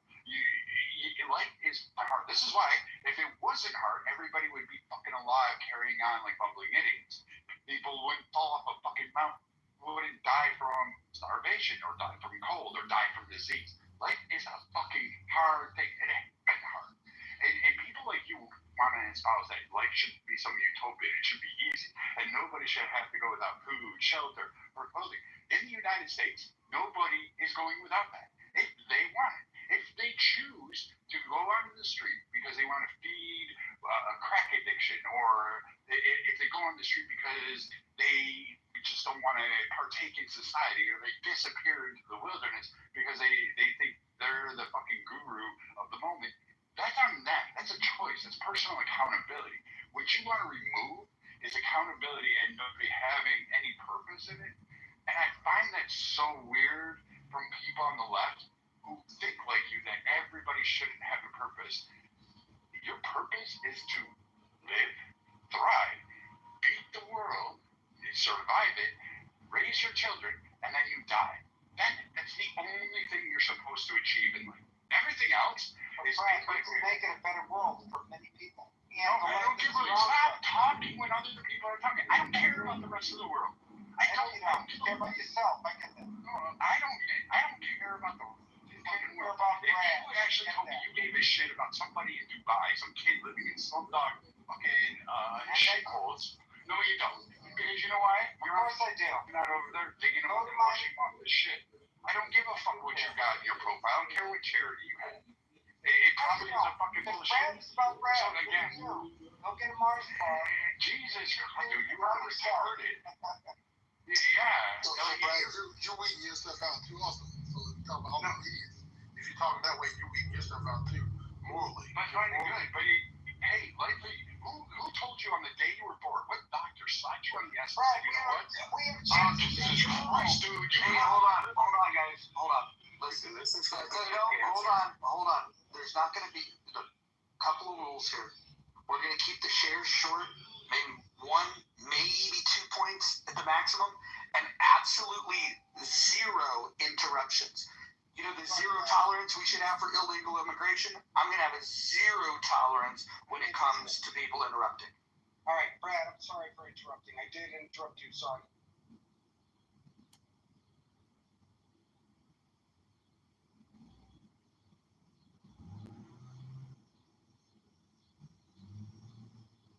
No, go on. I mean, I'll give it to Lord after this, but you got the answers for everything. You can solve it. You said AI take over and cure everything.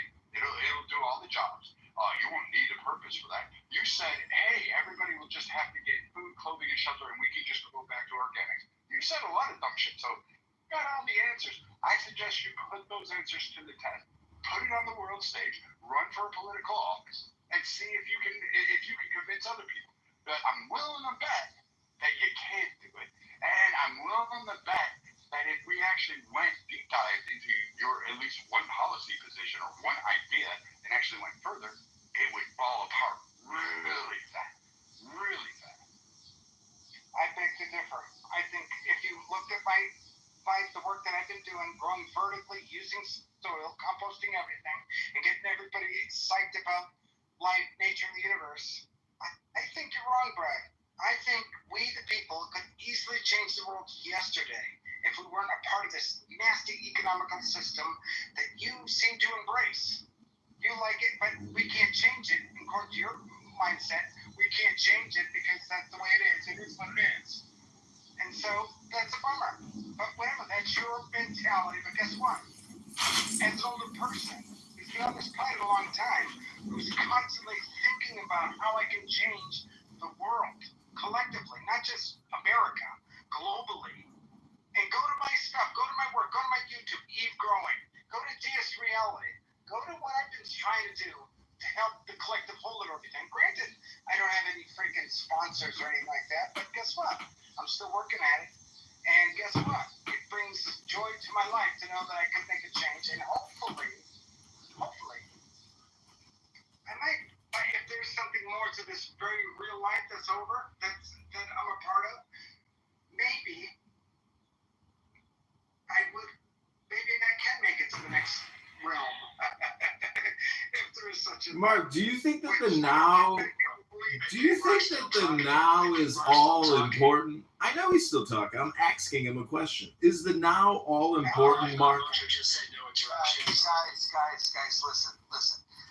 There's two parts to this rule. You got to keep your share short, make 1 point, maybe 2 at the most. That way, people don't feel the temptation to interrupt, and there will be no interrupting. So please, guys, we can make this happen. All we have to do, if we do the first rule, the second rule will usually sort itself out. All right, look, let me just say this one thing with Mark. How are we going to get to, let's say, a lot of people are going to have homes and food and all that, right? And obviously we're going to pay for that in the future. So really, it's not going to happen here, but probably on a different planet, for sure. For sure, your ideology would for sure happen on a different planet, but not here. Same thing with mine. It's not going to happen here. It'll happen on another planet. I'm done. Yeah. You do know there's many people talking about this Venus Project, Peter Joseph, Jacques Fresco, Roxanne Meadows, with the Venus Project, the Zeitgeist Movement. We've been talking about this for a long time, hoping for people to embrace it. But of course, nobody's necessarily embracing it right now. But they're valid claims that we make. And on the possibilities, we're giving examples of how we could change everything. No, but Mark, that's the thing. We don't want to be paying for people's housing. We don't want to be everything comes at a price and all that. We're not going to do all that in this society or on this planet. So I mean, if you want your ideas to flourish, it might just happen on a different planet. Or maybe a different grade. Who knows how that would be. I hear what you're saying. Because it hasn't, from my experience, from whatever I've been studying with the planet, nobody's really, maybe there are people doing it, I don't know. But we're still trapped in this capitalistic mentality where you have to... What's wrong with capitalism, Mark? Well, you have to make something to justify your existence. You have to make, even how stupid it is. I'll tell you what's wrong with capitalism, Mojo. Go this time at Walmart at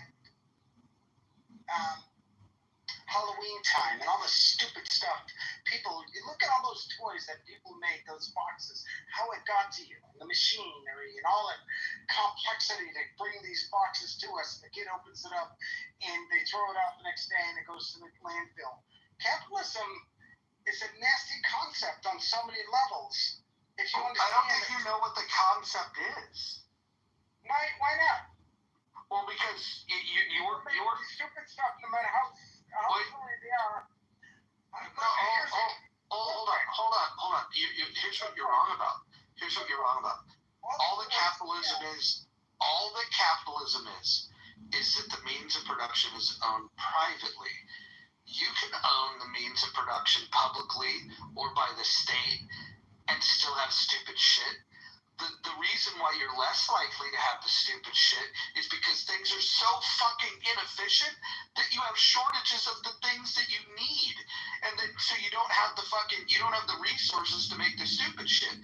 But the bigger problem that you create when you go away from capitalism is the important shit that you do need. You're gonna have fucking shortages of. Mojo, every corporation is working against each other because they're trying to get their competitive edge. All these cords, I'm looking at all these cords I have right here. Whether they're whatever, we only need one cord to electrify any device. But yet I have a freaking billion that are being thrown away. You know what it takes to make a cord of wire? The copper? That's capitalism. It's a nasty system that we have the engineering. Wait, how is that capitalism? Of changing it. Wait, taking a cord of wire out of copper is not. That doesn't correlate. Capitalism is. Well, hold on, Mark. Are you saying that in a socialist country there would be no copper wire? No. Then make it make sense, please. I would say that maybe, I don't know, do they have one? I've never been in this Have you ever wired an electrical outlet? Yes, of course. Then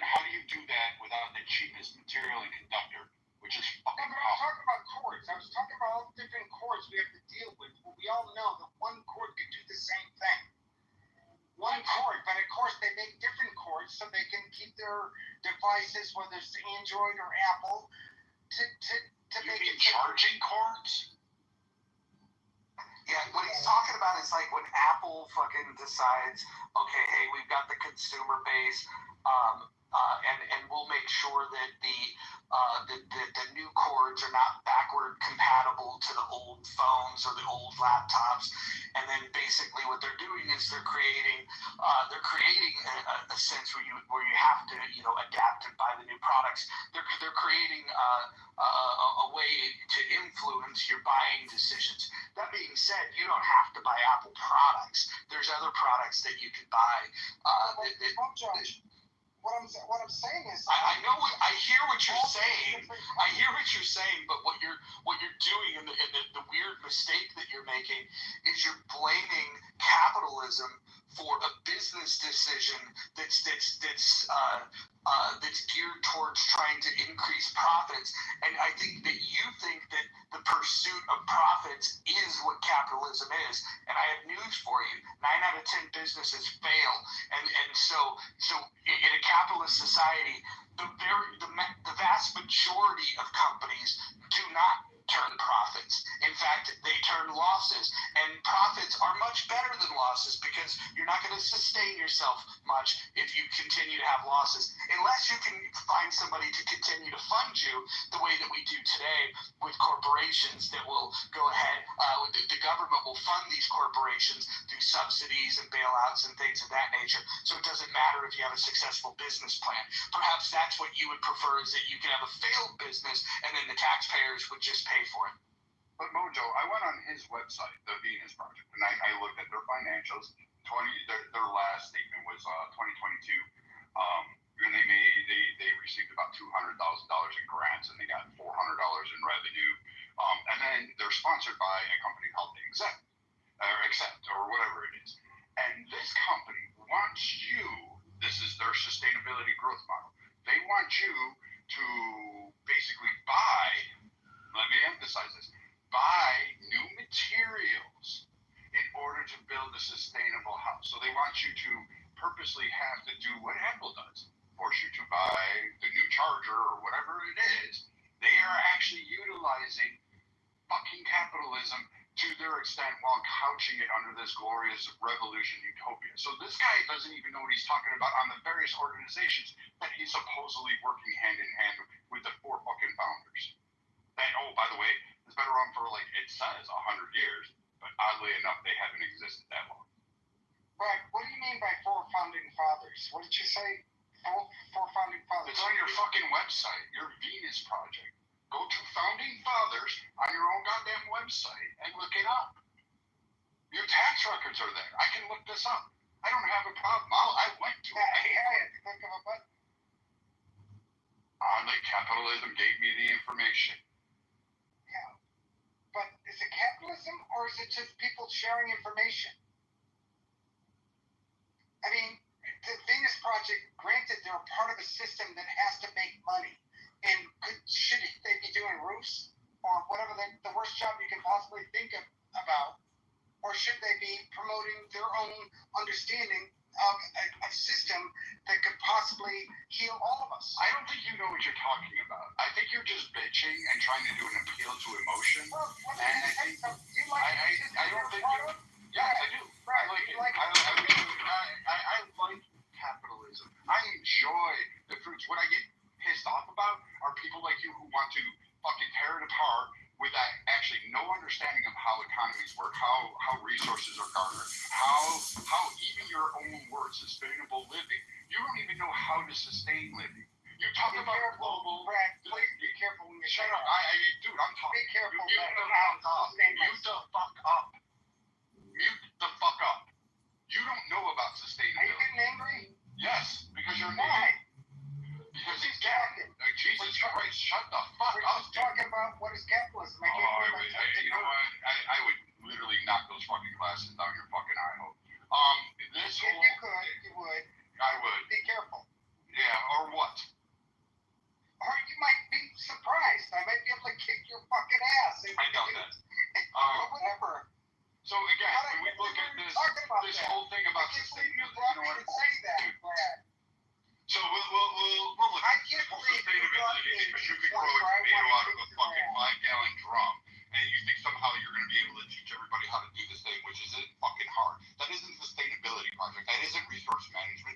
allocation of resources or the ability to build that shit.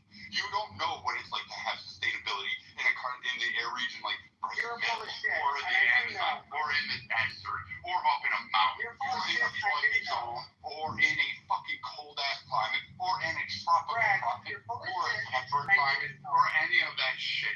You don't know how to do that because I can tell you, you're retarded. You cannot articulate it. It's not fucking simple, you idiot. If it was so simple, everybody would do it. Ethiopia wouldn't have went through 50 years of a fucking drought starving. Many places wouldn't have it. So again, you don't know what you're talking about, and you're just doing the appeal promotion. You're a leftist, and that's all you care about. You're a Twitter fucking goddamn person who learned how to fucking plant a marigold in your front yard, and now you think you own it. You have no clue how to compost, and so you say I don't. That you don't. You're right. I don't know how to compost. Like composting is some fucking point. You fucking moron. Do you know where ash? Do you know where salt ash comes from? Do you know where potash comes from? How about those two things? Do you know where the salt licks are? How do you develop that? How do you get potash? How do you get potash, dude? Because that's the majority of food and fertilizer that we need in the country to actually grow shit. So you don't even know where that comes from. You don't know how to find it. You don't know how to mine it because guess what? It requires mining.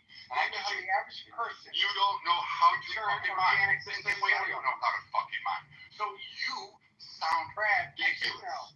You don't know. You don't. I know how to turn organics into soil. Oh, Jesus Christ. I don't give a fuck about your little hobby on your fucking patio. You idiot. You fucking moron. And you get holy shit. You know what? Everybody else has it. This guy, if you're listening to this guy, you donate to his organization, you're better off giving it to the grifters on fucking Clubhouse. They'll use the money. These guys will fucking sit there and just scream about growing tomatoes in fucking garden pots and think somehow they're saving the world. You can do it, tomatoes especially, but if you can grow tomatoes, you can grow hemp. Think of if the average person can grow hemp and what we could do. So many possibilities. If you know how to make soil and grow food off of organic waste. Dude, nobody can have a conversation with you to actually learn this shit because you can't shut the fuck up. Be a fucking farmer. Like, get with the fucking program. Unless what you're saying is we need this, like, sovereign citizen-esque idea of how to rule the world, no fucking thank you. Most of the people in this room say no fucking thank you. Your vision of the world is utopian. And the problem with utopias is that utopias never take into account practical challenges. Your comparison on a small level forgets the macro level issues of growing food. I never said utopia, by the way, Marshall. Your suggestion about Congress leaves out the human element in making laws. All I simply said was these things are happening either because you are ignorant of them or because you are choosing to be willfully ignorant of the way that works. Either one is not good for you. I think you missed the point of Thomas Paine, the father of democracy. I didn't miss the point of Thomas Paine. You did. You have no clue. What you want is a You're going to tell Marshall about Thomas Paine? Out of all the people, yeah, what you're an idiot. You want is a mob of people controlling shit. I say no thank you to mob of people. Everybody else says no fucking thank you to mob of people. The fucking French Revolution says no thank you to mob of people. But Thomas Paine, your idea is this utopian fantasy in which every action the United States takes is voted on by every voter, and they're super diligent about it, and they grow their gardens in their backyard. You're just trapped in a nasty capitalistic mentality. Are the macro level concerns in running a society. Because your idea is utopian, you fail to consider. Why do you keep saying utopian? Why do you keep saying utopian? We're just working. We're working for. Your idea. Isn't that your idea? Wouldn't you like utopia? Citizen referendum, and that it will lead to a positive outcome is utopian thinking. So what? Every right on democracy. Marshall, so what? Preach to now. Why don't you want a utopian society? Decisions is dumb. Why don't you want a utopian society? Is what I want to know. If it's different for everyone. Because you can't live in a utopia. Wait, Marshall, my utopian society, hey, we'll take my version of what a utopian society is. You want to take that one? You want that one? Oh, yeah, because you would be the first one I would go to. I would do the Vlad and Pella shit, and then I would take everything you had, and that would be my utopia. Because I would get away with it. Exactly, which is exactly why utopia usually means collectively. By the way, Brad, how ignorant was that freaking statement? What you just said, Brad. Utopia is usually everybody. So you just said you take my I'm in the wrong room. Nothing goes wrong. I contend you're in the wrong room. There are no medical conditions. There's never any sickness. Marshall, you have to be loony to believe because the world is. We're almost there. We're almost there. No, we're not. Somehow, we are. Of extra special powers, and that you're literally fucking Superman shitting gold, then we're gonna make some of the same mistakes as our predecessors. I have a lot of solutions to the problems at hand. No doubt. Idea of government. That will come to fruition. All of the writing, no doubt. Thinking, the philosophy of at least 2,000 years of Democratic and Republican rule, and shits them out the window because you have no practical idea of how to run a fucking society. I would be willing to bet you don't even practically know how your town works, which is why your damn idea is so fucking utopian. It's not wrong to want people not to suffer, bro, but you can't create the utopia. You are not shitting gold. It doesn't fucking work. 10,000 years of human history. I beg to differ. With the right idea of things. You can't beg to differ. There's literally with the right idea of things, Marshall. I think the idea that you can get communism into a place that makes fucking sense. I'm not talking socialism. I'm talking all the small-minded, dumb-minded. No. Aldo, can you kick Mark? He will not shut the fuck up. Crowd, despite the fact that large crowds of Americans have lynched people in our country for hundreds of years, despite the fact that in Athens, where this very thing was practiced, people were then shunted, killed, murdered. And you think somehow we're going to be immune from that? Totally. We're going to do it. It's going to happen. Crack you smoking and please sell me some. Marshall, it's happening. We're going to be forced to do it anyway. Because they've been telling us technological unemployment is very real. You're going to have a lot of freaking white-collar people who don't have jobs anymore. They're going to wonder what to do. They're going to panic. They're going to do some crazy shit. They're going to kill a lot of people. Some motherfucker to Mark, what we are close to is my ideology, okay? Not yours. We're not even close to yours. Even if you think that, something's going to control our minds to the point that we're going to do your ideology, no way. That's not going to happen in a million years. It's not even going to happen on this planet. There's no way it's not going to happen on this. Because I am a true anarchist, right? What I believe in, we're close to that shit.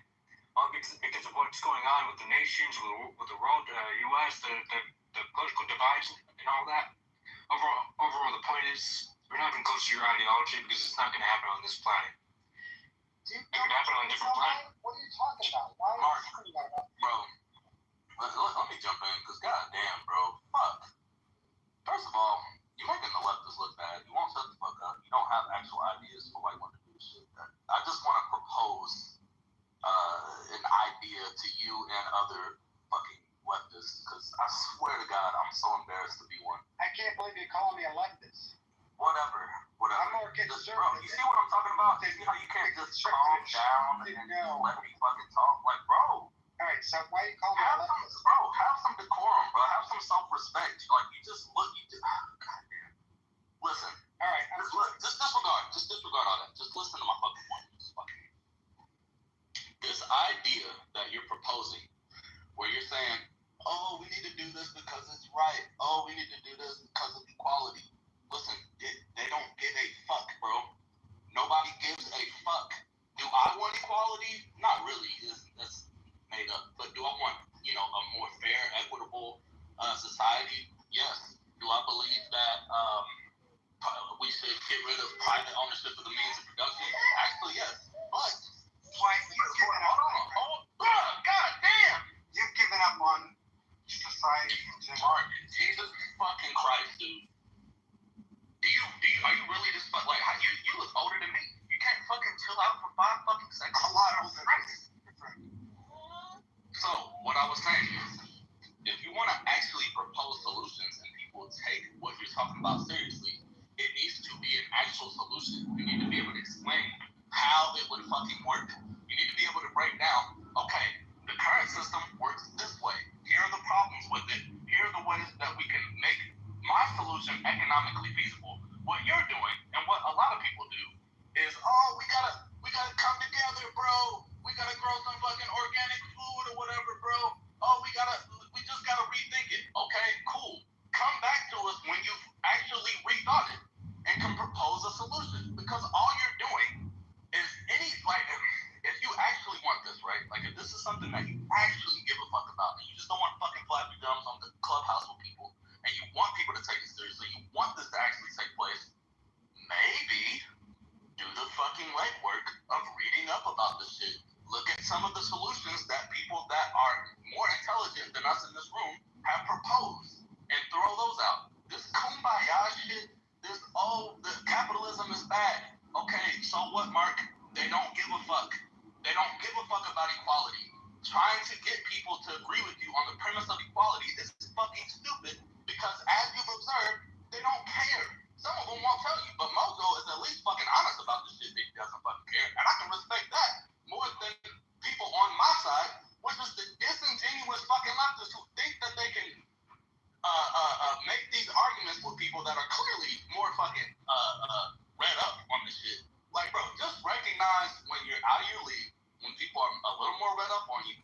When I come across somebody that has these ideas and they oppose with mine, what I do is ask questions. I asked Mojo the other day. I'm like, yo, why can't we do X, Y, Z? And I was talking about fucking ratios of CEOs. And some people thought my idea was fucking retarded. That's fine.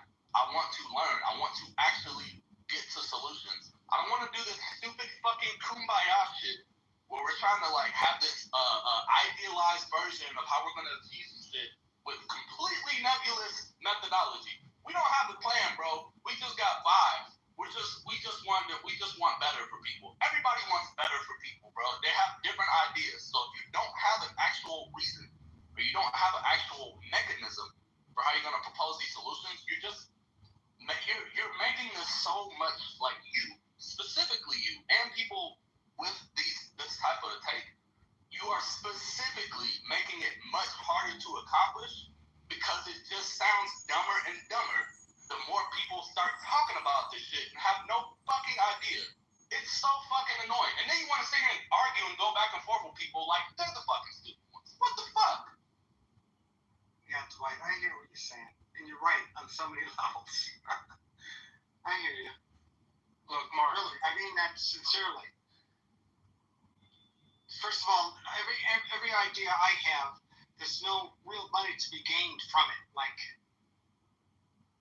solar energy, for example, there's no real money once you get solar in place. There's no money in this system that we're a part of. It's hard to make money off of free energy. There are literally people all over the place selling solar energy, and not every place can use solar energy, Mark. Sometimes wind energy is more efficient. Sometimes gas energy is more efficient. It depends on the region of the country you're in. No, but it would be far better on if there was real money to be made on it, like real capital to be made. They'd be investing in it. But in the end, when you do solar, wind or whatever, thermal. Mark, you're speaking of a solar punk society, and that's not good. That's not That's not even the technology. That type of society isn't progressive at all. Like, you're for technology, and that type of system of technology and all that isn't progressive at all. Because then if you know how the progression of technology even works, it works through wars, through tension. The evolution of technology improves over time through tension and wars and all that. I mean, like, going through the route that you're talking about, it's not improving technology. It's gonna stay the same route it is right now, or just wherever it's gonna be at if we were implementing this ideology.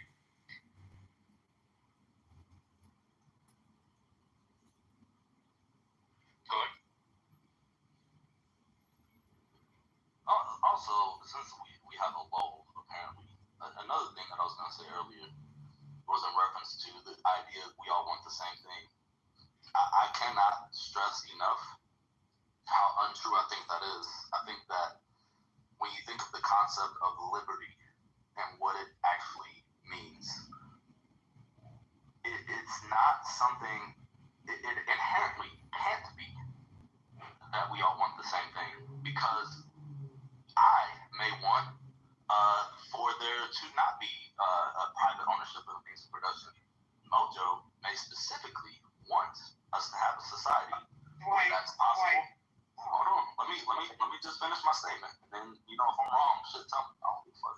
I'm here to discuss that what people's idea of liberty actually is subjective, because liberty for you may mean that all people have a fair shake at XYZ, but that, in my mind, could be the opposite of liberty, because in order to accomplish that, something has to be taken away.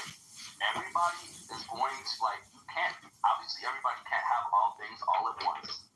So, to suggest that we all want the same thing is one of the most flawed premises that you can start with, because if you're doing that, then you're deciding, okay, let's try to make these unilateral decisions and as a society, not unilateral decisions, but let's make these decisions as a society that go one specific way, which we will never all agree on. So if you're coming at something with that premise, I think it needs to be rethought and come to terms with the reality of kind of what I was talking about before. Look, they don't give a fuck about equality. They don't give a fuck about equity. One of the things that we actually agree that we need as society, most people are against suffering, most people are against pedophilia, most people are against, there's certain shit that we do agree on. So, a better framing is, what can we all do as a society that optimally achieves the least suffering for everyone? Anything outside of that, I think you're going to have a hard time getting people to have a consensus. Isn't that what we're talking about, though? Isn't that what we're talking about? I mean, many of us just want food, shelter, and clothing, right? And how hard is that in a system that has everything? Could have everything. Very hard, because you have to distribute the stuff. You have to is it right? If I may, is it right for Oprah to have a whole island, or Zuckerberg to have a whole? Yes. Is it right that they have that? Just because they came up with one freaking idea, and all of a sudden they're freaking taking the dollars coming their way? And we shouldn't take shit from people that we don't want. How about we take your shit and leave you with a mattress? Are you willing to trade in your shit for the better good? Turn over your possessions, your private bank account? Ever. Why don't you? Oh, that's exactly what you're asking. You are espousing an idea, and I'm asking you to put the faith you're saying other people should take into your own idea. If you are suggesting that people who earn their money, which is theirs, Marshall, have the right to use all the families then what you in fact are racist, Marshall. Is making a decision for something else. Says the petty Marshall, so all these families. Well, you just called Marshall racist as if that somehow elevated you. It just showed you that you actually lost. I like Marshall. I think we're friends from other countries. No, I think you're retarded, Mark. I honestly do, because you immediately tried to pull out a race card. Wait. He talked about Oprah having an island and shit, and you're saying that Marshall's racist?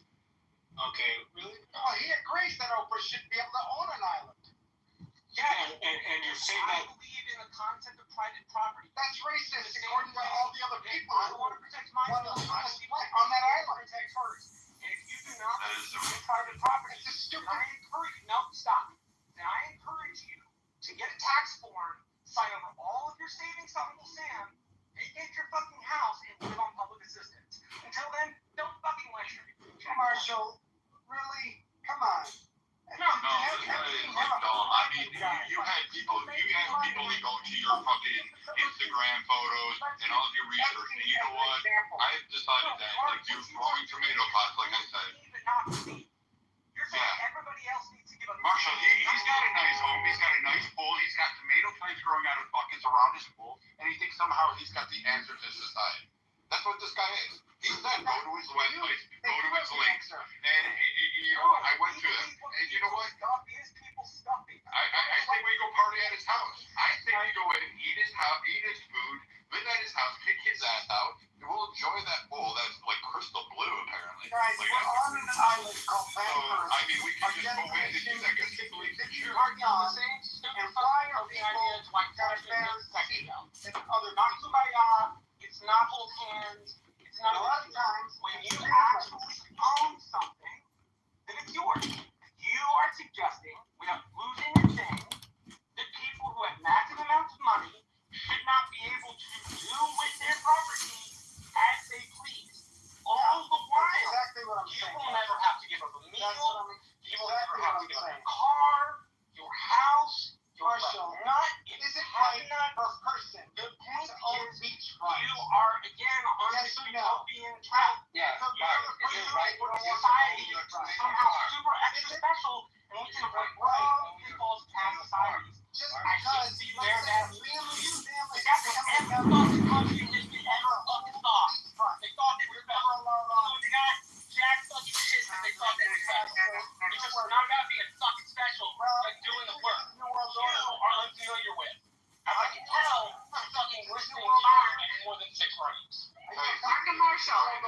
So let her. Mark, shut the fuck up, or I swear every time you open your mouth, I will fucking come on unglued on you. Let her speak. Okay. Nobody can hear either one of you because you're talking over each other. How about one at a time? Start with Marshall, and then Mark, you can respond.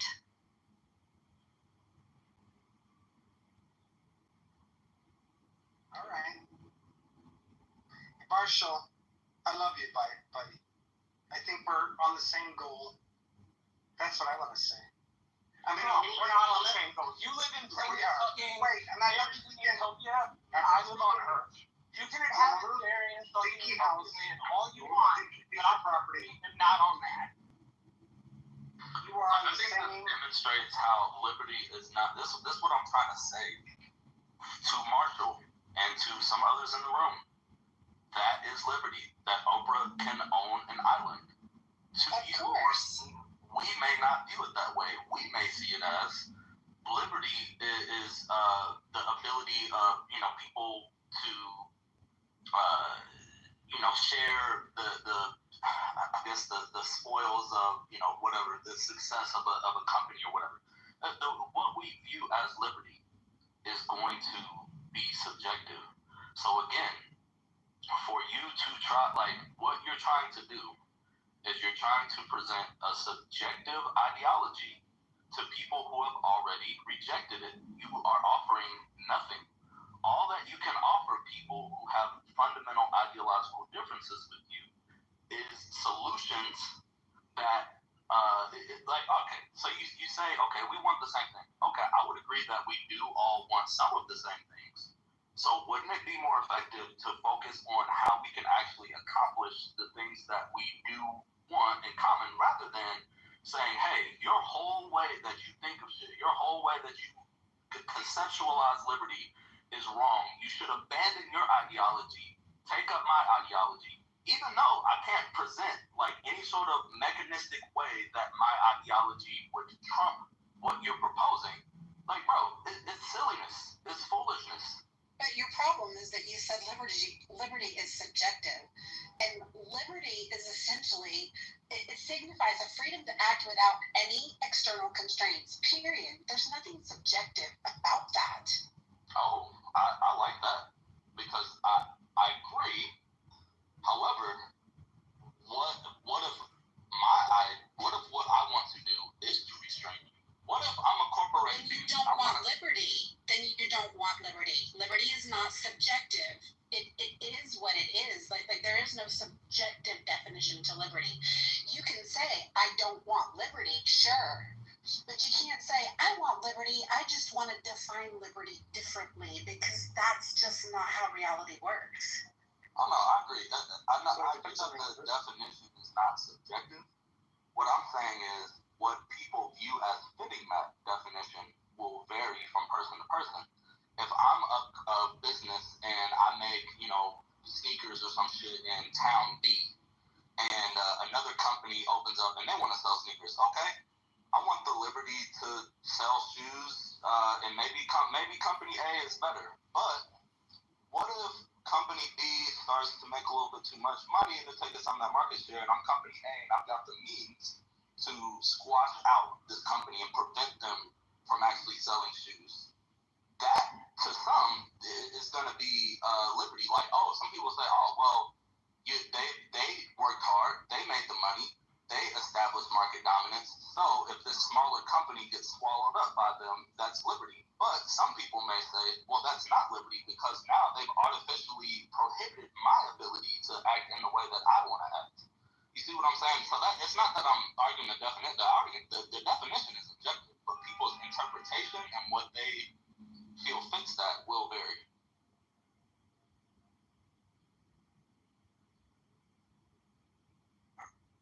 You know, we're on a planet that is, Oh my God. whatever. Forget it. And here's what you're equating, like when you say that we should take something that's hard earned from the rich and give to the poor. You're basically saying, okay, I'm the shoe owner of company B that is not doing as well as company A. I think company A needs to share his profits with me so that I can do better. How is that fair? Oh no, I agree, because that's not like a position that I hold. I agree that would not be fair. I think the difference. But that's what Mark is asking Oprah to do. Right. Well, I think where a lot of people are maybe confused, like people are saying, oh, you want to take things from the rich. I wouldn't describe it that way. I would describe it as, if I'm contributing to a project, or whatever, and you know what I'm putting into it is constantly, you know, being undervalued or whatever, and let's say one person from that project takes all the credit, they amass all of the, you know, accolades or whatever the rewards are for this project. Well, then I'm gonna be like, okay, well, I should get some of that because I contributed to this. So this is like the conversation that we were having like the other day, because I was talking about like CEO pay ratios. I'm not gonna like go down a whole rabbit hole with it, but just to like kind of put it succinctly, the premise is, or should be, in my mind, whether or not people that are amassing this much wealth actually earned it, quote unquote, speak. Because to say, oh yeah, they're so much more valuable of a person. I agree. Like, everybody's not equal. Some people are just fucking smarter. Like, we have to accept that reality. Some people are more motivated. Like, many people are billionaires. But hold on, let me land real quick, Mark. Let me land. Some people are just fucking better. All right, I don't like that, but it's fucking reality. But at what point does your success start to be exploitation of something that you've gotten from me? If I put in 20% of the work, I should get 20%. Or something, you know, we should be able to work out something reasonable. But that's not what's happening. That's what free market is all about, is you as the worker bee negotiate your contract for employment. You negotiate what a fair wage is for your employment. Right, ideally. But under the way that we have things set up now, your ability to do that is still somewhat limited. Your value as an employee, as Mojo pointed out the other day, maybe yesterday, I don't know, is actually driven by the market. If I can just replace you easily, and there's 100 of you on the street that I can... Robot will replace you. So then where do you go? That's what we're talking about here. What is capitalism? Capitalism is going to use robotics. If they don't use robotics, they're going to lose their competitive edge. So where does the average person just want to live on this globe that we were born into, naturally? And we're forced to go back to the land and become a farmer. You take up the position that only 1.5% of the country. Oh, Marshall. So that means moving, and I doubt you want to move. Well, why should I have to move? Because to participate, why should I have to move from where I was born? Because to participate and feed yourself, you may need to be in a place where you can grow mass pieces of produce. Because of the system, we're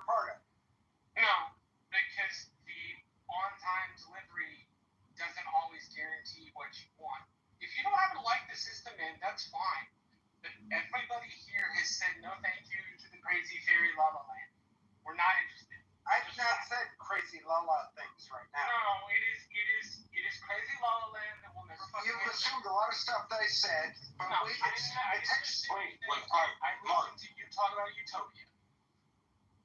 Oh, wait. You go down into how he's going to accomplish this. Mark, how are we going to give everyone free homes and free meals? Huh? I hate to say it, we're part of a system that's is going to force me, unless you want to Mark, have that's not what he in asked. front of your door.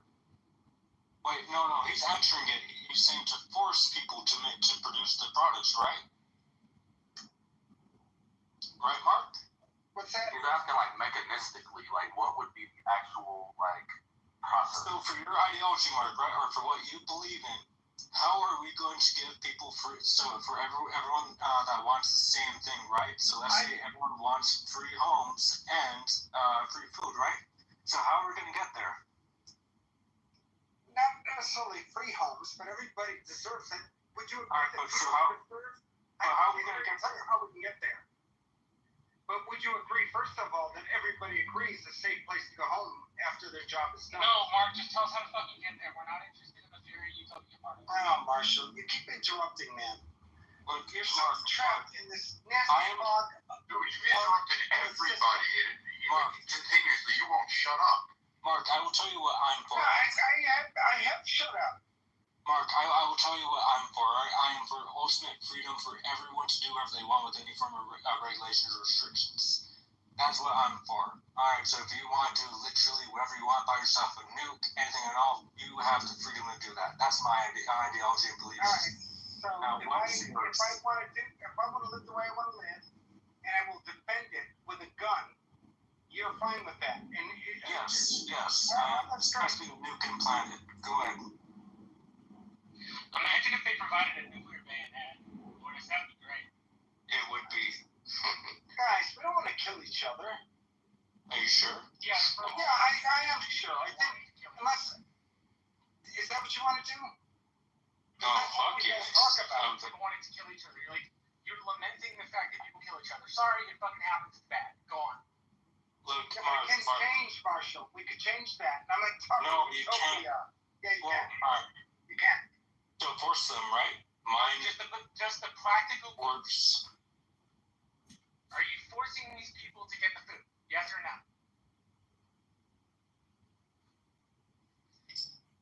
I missed what you said. How are we going to get there, Mark? With what you believe in, right? How are we going to get there? Ready?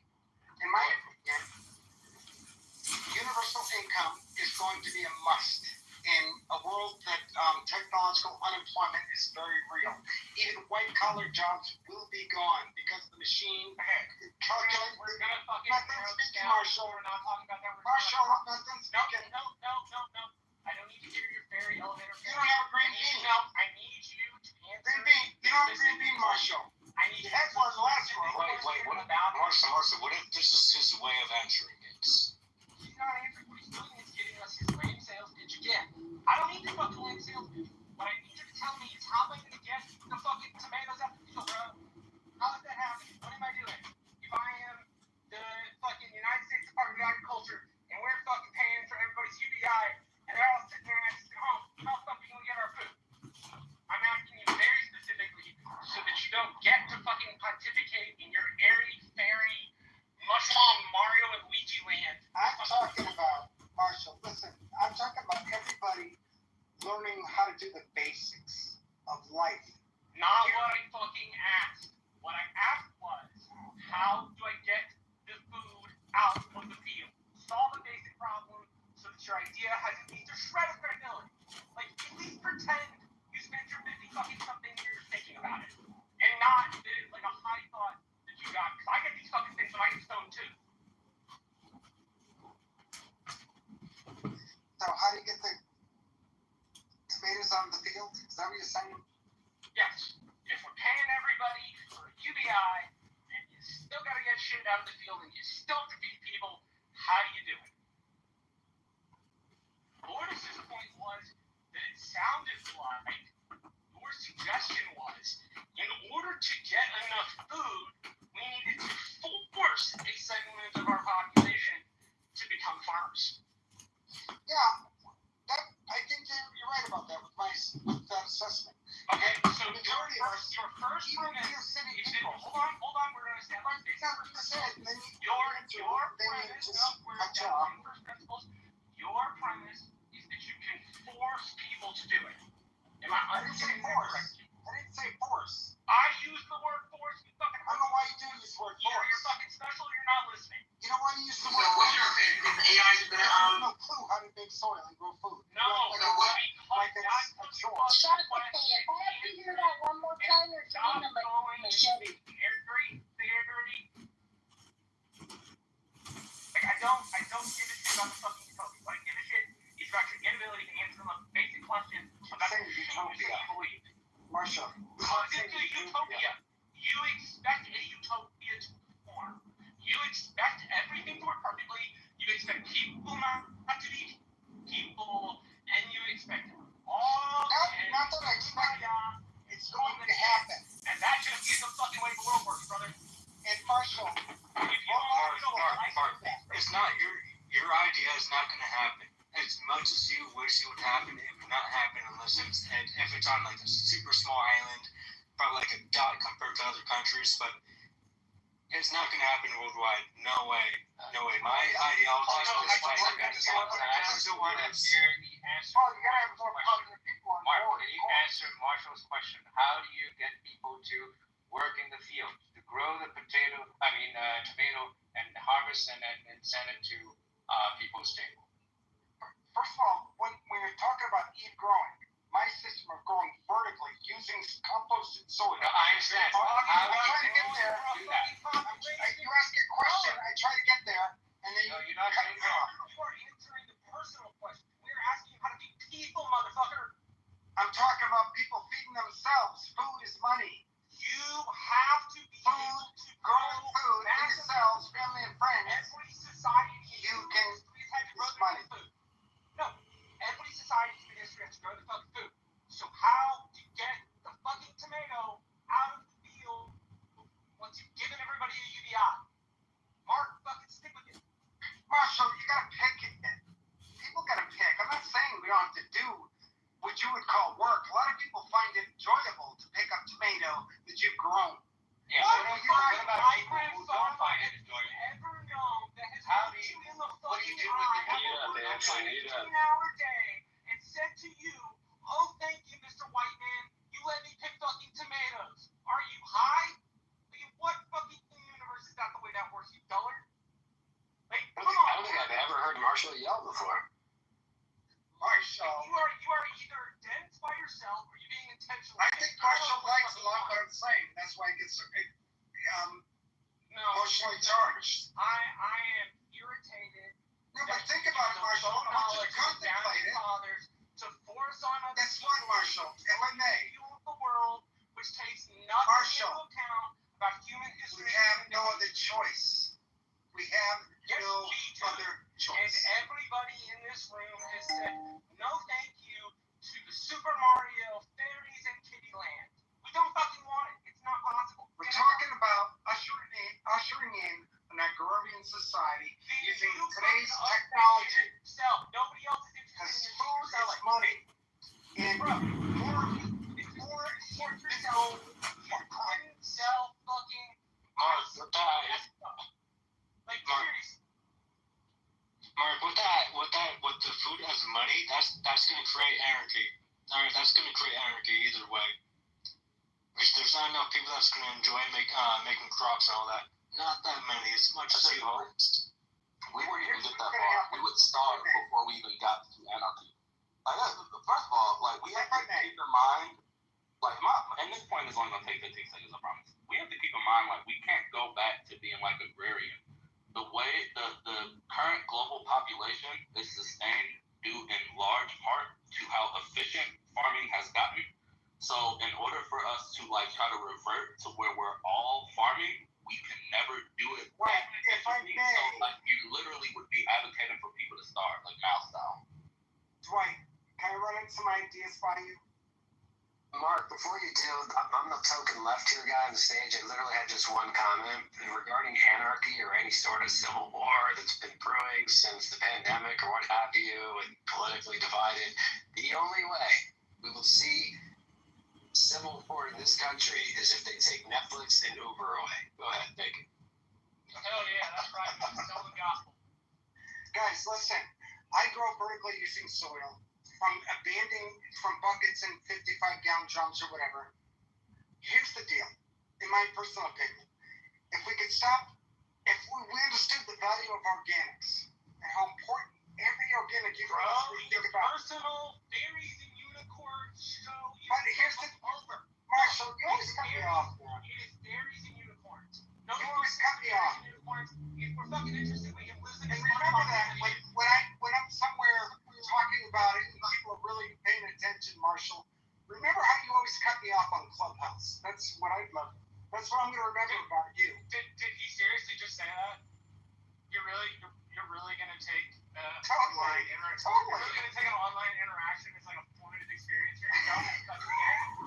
Yeah, I'm going to remember you. I will remember you, Marshall. Being a dick, which only because I'm not going to change it like myself. Being a dick because you deserve it. Because instead of answering anything serious, you want to rehash or elevate. I have answered stuff. No, you haven't. Not like you like to hear it. What you've answered is but I haven't answered stuff. What you've answered is that you think the world can work on fucking wish and prayer, and it doesn't fucking work. That's not what I said. That's not true. What you just said right there. You are talking about wish and prayer.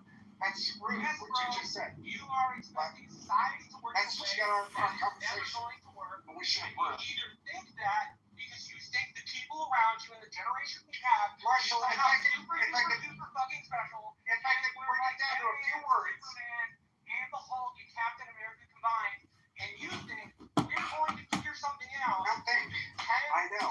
15,000 years of human history never quite put a rest to. Marshall. That arrogant.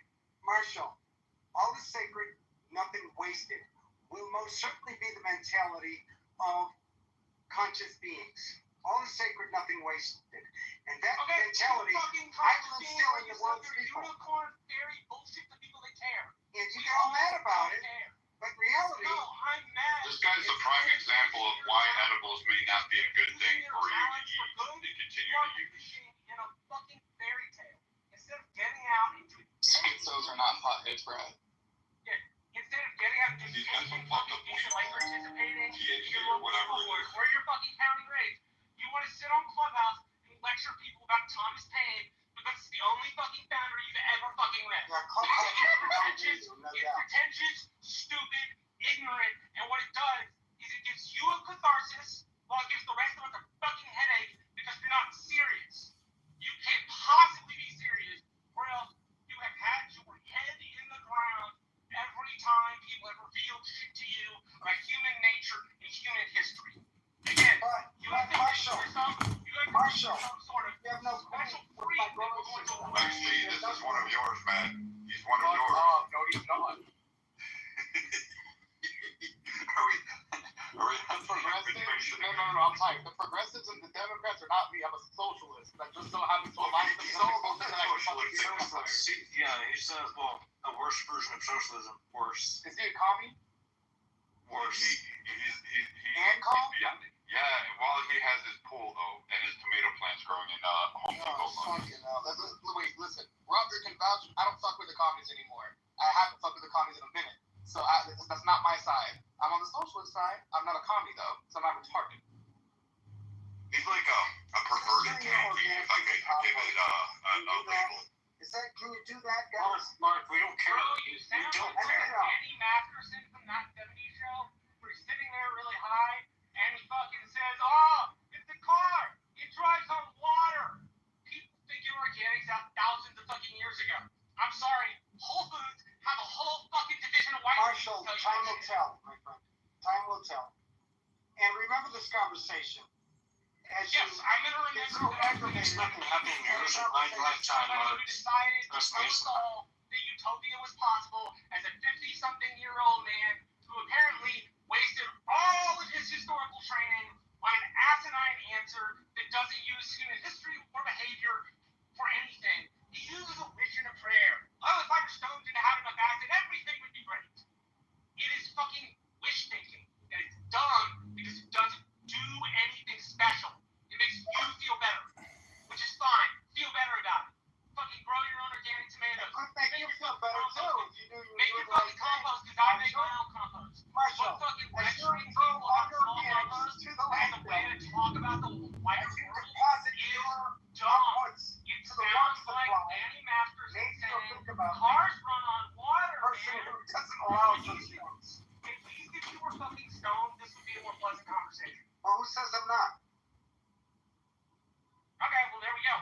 because I need it.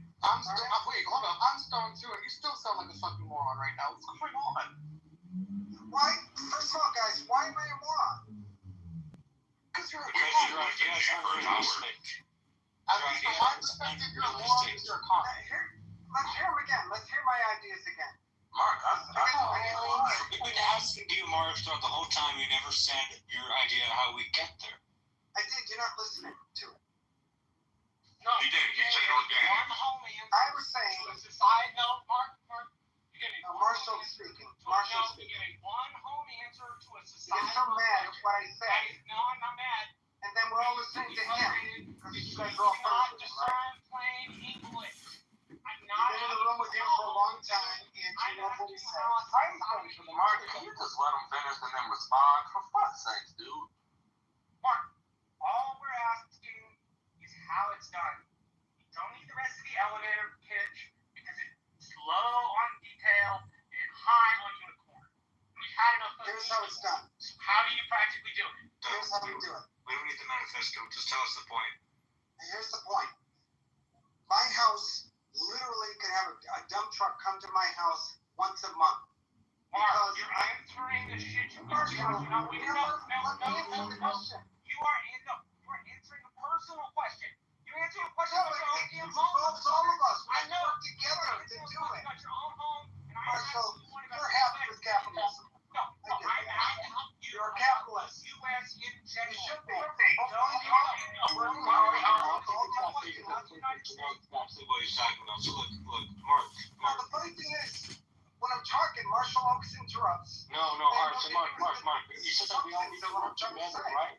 How are you going to get people to work together in what you believe in? How are you going to get people to work together without money, without capitalism, without any form of reward at the end of work? You need a billionaire. You're right. Can I debate him for the socialist sentiment? Because this is stupid. I'm going to ask one question. Mark, what's the solution to the ECP? To the what? To the economic calculation problem. Perfect. I think the solution to it is we're doomed. We're doomed. The solution is that the economic. This entire fucking conversation for you to tell us everything's over. You know it's over too. No, you better be mailing everybody in this fucking room a bottle of like premium tequila or premium scotch. Because we had to listen to that for about 45 minutes. Really? You get with all your fucking magical thinking, and when challenged and pushed on it, you come to, that's for fun. Really? It's because it's the kryptonite for commies. The ECP is kryptonite for commies. You ask them one question about it, and it's over. XG, actually, guys, first off, I give you to a room that says, what is capitalism? I'm not an expert on a lot of this stuff, but I do know the solution to it all. No. Here it is. Can I give you my question? We're not fucking interested. I want to hear about your party. I don't want to hear about burying your land. I want to hear about and that shit works. Like, nobody wants to fucking hear that. Unless you can utter a specific about that thing, don't talk. Because you're not answering anybody's question. You know, your fucking elevator pitch. I really am. You don't like the answers to the questions, Mike. No, it's not an answer. It's an insufficient, vague elevator pitch, which wouldn't get you any money if you were the fucking president's kid in front of Elon Musk. It is so intellectually deficient that wouldn't get you any money. And you are passing it off as some sort of educated drivel because for some reason you are obsessed with the micro idea of organic farming as a way to answer macro questions, which here's the fucking hint, motherfucker. You can't solve the world's problems with organic farming. It doesn't fucking work. The fucking hippies in the 70s tried this shit when they were on acid and was smoking weed. And guess what? It fucking collapsed. Marshall, can I run some ideas by you real quick? If you could sit back and just listen. And I'm sharing with you. I don't want to fucking Marshall, I want to listen to the ideas. I'll listen to them. Go ahead, Mark. Yeah, and like here's the deal. Jeff Bezos, amazing marketing plan with his Amazon, right? All these buildings, these abandoned buildings are being farmland. Could you imagine if we could turn these buildings into farmland? Could you imagine how fucked up the soil under that is? I'm speaking. Could you wait? Oh no, because if you're gonna say could you imagine, let's imagine it. Let's also imagine how fucked up the soil underneath all those buildings is because none of it's been treated in how long? And the reason why you asked that question is because you're an idiot about making soil. I get that. No, that's not organic no. soil. You cannot sit here for an hour and you guys are not going to speak. And then when you get challenged, Marshall, you're fucking stupid. No. Wait a minute. Let me see who said that. No. You are being a person on the fucking Bobby. Yeah. Is that what you say, Bobby? Yep. Bobby, that was a rude statement because I'm not talking about the soil. I'm talking about organics turning into soil. It takes only 6 Bro, I don't months. My local fucking garbage Marshall, store. if you could just be quiet for a little bit. No, I don't need the fucking local garbage store. And stop. All these buildings that are abandoned, that are sitting right smack in front of civilization where people live, can be learning centers where we learn to grow food, make soil. So now here's what I need, Mark. Where's the incentive for anybody to do any of this shit? Money, get paid. Let's just say that's where universal income comes into play. And we're talking. Wait. What's your economic system again? Keep growing. Eco-vertical evolution. We're talking about it now. Just remember this conversation as life goes on because it will be. It's the micro growing of organic produce in homes usually, and how Chicago has taken some of its land and turned it into farms. The problem is you couldn't turn nearly enough of the shit. Marshall, you talk too much, my friend. You talk too much. In unicorns. You don't have. We both named things. Probably. I'm not gonna lie. It just sounds like you're trying to make the Lorax real. Yeah, of course. Doesn't that sound like kind of a fucking utopia, like Marshall's been saying for like the past 30 Is it a utopia? Or it's never going to be a utopia, but don't we want to have a utopia? The word's an amazing word. No, humans don't work. Oh, you don't want everybody being happy? No, all of life that's around us? True happiness is around people doing what they want. Smart. Seriously, man. You guys are so trapped in your head when you can't even think outside the box. I can think outside the box, you fucking bozo. The issue is that I can at least look at pragmatism towards things. If I want to go towards a solution, everybody wants to go towards a more shut the fuck up, retard. Everybody wants to go towards a more perfect society. That's not in question. Everybody wants to make progress forward. That's not in question. Everybody wants something to be beneficial, or if we find ways to innovate, implement those innovations. That's not in question. What is in question is the retarded pragmatism that you're trying to go with and into this utopia. And yeah, sure, we all want to be in a more perfect society, but not if we have to do fucking impossible tasks in order to get there. Maybe we should put maybe 2 brain cells that we have left together and make a coherent plan as to how to go through there, rather than just being like, but what if we put all these buildings into farmland? But Bubba, listen, first, before I go on, because I will leave this conversation, you called me a retard. Yeah, and what about it, retard? On the stage. You called me a retard. I called you out on the short pause like 4 times. What's your apologize? Bubba? What? I mean, do I apologize? No, fuck you, retard. It says Nice. because I'll get the ad, right? Like, they literally talk about retards and how they. Okay, he left. He left. I can find you. You left? Okay, thank God. I'm so sorry. If you went to a literally called a retarded Rogers room, get the fuck out. Yeah, I was about tired. Come on, that was so long, dragging on.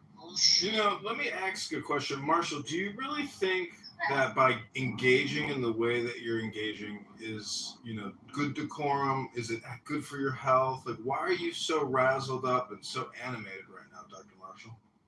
It's just a Good decorum, absolutely not. Emily Post would be horrified. Why does it work me up? Well, I guess for 2 reasons. Retards are irritating.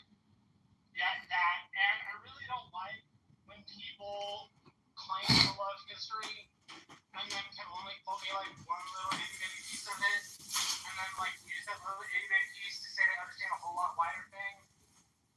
I'm the first to admit I don't know everything about history. I fucking love it. I know a lot, but I'm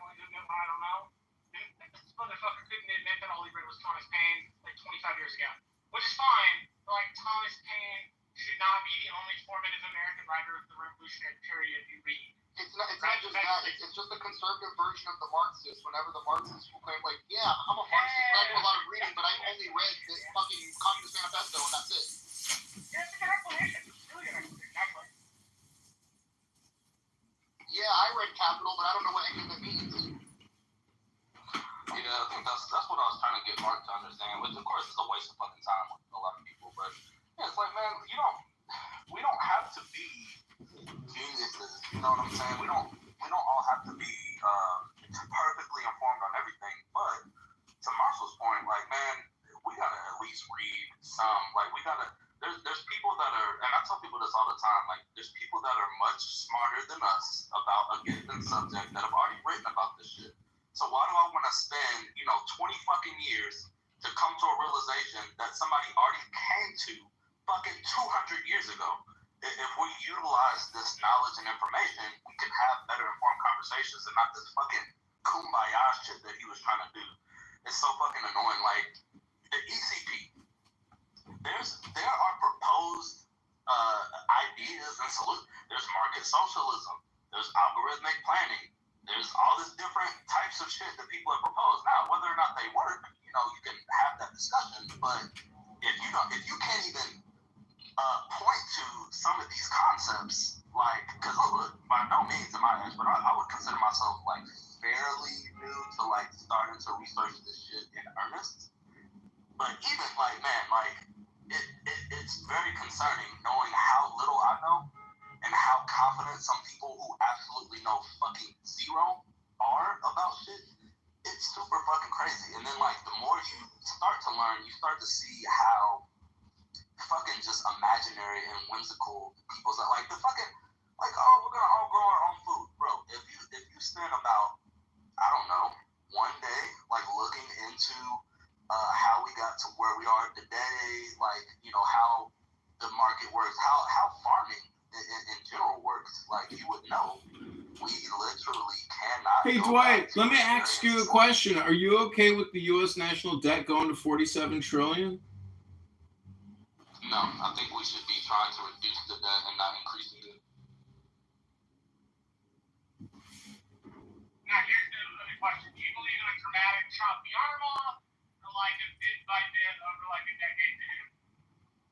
It will have to be bit by bit. We have to start making some decisions to figure out places where we can spend less, reduce costs, and possibly, I mean, I don't know if we can, and again, look, I ain't an expert, but from my limited understanding, I don't know if we can actually, like, reduce the amount of money that the government takes in with the amount of debt that we have, at least for now. Once we get to a certain point, maybe we can, and we can kind of reduce some of that government involvement. I don't know if we can do that now, though. Yeah, I mean, look, I'm of the opinion of one thing that you do have right is all those agencies do cost a lot of money. I'm much more of the let's take a targeted approach to the budget, not like, hey, I'm requiring you to hit like 1/3 cuts and you're only hitting like 10%. Right? No, let's go through like a government-wide audit, like figure out what costs what. Which like the good thing is there are a bunch of mechanisms in place to do a lot of that work. So if you engage the mechanisms and reform them, you can get some of the answers you need. It just depends. Yeah, like I was talking about earlier, like reducing medical costs. If we actually have policy, if we can enact policy, I don't always, the exact, but for sure, we can enact policy that will allow us to reduce the administrative costs, like cut out some of all this middleman shit is a big part of what costs us a lot of money. So that's a huge chunk right there. You're talking about the insurance company, right? And Marshall, you want to increase the debt, though, correct? But you want to increase it slower, because that's what you're saying. If you're paying me down to something, yes, but for totally different reasons you actually think. Like my little brother was responsible for something called the known asset reauthorization, which since you're a candidate, listen and get familiar with it, you may ask questions about it, the not probably done it young trail. But he did reauthorization of the National Oceanographic and Atmospheric Service. they had a couple of problems to go along. One, they bought Dell computers. Dell computers were, essentially obsolete in a year or 2 years, and then the government would buy more Dell computers. Well, in the law he wrote, they got computing space, and they leased computers so they get the newest version. The federal government was updated. He then took the two G1s they had to take storm measurements, and what was always in the show, so it always cost the federal government more money. So they kept one and then leased one.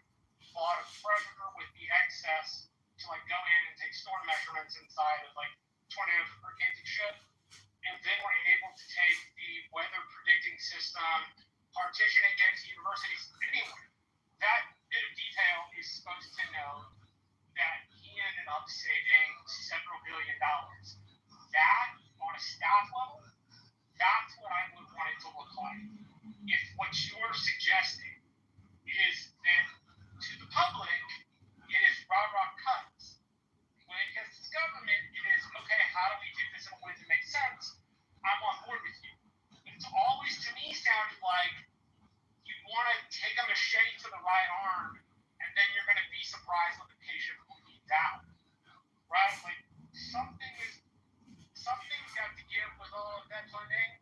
And people, at least post New Deal, they are not as opposed to bureaucracy as the Republican Party itself is. I mean, one thing you embody very well, actually, is the disliking of the bureaucratic state.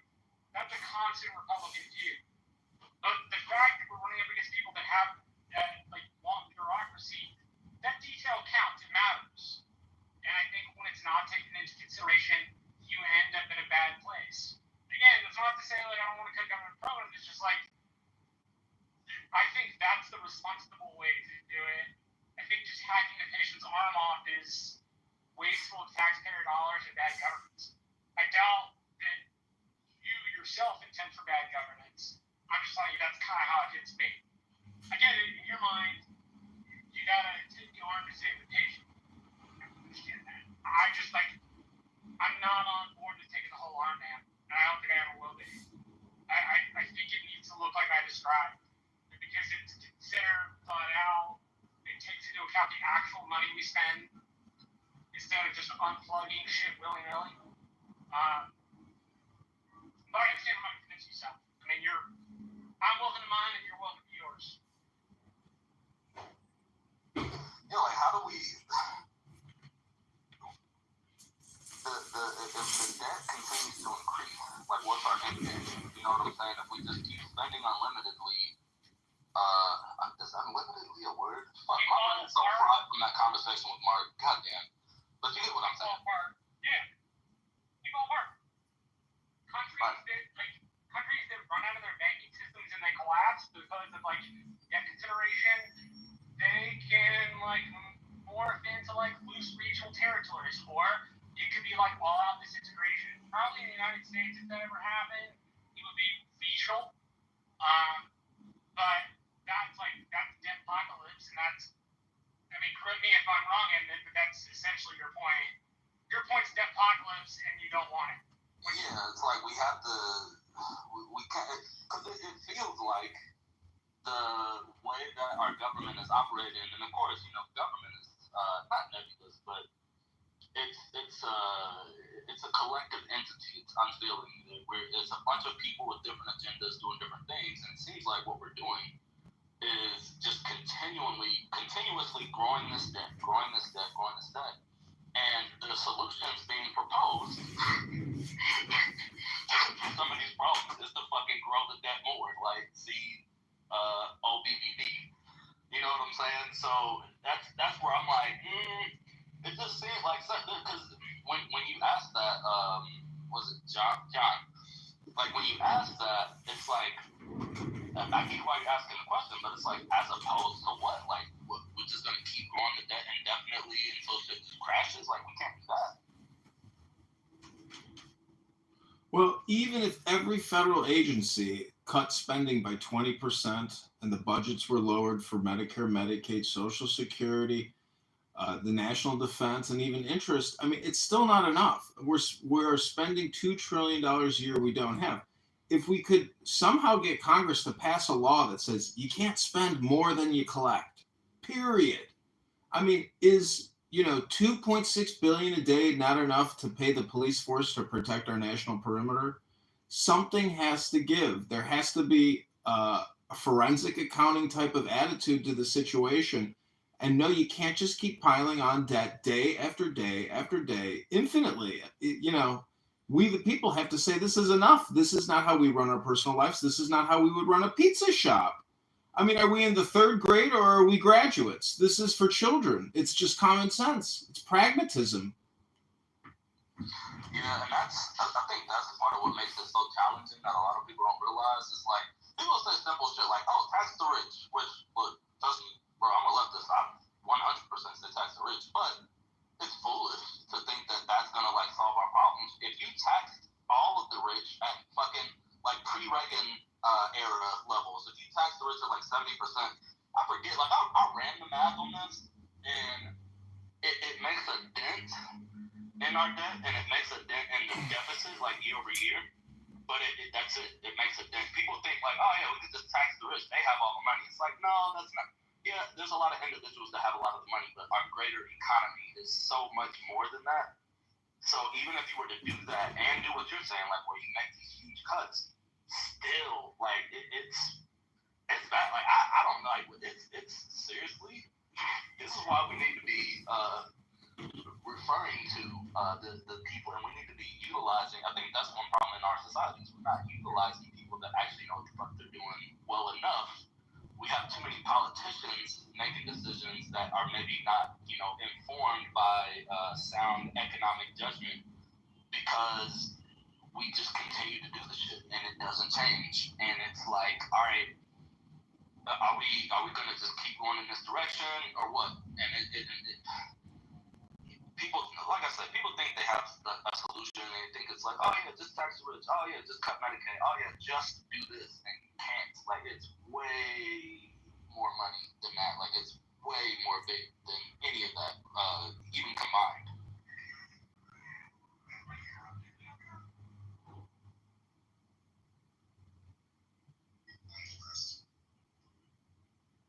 But do tax the rich though, because why the fuck is a billionaire paying, fucking an effective tax rate of, single digits? You do realize, Dwight, it's not retroactive. Dwight, it's not retroactive. You don't just go back and say, hey, guess what? Now you owe us all this additional money. It's not retroactive. This is an annual budget and an annual disclosure. The point is, we have to cut borrowing and spending. If you cut spending, a lot of the rich people who profit from the federal spending, they're not going to have any income because they're not getting the money because there's nothing being spent. It's a cyclical system. The problem is the borrowing and the spending. Dwight, go ahead and tell us, what's the difference between borrowing and spending? Well, with borrowing, you are, for one, your net cost ends up being higher than if you were just spending money. If you're spending something, you already have it. You're depleting a positive balance to zero. If you're borrowing, you are taking I guess you could say a zero to begin with and going into the negative and adding interest on top of that in almost all cases. Got it. And what is 100 times 1,000? 100,000. So we asked the former speakers what 100 times 1,000 is, and they couldn't tell us what it is. Do you think that people might disclose their IQ or even their personality disorders on this app? Oh yeah, that's our education system has failed us. Do you think being $37 trillion in debt is a failure of the education system? No, that's a policy failure and a result of a complex set of factors that isn't so simple to put into one sentence. Got it. So let me ask you one more question. What does education produce?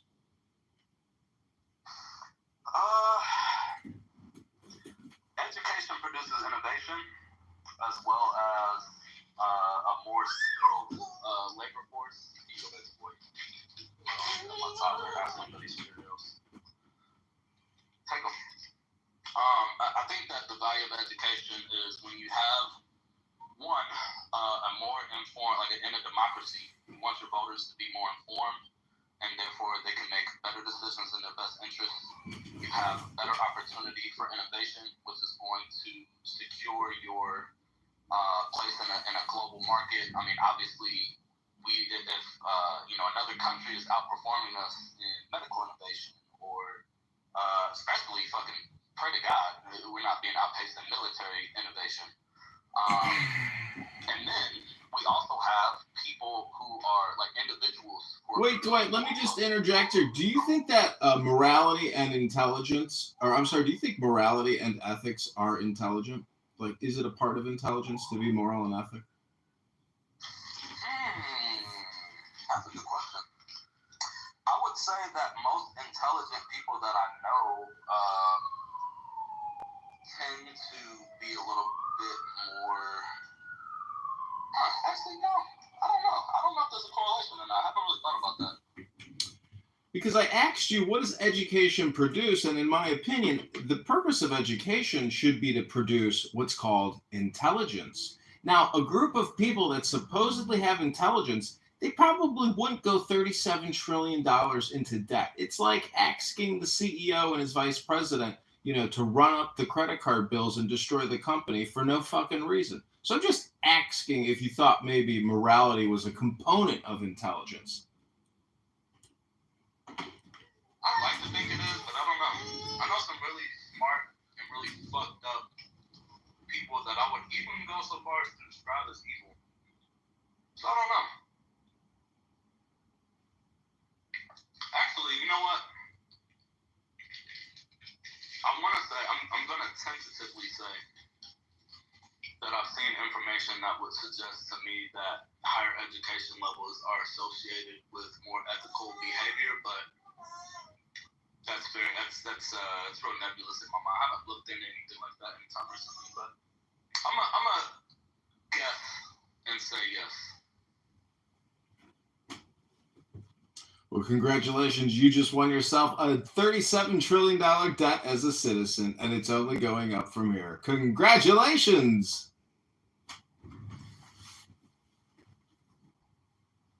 Definitely going to go up.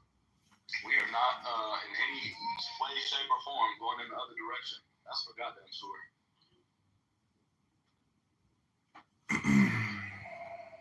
What do you know about herd psychology, Dwight? What do you think the term herd psychology means to you?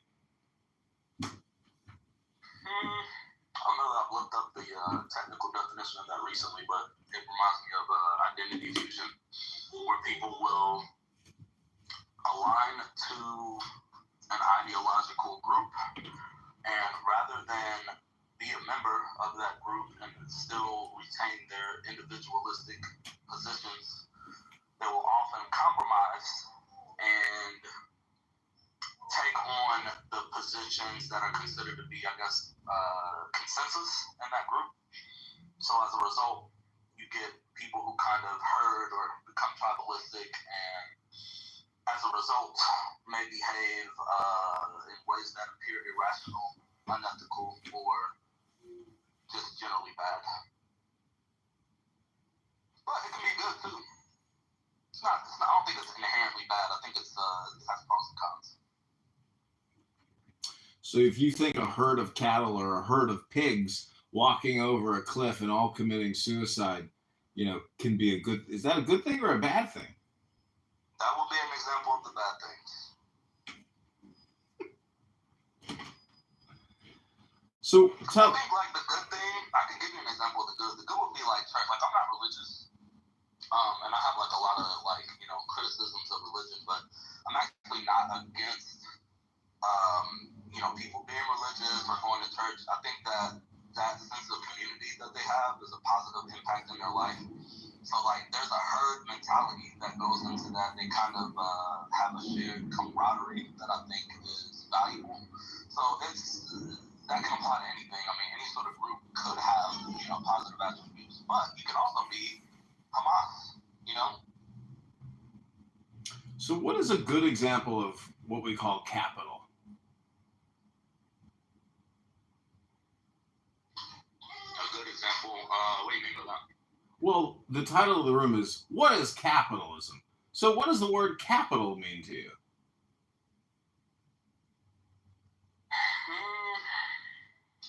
When I guess in layman's terms, money. Let me look it up. What's the definition of capital? Because I'm not too proud to be like, look, let me just look up the definition before I conflate this word. Capital, wealth in the form of money or other assets owned by a person or organization or available or controlled for a particular purpose, such as starting a company or investing. So I'll go with that. And as far as good capital, I don't think there's a such thing as good or bad capital. I don't view that as inherently. I think it exists independently of morality. It's what people do with it. And what would you consider communism to be? Communism is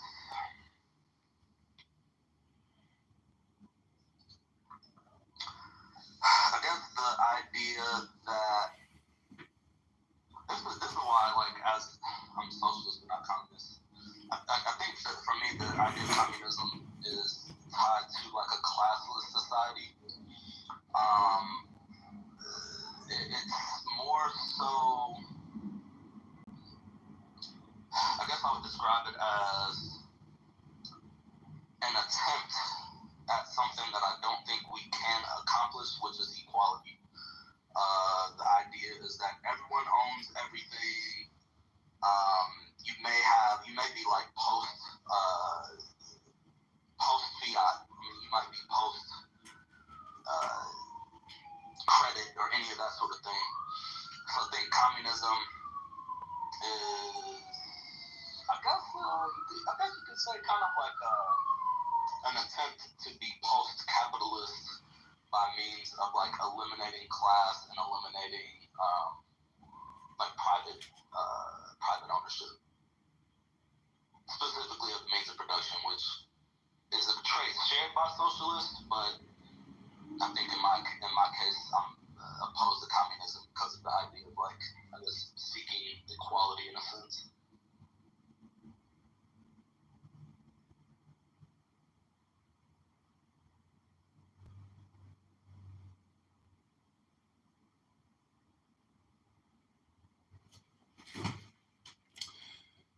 So if we were to make you King of America, the God Emperor, what would you do for your people?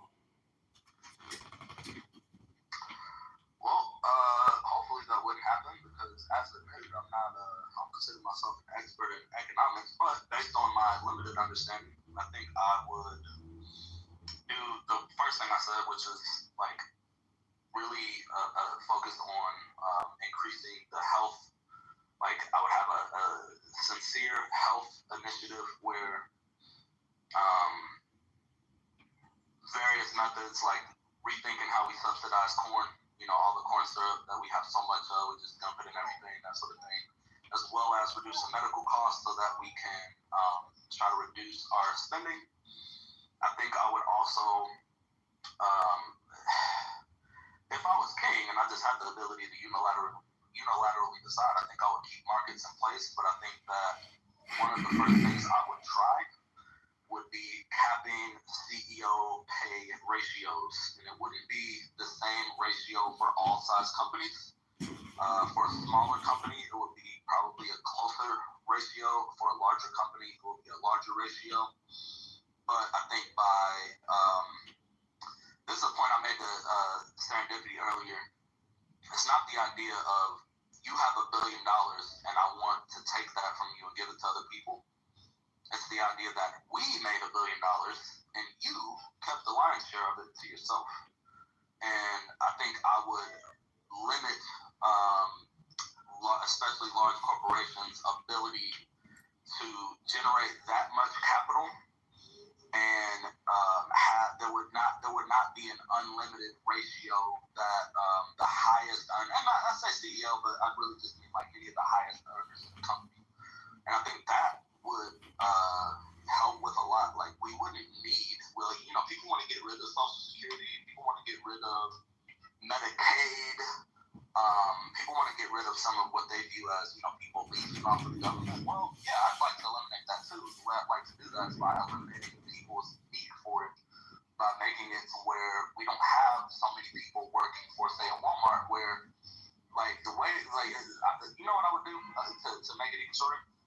Walmart would not be able to operate the way that it operates. Walmart's highest earners bring in absurd amounts of income, and I'm not against that, to be clear. What I am against is for Walmart to bring in absurd amounts of income, pay its employees so little that they then have to either, you know, take on SNAP benefits, take on Medicaid, a lot of the, I haven't looked this up recently, but I think a lot of people are aware, like, Walmart's employees, like their base level employees, the amount of resources that they take from taxpayer dollars just from Walmart alone is huge. So what if Walmart was forced to pay their workers a little bit more? And not that their workers are, you know, just inherently, it's not like an emotional feel like, oh, we just have to be fair. Like, no. Let's be fucking right. Right. Go ahead. If you have wage controls, the obvious result that will come from that is you'll have a lack of jobs. This is what happens anytime you put wage controls in place. Because what will happen is the employer will then say, okay, well, we don't want increase in labor costs, and the government is saying that we need to increase the hourly pay for people, so we're going to have to figure out how to become more efficient. They will, especially in a world of AI and robotics, they will definitely be replacing human beings with robots. But the other thing that they'll do is they'll just continue to take full-time people, make them work part-time hours, and then just manage their productivity over that time more strictly. The thing is when you ask the government to get them to pay more wages, they don't do it. The reason why is because companies are going to pay what they can get away with. And now, what I think your frustration is that, you know, well, what they can get away with is something that's too low. But I would caution you in the fact that the idea of too low is in the eye of the beholder, because there are people that are applying for those jobs, accepting those jobs, and remaining in those jobs at those wages. And while I would love for them to move up, the way for them to move up is to increase their skill, their knowledge, their abilities, and ultimately the value that they give to the company. If you can fire somebody at Walmart and instantly replace them with somebody that within 48 hours is just as productive as the person that worked there for 2 years, they don't have much leverage. And so what a better course of action would be, now it's risky, but a better course of action would be for Walmart employees to boycott, to basically strike. Even though they're not union members, they could just stop working. And if they stopped working, and if they did that across the country, how many days could Walmart afford to shut down before they have to say, okay, well, what the fuck is the grievance? And the likely thing that they would do is they would say, okay, we'll compromise. You guys are looking for $1 a raise an hour. Come back to work and we'll give you a quarter more, or maybe we'll give you 50 cents more an hour, and then over the next 2 years we'll get you up to the full $1 an hour.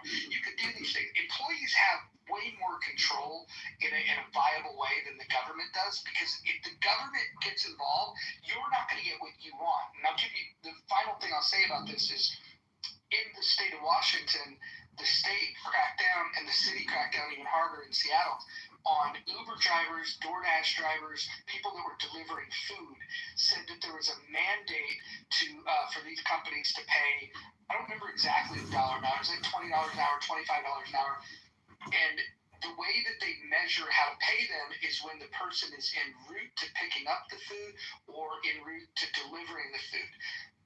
Majority of the time now is spent idle, because what what those companies did was they raised the delivery fee to a point where it broke the system, where less people are ordering, and so now those people that were able to make money in the gig economy, driving and delivering people's food using their own vehicle, they're making less and less money despite the quote-unquote benevolent efforts of the state and the city of Seattle.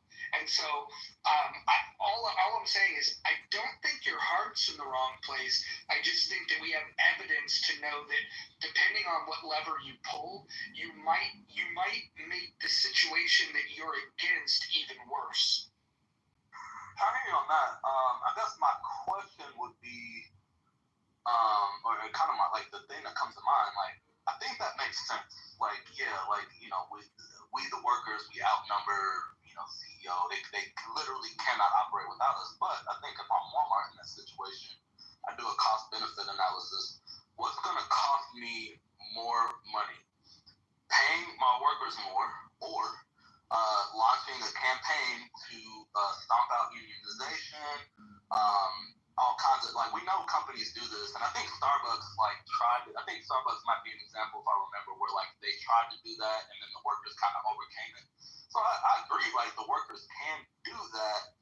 I'm just not sure that I see it as existing in a vacuum. It seems to me that the business still has the leverage and that they have the resources to actually suppress workers' ability to do that. Yeah, and again, what I appreciate about the way that you've brought up this topic is we have a lot of people that are left of center, which I'm sure you are, that they argue this in a way where they have policy prescriptions that they know to not work. And I think the good thing is that you're leading with the result that you're hoping for. And I think that's the right approach. I think people, regardless of your political persuasion, is you should think about, what is it that you're hoping to change? And then you have to figure out if the policy prescriptions you're making would do that. And in order to do that, the good thing is testing it at a city level rather than a state level, and certainly not a federal level, because if you are wrong and you make a mistake, you want to do the smallest amount of damage possible. And if you're right, you then have the benefit of being first to move, and then you can influence others to follow suit, and you can point to an example of how you instituted change, and then also lessons that you learned. Hey, this worked, and it's benefiting things, but here's some things that if we could do it over again, we would probably do different because it would be even more efficient. And so change should come from small brush fires, I think. And what I think is necessary is you need people that carry a national message, that talk about the importance of the ideas, but then it needs to inspire people at a local level to go and, get the influence they need to make some of these changes. Also, I'm aware that some changes can't be done locally when you have multinational corporations that your local city council is not going to move the needle for. In those situations, a local Walmart, if every employee of the Walmart walked out, that would be a huge blow to them, even if it was just for one shift, not even the full fucking day. That brings companies like Walmart to a decision point, but you got to think of the decisions that they might make. They could decide, maybe we'll just close that store. And that's what's happening with a lot of multinational companies. Starbucks employees demanded more wages, and now we see Starbucks stores closing.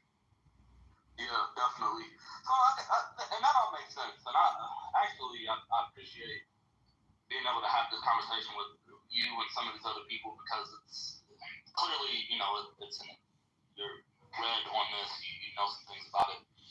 So, my next question is, okay, let's say that all that's true, and let's say I agree, and let's say that the system as we have it still results in, let's just say that never happens, for whatever reason, we just don't have these smaller revolutions, or whatever you want to call it. As the government, would it not be irresponsible for me to allow Walmart to continue to operate in a way that literally creates these, quote unquote, leeches to the government that are using all of these SNAP benefits and all that sort of thing? Like, shouldn't I, as a government, step in and try to mitigate the amount of people that require that type of assistance? Yeah, well, I think this is where I would ask the question to somebody like a Hansen or a John Kitover, who are free market capitalists, to ask them what they think a solution would be to the abhorrent practice of a Walmart, a multinational company that makes a ton of fucking money for their shareholders and for their executives, when part of their training is quite literally to show employees how to fill out government forms for assistance. I think if part of your employment strategy is to augment the welfare of the employees by showing them how to fill out government forms, I think that there is a problem. I don't know if the solution is to I know for me, small commercial government is the absolute wrong move. That's what every person says. But I would ask Hansen for John Kitover, what do you guys think the importance of the solution to a company like Walmart to raise money that decides to help their employees? They literally train them on how to fill out government assistance forms, because none of us want that either. So how do we solve that if it's not the government? Well, the solution is to terminate these welfare systems. That's the best solution. And if Walmart is Walmart is right to teach the employees to fill out the system, because it helps them to get the system if it is out there lawfully, legally, and I applaud Walmart for offering the assistance for free. Because if it is not, if the government is setting up the system and hoping the citizens are not legally applying, then the government is doing something untoward. We got Hansen. So if you were Emperor King of America, what would you do for we the people? For your people, what would you do for them, Hansen? As the government? Yes, Hansen. Protect private property rights and uphold the sanctity of contracts. And nothing more.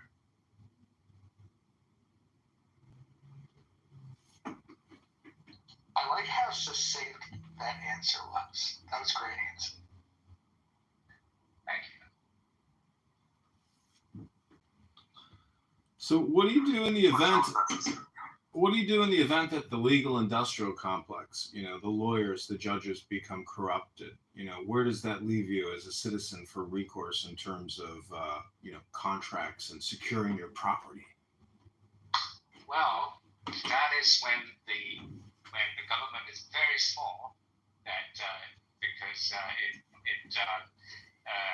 immediately follows from that the government has only two functions to perform, namely protecting private property rights and the uphold the sanctity of contracts. And we don't have this gargantuan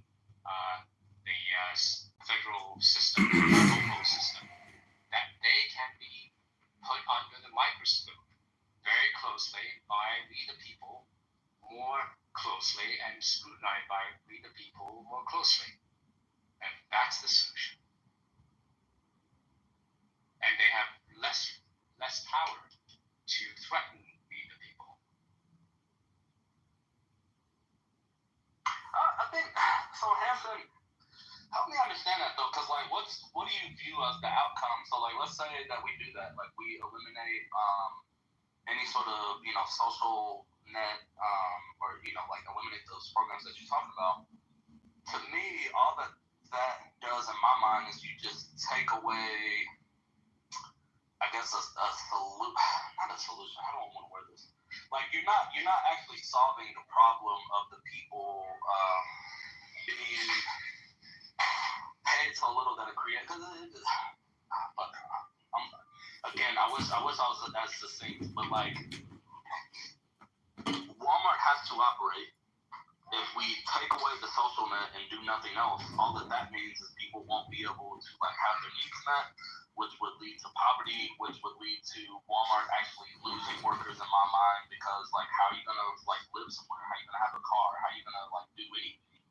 It just seems like it would kind of make the problem worse, even though I get that the idea is to like, don't make it so convenient where people can just, apply for these benefits and get them, but I don't know that taking them away solves the issue. It just takes away like an avenue for them to get by. No, how does that? Yeah, no. How does that not solve the problem? Because basically, because they're still gonna be underpaid. And what do you mean by underpaid? Earlier I heard you say that people are different. People's abilities are different, and they are paid accordingly. And so they paid at the price that they negotiate with, and according to their ability. Who want the well, you and I want to be paid at the level of Elon Musk, and I suppose the other people don't want that either. Of course, they want to. Everybody wants to pay more, but it is up to the people you deal with to employ you and who deal with business with you to the party, the concerned party, to negotiate what's best for you too, right? So that is the old price, whatever you pay. Basically, you enter into an employment. It is a contract, it's a business contract. It's a little different from when you do a business with, let's say, your company doing business with my company, right? So it's just voluntary trading. Whatever you want to pay me, I can accept. We make the deal. Otherwise, there's no deal. Right. So okay, I enter this deal, and then we just we carry out the contract. It's very simple. I agree, like that aspect of it is simple, but what I'm saying is, like, what I mean by underpaid is, if I'm a full-time employee and I don't have enough to meet ends meet and I need SNAP benefits in order to, get by, and you take that away, like, realistically, then what? Like, I don't understand what you mean by need SNAP benefit. I needed whatever need. I needed a private jet.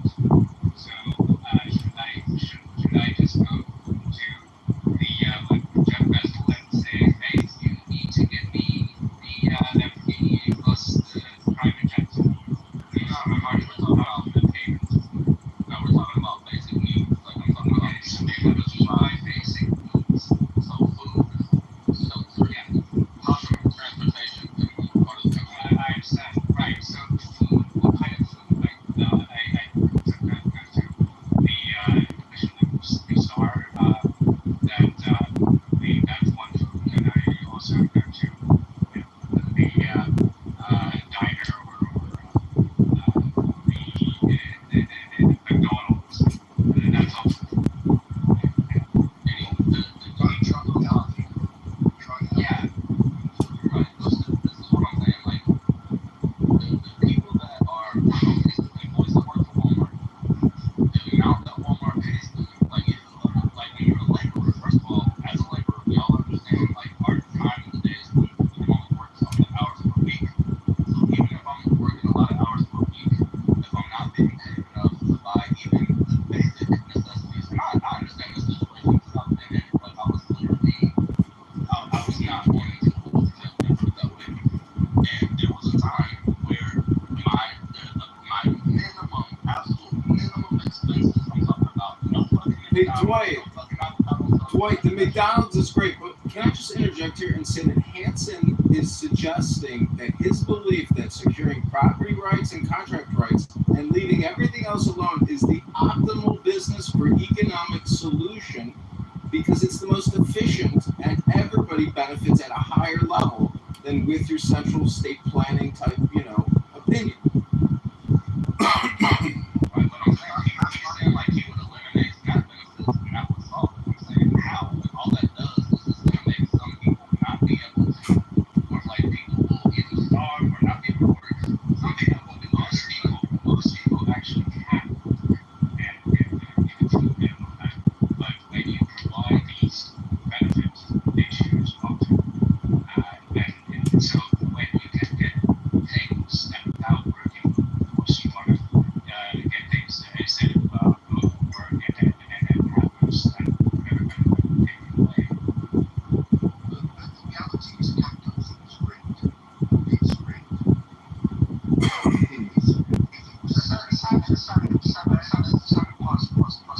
No. Capitalism isn't rigged. The system that we have is rigged. The system we have is not capitalism. No, okay. In which case, I take it back to your completely second point. So if it was capitalism, it was pure as full. Absolutely.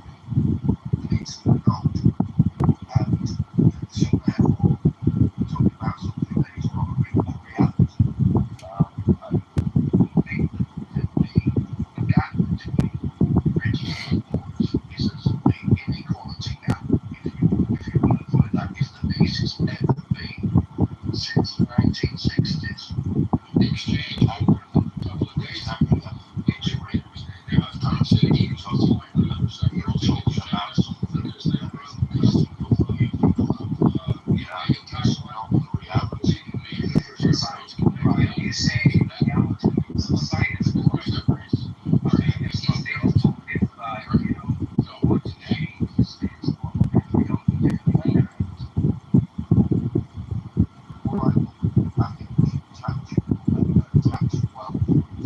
Well, okay, so you're saying if it is, you're accusing me of saying, describing something that is not the status quo. And on the other hand, you're the one complaining against this, right? And maybe you want to sit out there and do nothing about it.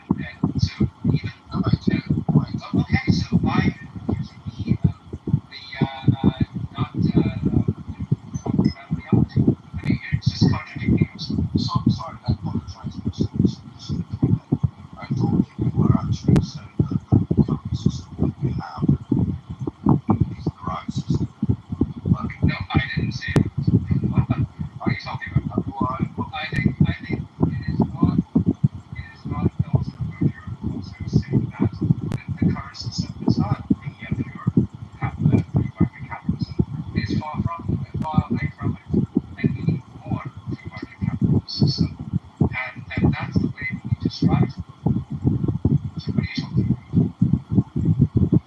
you get my question though, like what I'm saying is you take away these benefits, like in scenario you get it, and then what? Because all I can see is some of those workers will rise above, some of them will not. And they're not going to be able to pay their bills. They're not going to be able to like have to do basic things that would enable Walmart to continue to function. Like I think Walmart would just fucking go out of business if we did that. So Dwight, here's the thought, right? Is I think what you're doing is you're thinking about the world that we have, the system that we have in place, where we've decided to coddle people, we've decided to provide these safety nets. If the government got out of the way, what would happen? Imagine less regulation, less costs to the business, right? Imagine no corporate taxes, right? Imagine that. The company would be free to do what they want with that money. Probably would invest in learning how to be more efficient. They might, depending on the company, it's Walmart. Walmart's wildly innovative.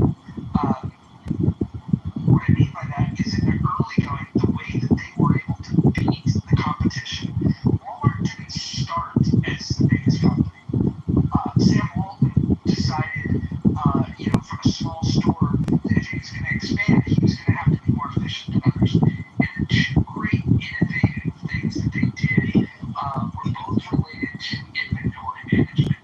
And so the first thing he did was say, I don't want to have a huge warehouse with a bunch of goods that sit around not being sold, that he has to pay for real estate to house products that are not being sold.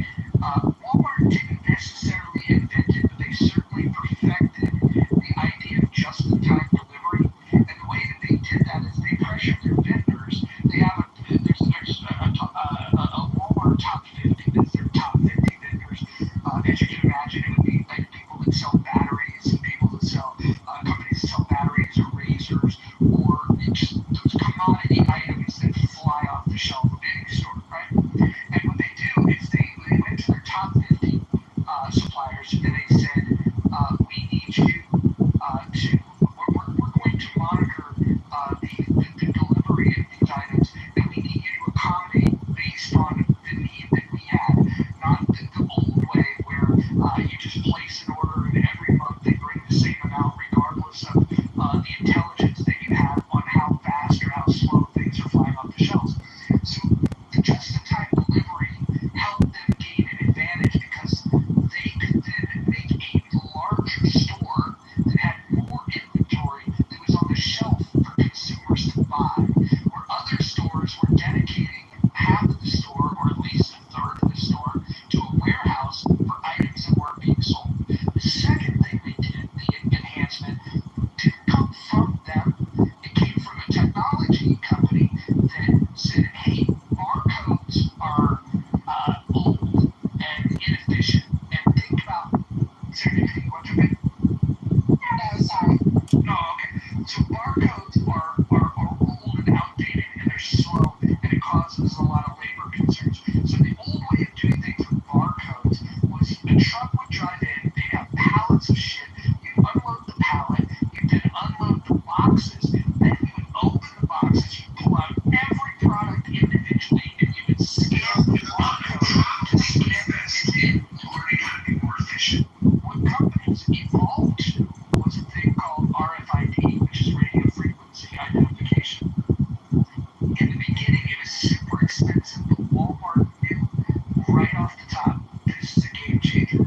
They weren't the only one who recognized that. The Department of Defense also recognizes. And so the projection was, in order for it to be affordable, that RFID was going to take like 10 years to really get phased in because they needed to get the cost down. They needed to get adoption. Well, the Department of Defense and Walmart decided, well, we can help accelerate that. And the company said, well, how so? They said, well, we will make our top suppliers a requirement that they use RFID. And what Walmart did is they went to those top 50 suppliers and they said, moving forward, in order to remain a top 50 supplier, you have to move from barcodes to RFID. What this changed is the staffing levels at a Walmart. So when the truck comes to delivery, and they've already figured out the just-in-time delivery, right? When the truck comes, it rolls by a post that picks up the frequency. When that truck drives by this into the warehouse, it automatically scans every single individual item in the inventory in one fucking fell swoop. You don't need somebody to open each box to scan each one of them. That was slow. So the time that they saved by doing that was massive. They passed the cost off to their suppliers to fix this problem for them. Point being, companies innovate, and the innovations that Walmart did is extremely important to understand because that allowed them, by being more efficient, they can then cut some labor. They're more efficient. They're faster. They got more product on the shelf. Then what they can do is they can lower the price, where consumers can then pay less money, which is what consumers like about Walmart. If you ask Walmart shoppers what they like, they're going to say it's a wide variety of products at a cheap price. That's what they're going to say they like. When you start tinkering with Walmart and saying you must pay for this, you must pay for that, you're going to take away their competitive advantages. And the one thing that's sure to happen is they're going to reduce labor costs even further, which means that they'll innovate further and they'll replace human beings with robots. So you're not going to help those employees. You're actually going to have them not having an option to work in Walmart. And then the other thing that's going to happen is they're inevitably going to have to raise prices on their goods and services. And that means that the shopper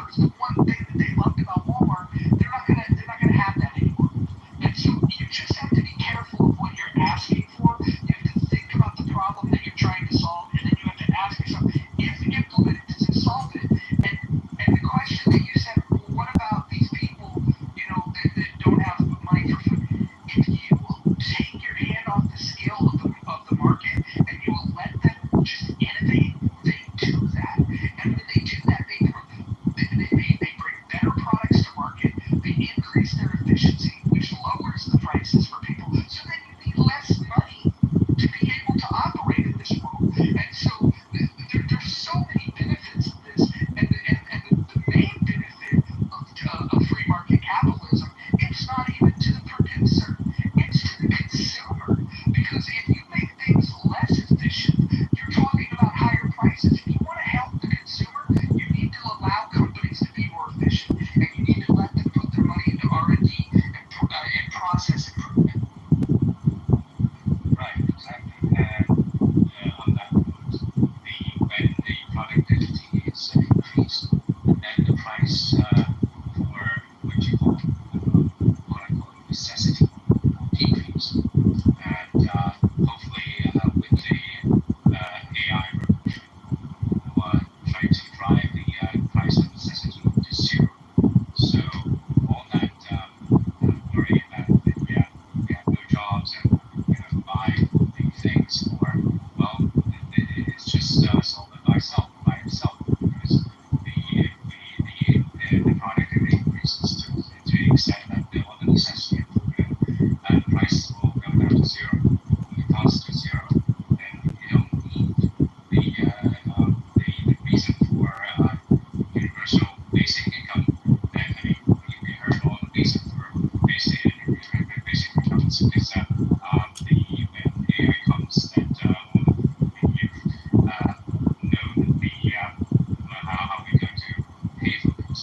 Well, precisely because of AI, the cost of things will go to zero.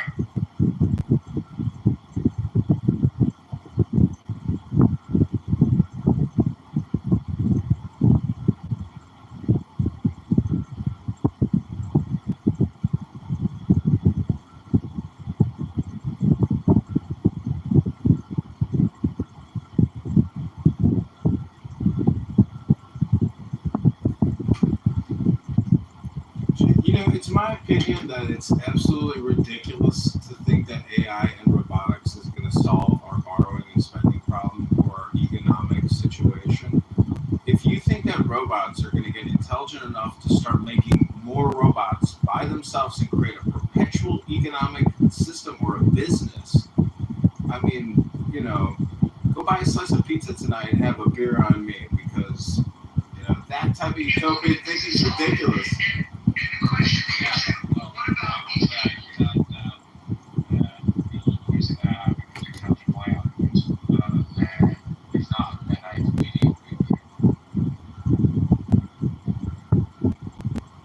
I just thought that necessarily use AI robotics to increase their profit, which they can't do if what you're saying is, well, products and services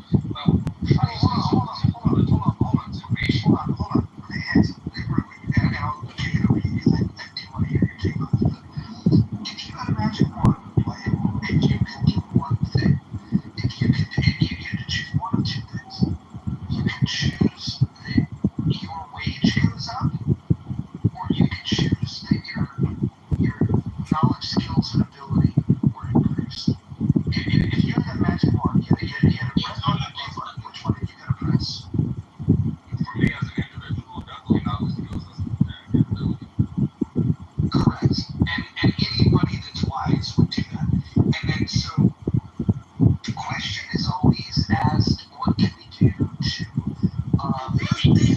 institute a policy where we put pressure on an employer, where they have to pay more money, and the government has. This is why the government, you shouldn't ask them to do that, because if the people are asking them and the government says, oh, okay, yeah, we'll do that, because they can buy votes, they can make that happen. But if you artificially increase the wage, you're harming the company that has to pay them because you artificially, you force them to pay a higher labor cost. So you're harming them and you're taking from their pool that they could have spent money, in innovation and process improvement and ultimately becoming more efficient to be able to lower the cost of goods to consumers. You're creating that problem and you're never solving and addressing the skills problem. And I'm simply saying that a better ask of, and maybe not of government, because I'm in the Hanson camp of, I want the government to do very little, but if you're looking for a solution to society's problems, it would be, and I would argue, a free market solution to this, where we put a huge emphasis on how do we get a maximum amount of people to obtain skills that are desirable, that produce value, that will help them make more money than working at Walmart. I think the focus on telling people that work at Walmart or McDonald's that they need to get more money, yes, I get it that somebody's got to work there. I think McDonald's can absolutely be run between AI, robotics, teens that are getting their first job, and retirees that want to supplement their income. I do not believe that McDonald's is the type of place where it makes sense for people, let's say, after the age of 25 to work, or under the age of 60 to work. I think what we should reserve those types of jobs for are people that truly, either they're just looking for an initial break or they're looking to wind things down at the end.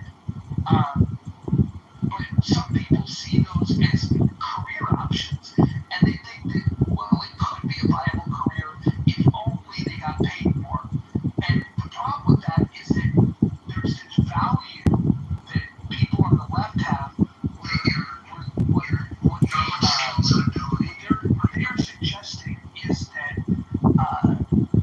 pay should be tied to the amount of time that people spend working. And there is a much better way of measuring this, and it should be your pay should be tied to the value that you produce. And I think that's the underlying issue there. And if you obtain more knowledge, skills, and ability, you'd be able to produce more value. And I think that trying to take a shortcut is avoiding the real issue, which is we absolutely need to up-level our skill. Yeah, definitely. And the price is a relative quantity, it's a ratio. So when you lower the price of your income, salary, it's the same thing. And but also what Joe was talking about is actually somebody actually was here on stage mentioning that it's a socialism calculation problem. So government is very, very blood resource, and it doesn't have the capacity, it doesn't have the automation, data collection, computational capacity to compute the price needed and the feedback mechanism of the social interaction. And if you look up socialism calculation problem, that's why the central planning doesn't work. And all this interaction between the boss and your colleagues, your customers, with different customers,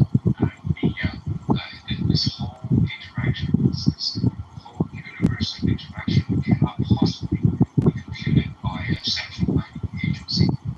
So they don't have not only they don't have the capacity, they don't have the IQ, they don't have the computational power, they don't have the the incentive to do this computation. And not only they don't have the incentive to do this computation for you, they have their own agenda. If you ask them to deal with your problem, they have to be paid to do so. However, the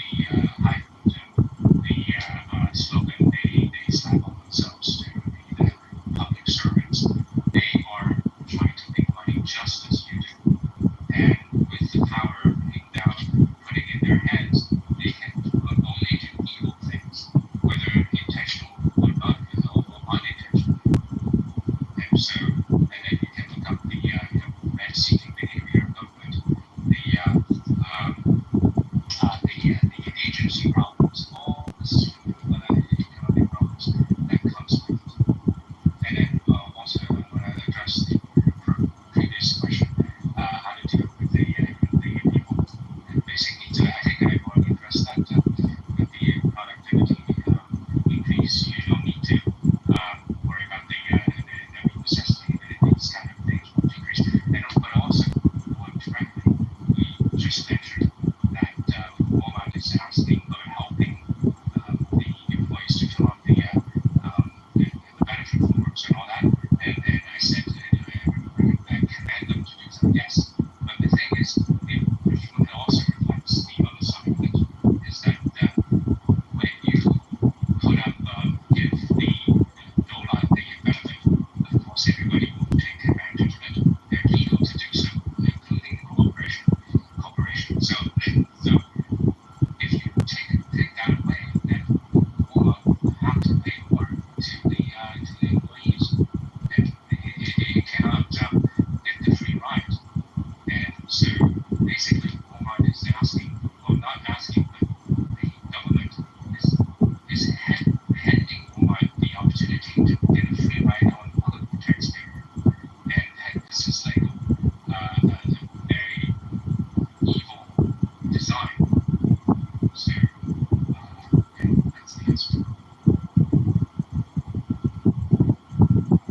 I get what you're saying. Like basically, the forces of the market would force Walmart to pay their employees more, or basically with a lot of business, thus eliminating the need for SNAP benefits. Am I following you? Yeah, this is one aspect of it. But then the general, bigger picture is that with the government out of the hands, out of the force, the hands, the better off in all accounts. But I do recommend that you look up the Wikipedia or somewhere else, socialism calculation problem. You talking about the economic calculation problem? Is it economic calculation problem? Let me check it. Yeah, because like you can't price. Yes, there's the knowledge problem and then there's the economic calculation problem, which go hand in hand.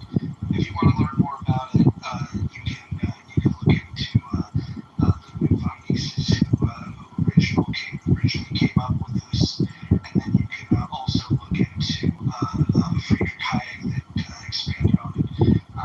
And if you're not interested in looking up either of those things, because economics isn't your thing, I would point you to a different book called Economics in One Lesson by Henry Hazlitt.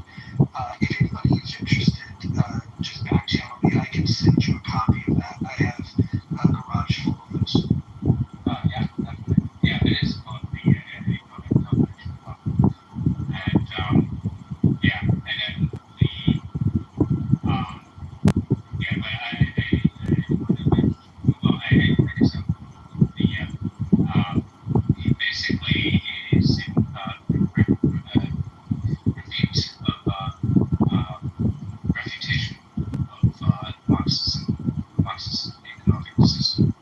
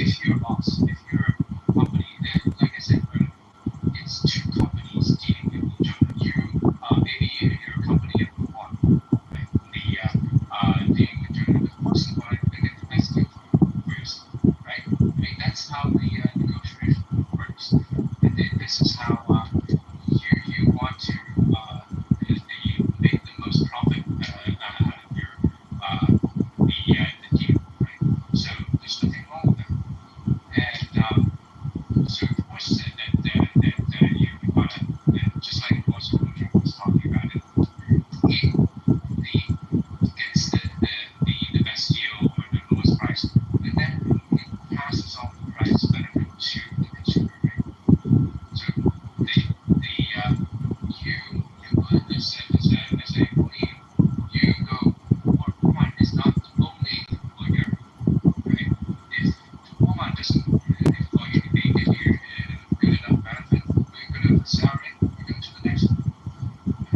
Costco, whatever other kind, Aldi, so many retailers, and also there's so many. You don't have to be a salesperson. You don't have to be if you go to pick up some skills, you can be a programmer.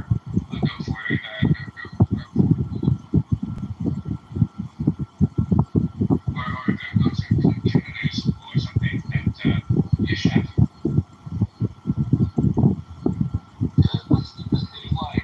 Hold on. I want to make sure we're touching grass here. Even though I'm on Andy Henson's camp, I think like advising people to go work for Google. I know the hiring folks at Google in many departments, and if you don't have a 4-year degree, I know. I'm just saying that it's not that. Walmart is not the only. I accept that. I just wanted to clarify that Google of all places, even if you have a 4-year degree, they're the one company that looks at your GPA. They're not a company that'll look at which 4-year institution you went to. They're extremely picky, and the reason they can be is because everybody wants to work at Google, that they can sort the best and brightest. The only people that I've ever known that have gotten jobs there that didn't have a degree were people that worked in a startup that got acquired by Google. So I'm just saying that if we're going to give the advice of what you can do, I would make more realistic recommendations of things that that's within the grasp of people to do that maybe don't have a degree or maybe tech's not their thing. But your point is well accepted. Exactly. Costco's a great employer. And then on top of that, you have companies that are hiring in industries where they do have trade unions. Like if you go to a trade school, become an electrician, become a plumber, that's a very viable thing. In fact, I would say for anybody that's got kids that are thinking about going to college soon, I would say that at this point in time, unless they're looking to be an engineer, a doctor, or a lawyer, they're probably better off going into a trade school than accruing debt at a college. Now, if they want to go to college just to learn, I would say you can take credits for free in many major universities. Actually, you don't get credit for it; that you can just drop into the class and you can get the same education. You just don't get the certificates and the credential. But if all you want to do is learn, you can go to many of the best universities. Can I ask one last question, and I'm gonna actually close the whole thing? So, in that scenario, you've eliminated welfare, and now the companies should have to pay workers more. It would seem to me that although I can work for another company, all of the larger corporations still have all the levers there. They're still wanting to pay as little as they can.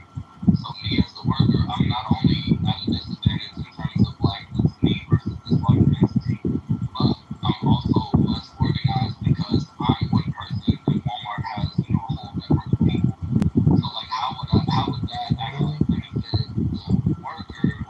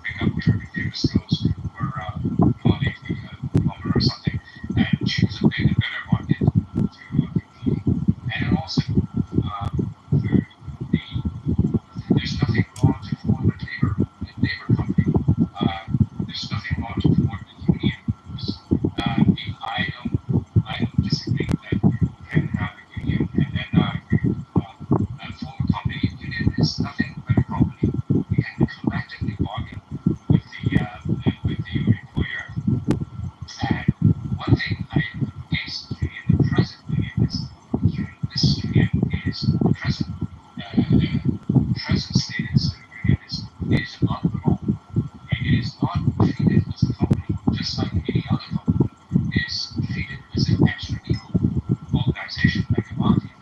And so the law, like many states, for example, Illinois, the union with extra-legal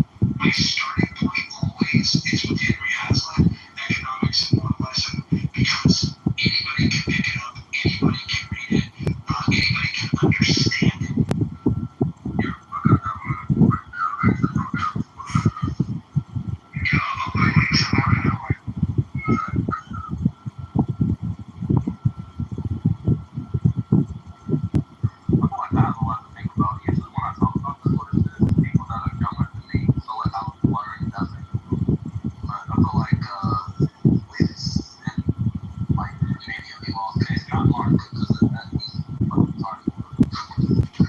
With y'all, and that's usually a good one, but Dwight, just look at Argentina. Just look at Argentina and what Javier Milei has done there by restricting government spending.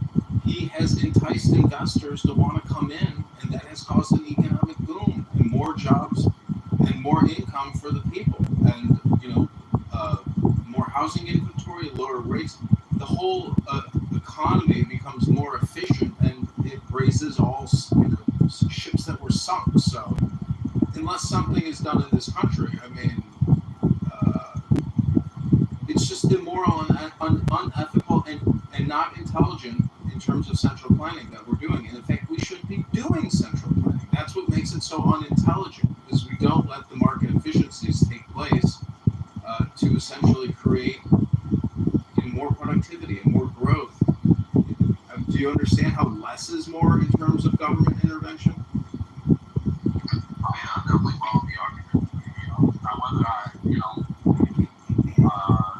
agree on every point or grasp some of the ideas presented, that's something I'll have to look into. But no, I'm familiar with the argument, and I would say that I agree to an extent. Because it's mostly, I kind of have a question. I know you have the Trump hat, well, I don't know if this is PTR, but do y'all feel like we have a U.S. party that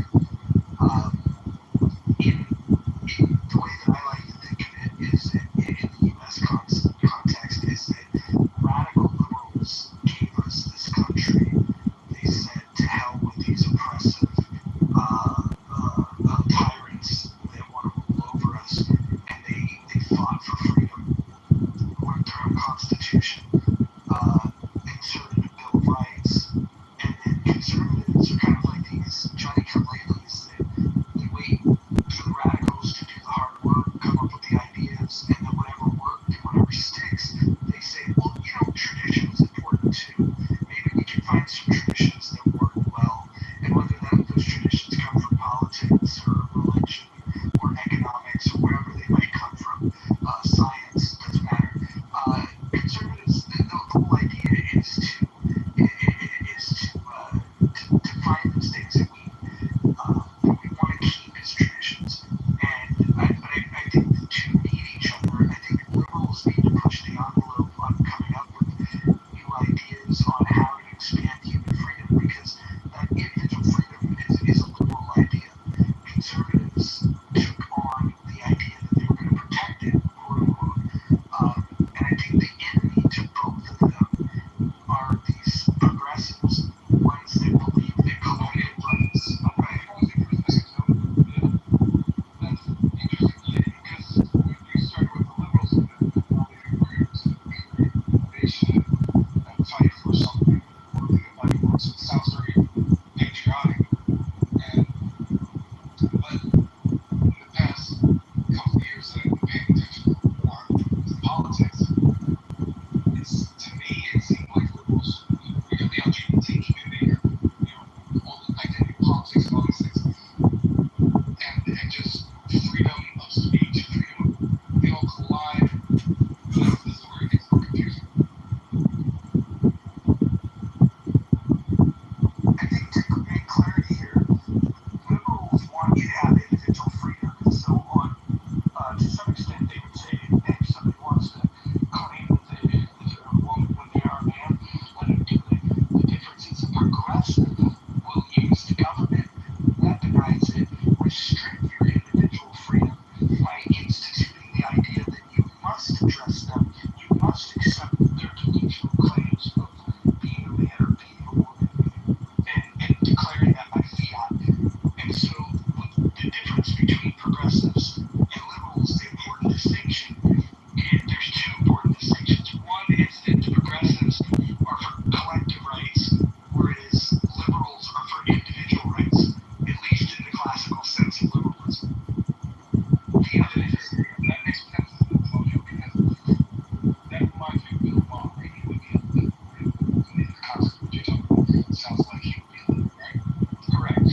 Right, I get it. Okay. If you want an example on this app of a liberal, El Normo is as classically liberal as you're going to find on this app. Right. Yeah.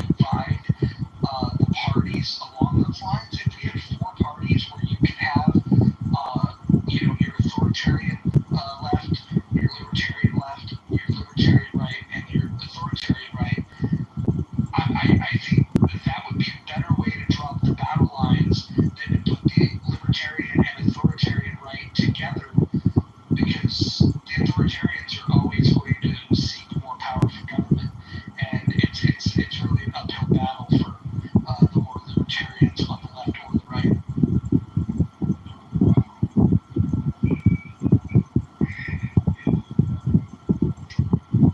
By the way, I can find common ground with libertarian lefties. I definitely pick the shit out of some of their ideas, but it's just that it's nitpicking.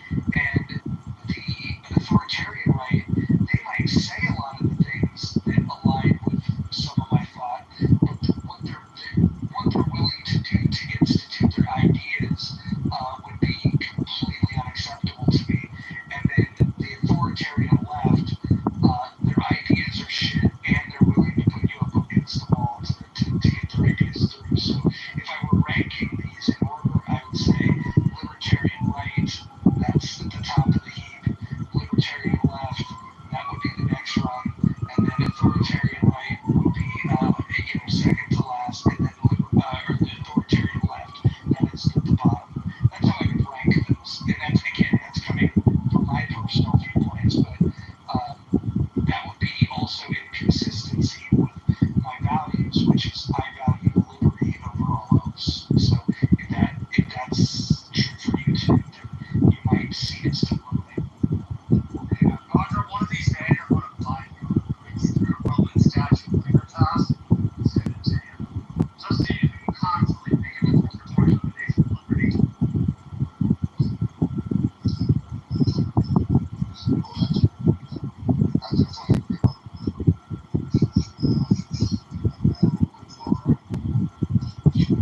So what do you think of the, can you even see the poll question at the top? Or have you not updated the app? So if you don't update the app, go update the app, and we've got a poll question for you.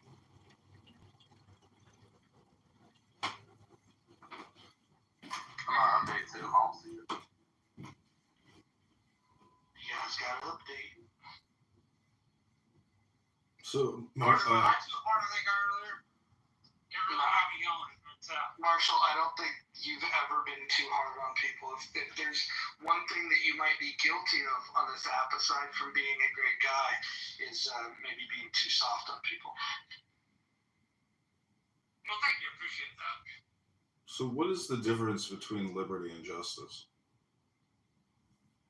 Well, liberty is the, I will give you the Stuart Mill definition, that you should be free to do what you want to do, provided that you're not harming other people. So your liberty does not give you the right to violate somebody else's liberty. Justice is simply ensuring that people's individual liberty is protected. So they definitely go hand in hand. I would mark them as 1A and 1B. Equality, I typically just throw out the window because I don't believe that we're equal. I think that we have different knowledge, we have different skills, we have different abilities. We're all very different. And so I think equality is a myth. There's a great book out there called Equal is Unfair. It's written by an objectivist, so you got to take a little bit with a grain of salt. But I think he makes a very good point that the things that you would have to do to make people equal would be a violation of people's liberty. And if you did that, that wouldn't be very just. And so for me, it goes liberty, justice, and equality is not even a consideration for me. Mojo, so what I see, I pick liberty, right? But I also see that because human beings tend to live inside of this container of right and wrong, right, duality, polarity, and in general, men tend to be more, they'll project their power, right, more than females, or you could say it's a different type of power that men have. They will make someone wrong, even if it's I'm not saying that, well, they may do something physical, but they'll condemn. They'll condemn. In a libertarian, let's say in a libertarian environment, there's going to be some disagreements, isn't there? Yeah, you can have agreements, but I think first and foremost you have to. I think you're going to have a country. I said disagreements.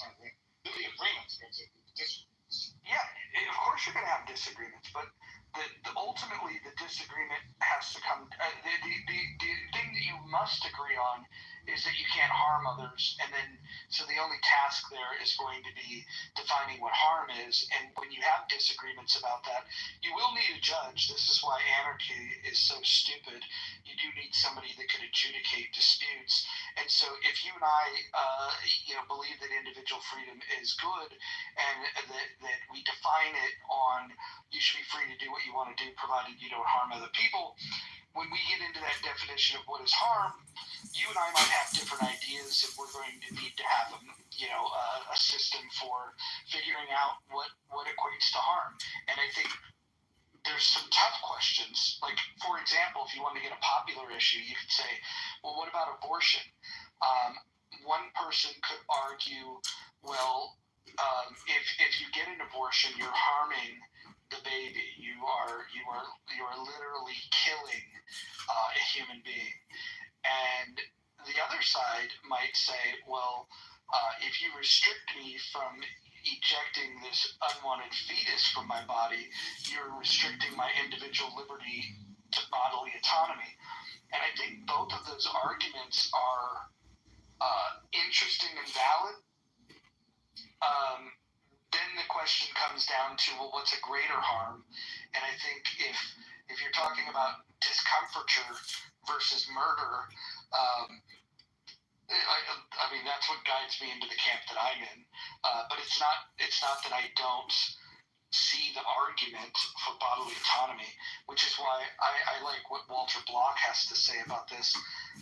He's an evictionist, where once technology can get us to the place where we can reduce the age of viability to a very, very short term, what will happen is you make abortion a moot point by allowing the person that wants the bodily autonomy to evict the fetus from their body. Okay, it's your body, your choice. You can evict the body, but you cannot kill it, because that would be immoral. And so, if technology guides the way here, I think evictionism is going to be a good. What do you mean eviction? Yeah, it quite literally means that you can evict the baby, but you can't murder it. And then when you then remove the baby from the woman, you would then put it in an artificial womb. And so the technology that's necessary is advancements on artificial womb technology that can reduce the age of viability. So you It'll never work on that. Well, you can continue to say that, but we're getting better and better at it every day. No, because the reason why is, first of all, it's a woman, right? And the husband or boyfriend, right, who might be in disagreement with the whole thing. They realize one issue. Another issue would be that the woman wouldn't want it to go to any person. They would have to prove. There's all those complications. Well, but the complication is less when you have technology. Well, I understand what I'm saying, but really, look, when you think about a human being is layered, has many layers to it. Every individual has many, many, many layers, and the biggest thing is what we all know, and it's fear. And so people are pretending all throughout the day and all throughout the night, and they're just walking through life in this fashion. So ultimately, when that pretense is, the layers are taken off, I got a question for you, Mojo. What's underneath all the pretense? Which pretense are you referring to? Nothing, Mojo, nothing. I mean, I can give you my. I'm not asking you to tell me your pretenses, but would you agree that all human beings have layers of pretense? Well, of course. And the question is, who's got the good ideas, and who's good at selling their ideas. And I think that the political ideas that I subscribe to are good ideas. I just don't think that we have anybody that's really good at selling them. And that's why I'm here. But sometimes I just prefer to be performative and, I don't know, like be over the top and thought provoking. For example, a typical conversation with me about abortion, I would refer to abortion as baby murder rather than abortion, and I would refer to the doctor and the mother as murderers, and I would then I would then make an emotional plea to mothers to love their baby instead of killing their baby. And this typically gets people that are in the quote-unquote pro-choice camp really agitated, which I like, because I think they're hypocrites. If they really cared about choice, they would talk about the choices that happen before a woman gets pregnant. You can choose to abstain. You can choose to use birth control. You could choose to put a child up for adoption should you get pregnant. You have all kinds of choices, but they don't really seem to be advocating for all those other choices. What they seem to be advocating for is the right to kill their baby. But Mojo, the reason why I went to human beings, right, and their pretenses is, you talked about, you have good ideas, right? You're intelligent enough to know enough about the landscape of politics and human beings to have ideas. Now, I like this quote. I'm sure you've heard it. Plenty of other people have heard it about Einstein's quote that problems cannot be solved with the same level of consciousness that created them, right? You know that quote, right? It's a great quote. Right. So basically what it's saying is, if you want a new world, you have to change the way you think and the way what you believe in. You have to change it. You have to change who you are. So that's why I talked about the pretenses, right? People just to say to someone, well, you're pretending, they're going to get defensive. So just to acknowledge that you're pretending, that all of us are pretending, that's just a whole war right there, right? Yeah, fresh ideas is what we want, but first we have to deal with the pretense.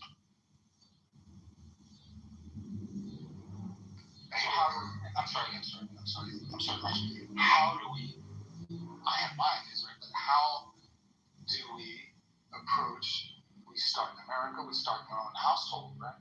We start in our own household, you can start with yourself, right? But in a big way, you have a leader that wants people to take off the masks and let's rise to a new level of consciousness.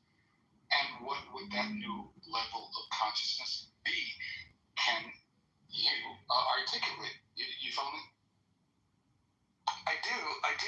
The part that I like the best is starting with ourselves. So, like, tying it back to the previous conversation, I could start by vowing not to kill any babies. I could then vow to influence friends and family to not kill their babies. And then hopefully they would influence their friends and family to not kill babies. Right, but then remember, this is where I was talking about in that libertarian environment, right? You don't harm anybody else, right? Well, what about that guy that came in the other day, right? And he said, Mojo, well, I didn't think that it was very nice the way you were talking. So you were talking about harm, right? So you see what I'm saying? everybody has different beliefs of what harm is. So it gets extremely complicated. Well, this is true, and you can't look. Some people are just pussies, if we're going to be honest. You have some people that have decided to say that words are harmful, and in fact, they will even tell you that words are violence, right? And I think that the people that say words are violence are actually leading to an increase in physical violence, because if words are violence, then physical violence and words are the same thing. So why should I stop at words? Why shouldn't I just be physically violent? And so I think that the lack of common sense in these issues is what really is the problem. There's some people that will get a slogan like that, like words are violence, and they'll say it without really thinking about what the consequences of saying that is. But Roger, that's when you would have someone that wants to take on that leadership role, right? That would argue a point. How are words of violence? I would say that words are not violence. I would say fear of what words can get you is what you're talking about. Fear of what a word might have, something that might happen in the future. But that's not, the word itself is not violence.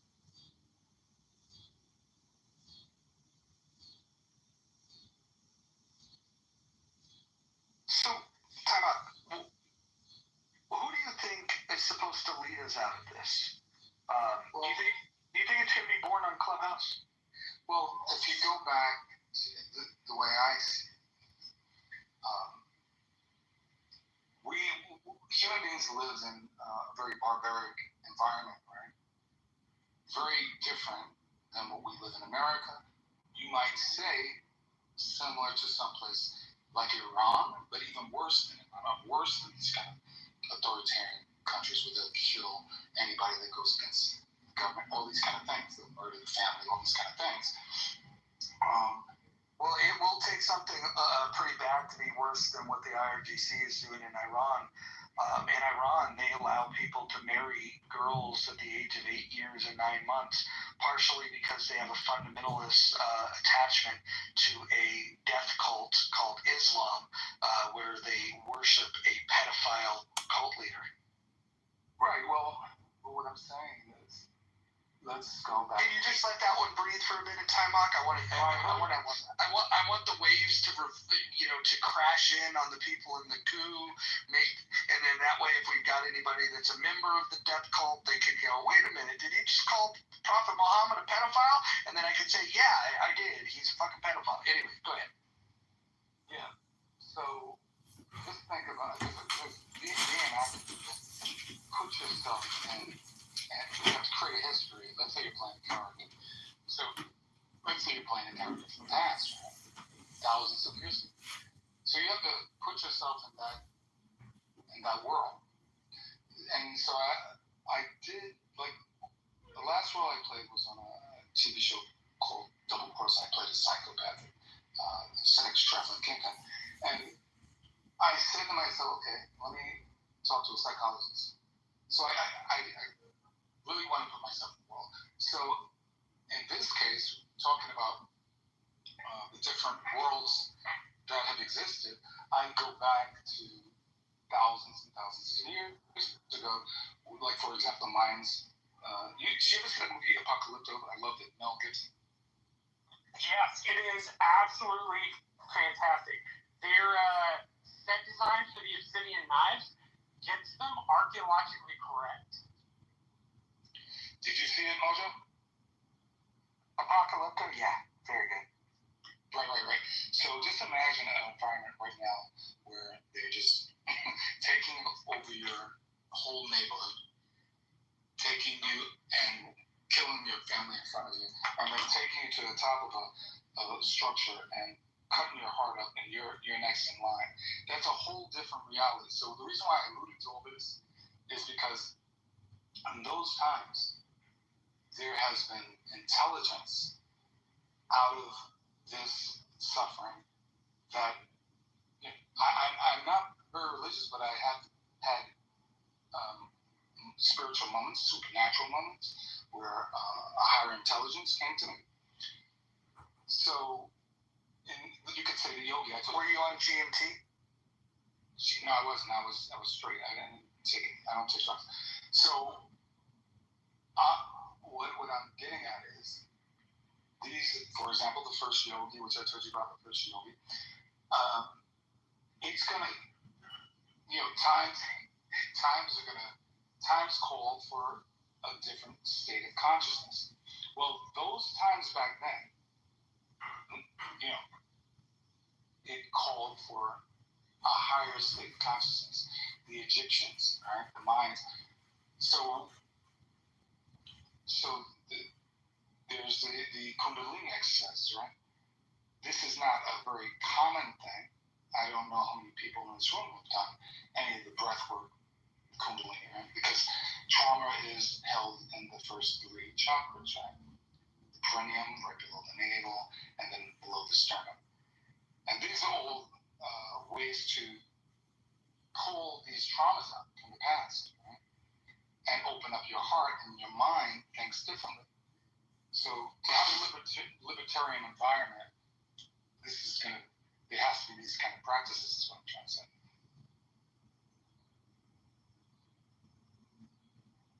So we have to do yoga before we can turn to libertarian? Yeah, they never did it, bro.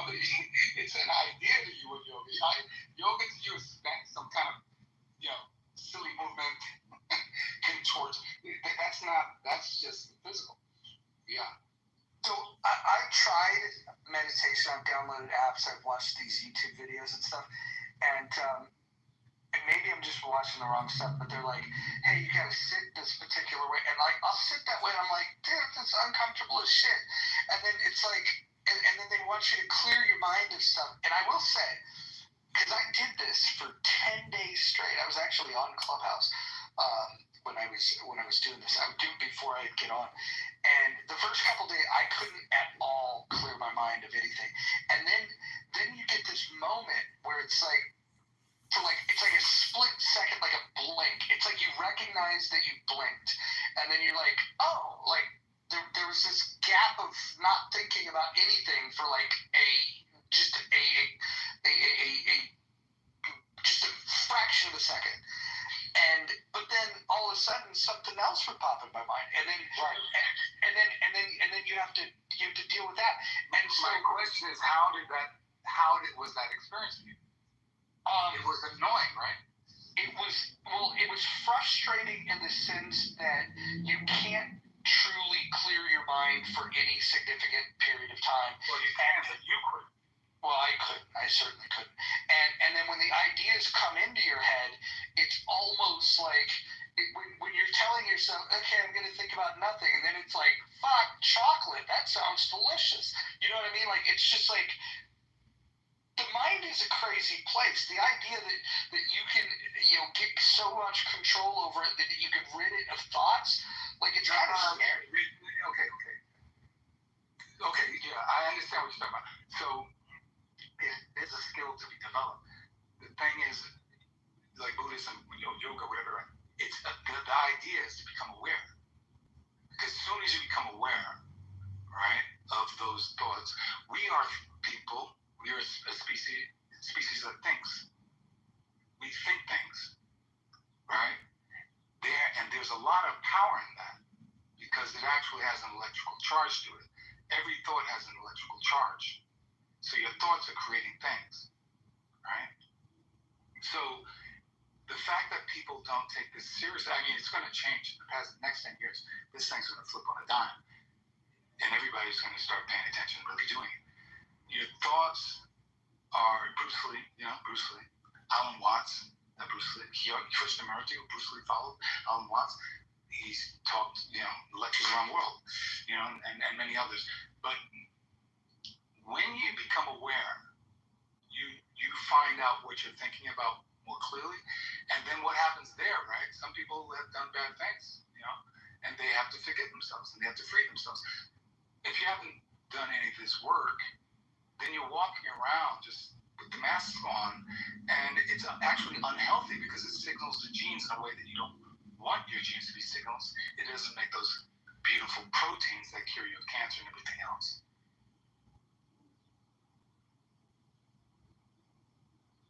What does this have to do with the dead? I don't know, take up singing, that's what I do. I like to sing. Can you sing? Can you sing? When I used to drink, I used to karaoke. I had a couple songs in the repertoire. Which one? What songs do you sing? I would do Eye of the Tiger. Yeah. I would do Welcome to the You had to be Jungle. drunk though, right? I had to be very drunk. Yeah. I could do some Waylon Jennings. Some Johnny Cash. But Eye of the Tiger was like one of my go-tos. There's another song that I like. I'll bring down the house with this song.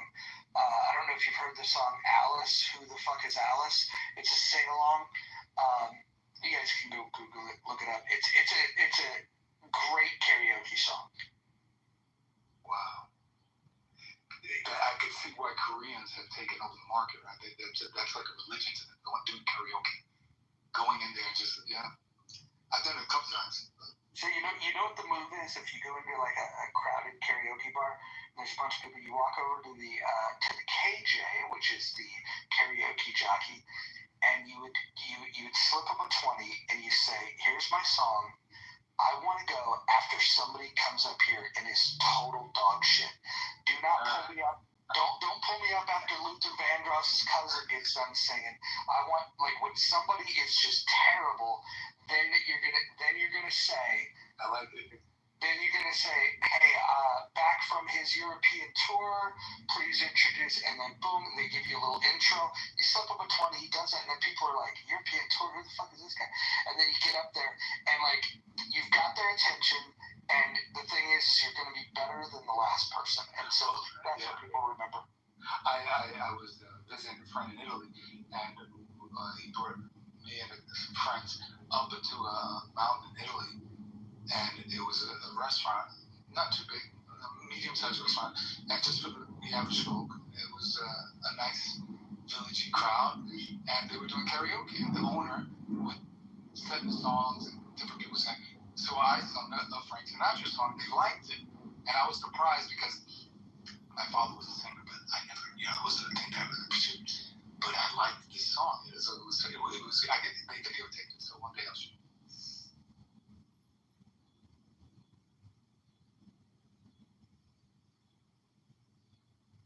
Do you remember the song? Yeah, let me try to remember because there's a few of them. Oh God, let me get it. I'll go find it. Are you guys familiar with Chi-Chi? Chi-Chi's one of the dumbest people on the app. But Chi-Chi loves coming to this room, and we love Chi-Chi being here. Chi-Chi, how are you? I'm one of the most intelligent people on the app. The honest matter, I'm just getting out to give you my little hints of knowledge. That's why. Have you ever seen The Usual Suspects?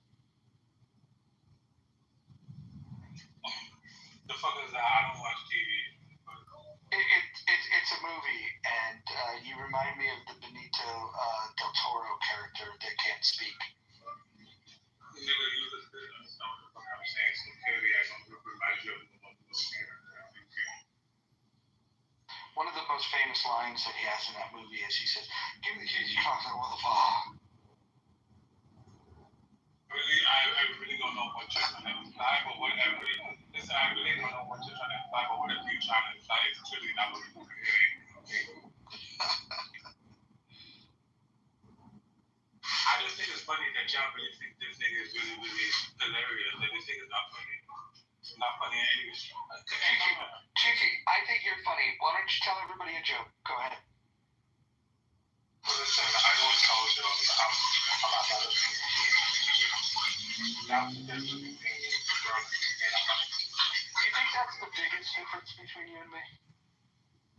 Well, actually, the other biggest difference is that I'm actually good looking and you're not. So just that as well. When you say actually good looking, are you saying that this avatar that I'm using, you think it's good looking, but that in real life I might not be as good looking as the avatar that I am? No, I was not saying that. I was saying the opposite. Are you just mad that I'm blacker than you? You're more delusional. That's what you did. Hey, stop this on that. It was Luck Be a Lady, Roger. It was Luck Be a Lady. Oh, it's a great song. Great song. Great song. Chichi, can I ask you a question? I know you can. Oh, okay. All right. I guess we'll go to the next person. Jason, can I ask you a question? Yeah, go ahead. How many cocks do you think Chi-Chi has sucked? Oh, wow. It's a big number. I mean, he was. I suppose we should start by estimating his age, as that's a sort of a reasonable number per year. So, that was 100 per year. Listen. And then, Okay, wait, hold on. If that was a dumb question, let me see if I can get a better question in here. Chi-Chi, can I ask you a question? You can't ask me shit, you. Okay, all right. Well, then I guess I have to ask my questions of everybody else on the stage. Naya, I have a question for you.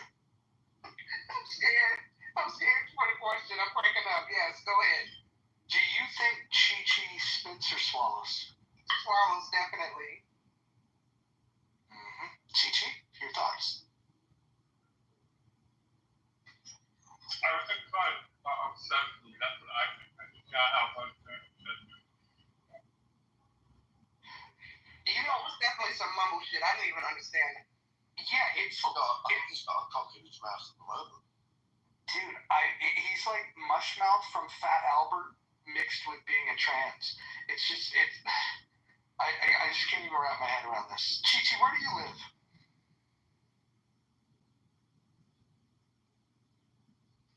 Why is you so fucking furious? And you have like a thing.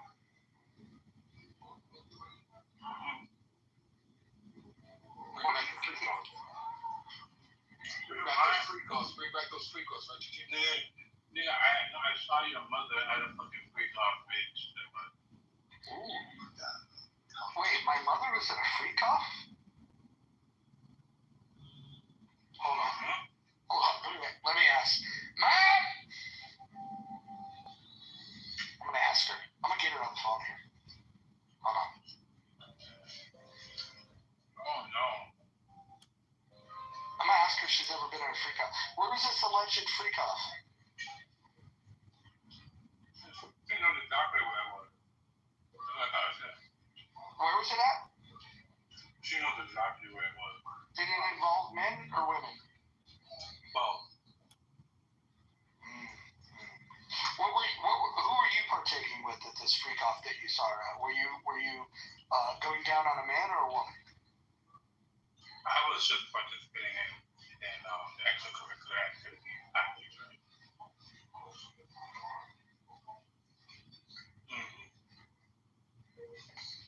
Where was that?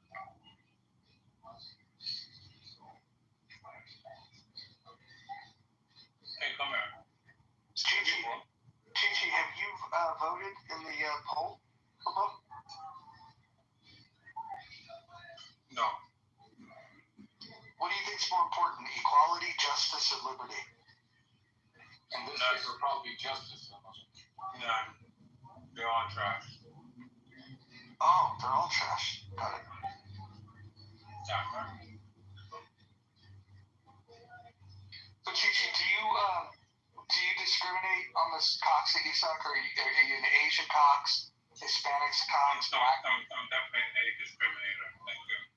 So which cocks do you prefer? The one that is involved you. That's the one. Small ones, big ones, ones that The ones that don't involve you. Okay, got it. Thank God. Thank God. That's right. Chi-Chi, what rooms do you normally go into on this app? Any room that I feel like it. Are they typically the gay rooms? What's up for that?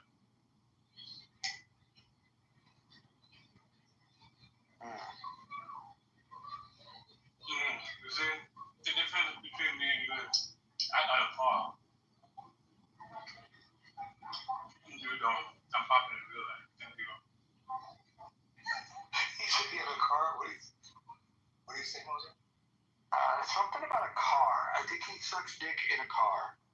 He has a car. Okay. Yeah, the Tesla.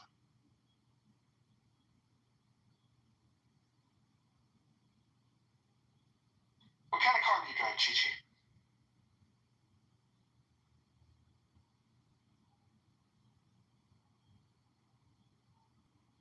Chi-Chi, you still with us? He's coming to your house, right? He's coming to your house, right, Howard?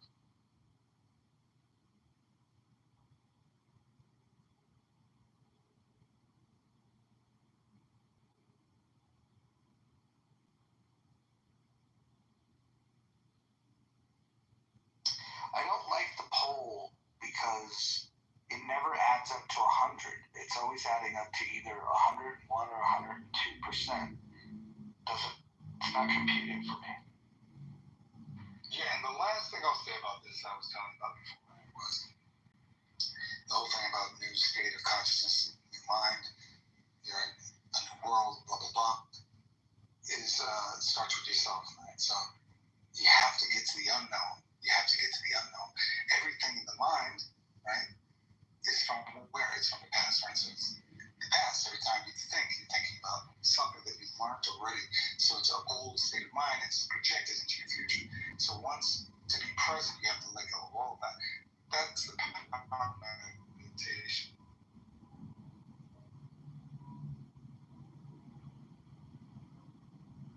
I think future Congressman Kitover probably does meditation. John, do you do meditation? The mayor of New York does over here. He does with a fun line.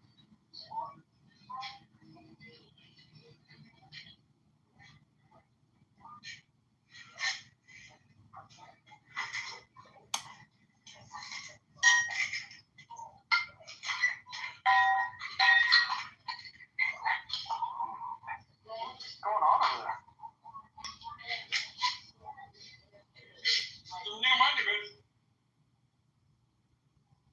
That's different. If you had to guess, what do you think Chi-Chi does for a living? Simon, I'm going to call on you. What do you think Chi-Chi does for a living? I need your prediction. Simon. Yeah, I'm here. What do you think he does for a living? Spit it out. I think he's a taxi driver. A taxi driver? Okay. All right. That's not a bad guess. Nye, what do you think he does? Nothing, just complain on Clubhouse, talk shit. But no, if I had to guess, he probably is a babysitter. He probably babysits children. Simon, what do they call the crossing guard in the UK? The crossing guard? Yeah, the one that carries the stop sign and allows people. Yes, what do they call that? Yeah, Lollipop man? Yeah, that's it. The lollipop man. Well, it's usually female, so it's a lollipop lady. The lollipop lady. Okay, Chi-Chi can be a lollipop lady. I think I'm a bit suspicious if someone's got a PTR is completely blacked out. I always think, what does that mean? Yeah, it's a bit. Can you tell everybody though on the stage that I'm not making this shit up that it's literally the crossing? Yeah, the crossing guard. You guys in the U.S. We call it a zebra crossing, where it's for people to cross the road. The vehicles have to stop, and they're usually outside of schools. And it's a lady with a stick with a round thing on the top, which is why it's called a lollipop lady. Yeah, so in the U.S. we have like these people at like school crossings. They'll come out and they'll have like a little a stick with the stop sign, and they'll walk out and they'll tell the traffic to stop so the kids can cross the street. But I think it's amazing that you refer to them as the lollipop lady. Yeah, that's just because of the shape of the thing. I'll try and get a picture of it. Yeah, yes, but you're correct. You remember that better than I did. Lollipop lady.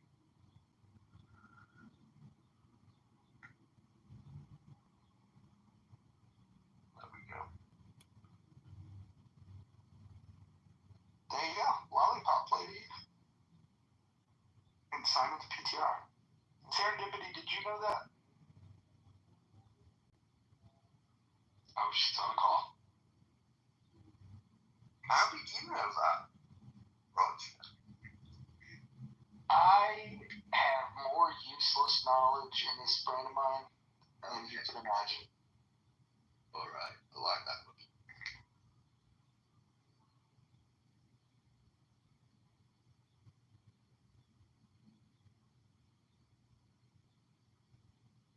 You imagine a room with Astro and Chi-Chi and the other guys missing. Imagine all in one room. What would that be like? Oh, Jesus. It would be called chillism. What kind of cult would that be? Have you ever been in the room, time out, called chillism?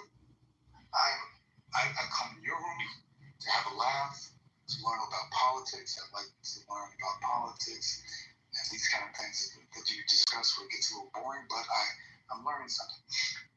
And I go to, sometimes there's the writing rooms, and that's about it. That's it. Not like the old days. And I'm getting better, so I'm going to be out more, so I won't be on Clubhouse much again. So it's still a process when you're healing the nerves. So anyway. Time out. When will you have the dates for the release at the AOC theaters? Yeah, well, it releases October 19th for a week around the country, but there's going to be some other things happening as well with it. I'll know more in the upcoming week or two. I'll know more. Okay, week of October 19th. Do you have any commitments to like go places like LA or somewhere like that for premiere? Yeah, I talked to my agent about that today, and he's calling corporate discussing that. So basically, it's just choosing cities. Obviously, we're going to choose big cities, and then everything work out well. I'll let you know right away which cities we're going to first and all that kind of thing. Yeah. I had a really good idea that you guys really like. First, something came up from a fan sent a marching band that I'll send it to you.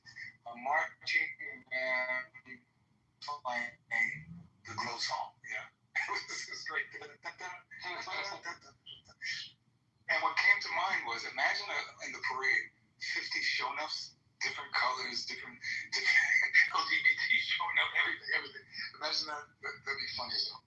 Well, you know what I think is something that should be considered for this, and maybe even get like the super fans, and I'm happy to help in this regard, to encourage people not only to come out and see this, but to treat it the way they would if they were going to see Rocky Horror.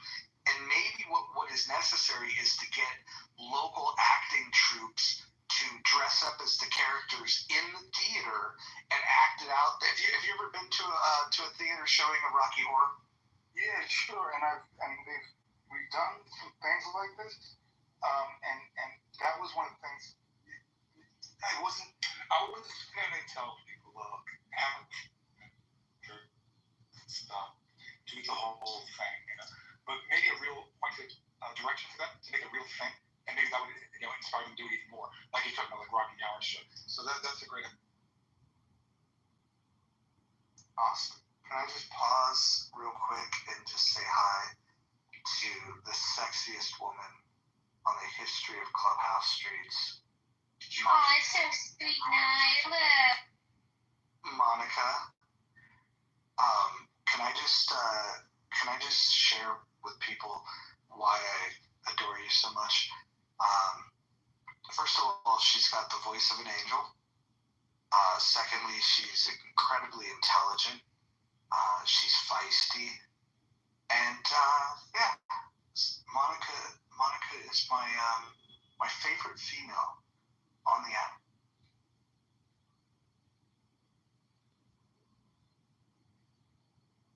And she absolutely loves the attention that I give her.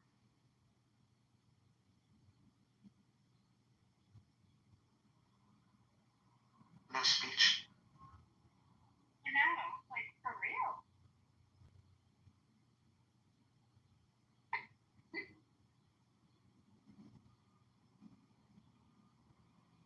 I'm sorry, what were we talking about? We were singing your accolades. No, right before that, because you were uncomfortable.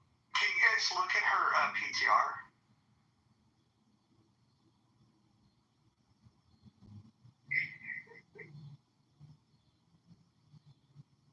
Power couple of the year.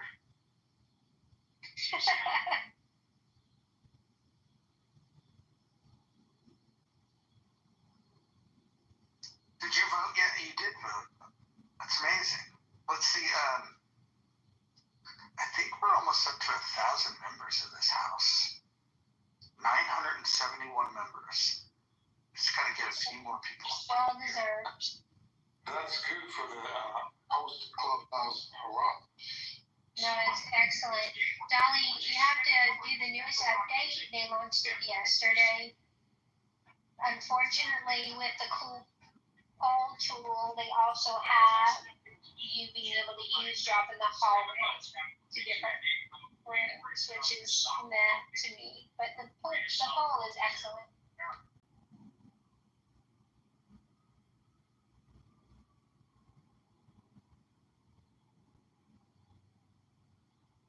Yeah, the poll right now, it's got 58 votes, and the question is, what is more important, equality, justice, or liberty? And right now, liberty is winning. Thank God.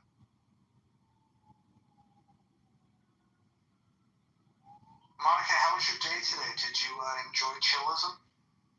Babysitting the retards? I wouldn't call that what I do, but concrete was a prominent feature in there, and it's so funny how much I irritate him. Yeah, he doesn't like me either, and it's probably because of the way that I feel about you.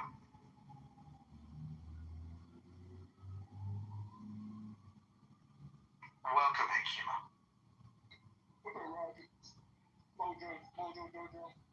I'm just sitting here saying nice things to my future wife, Monica.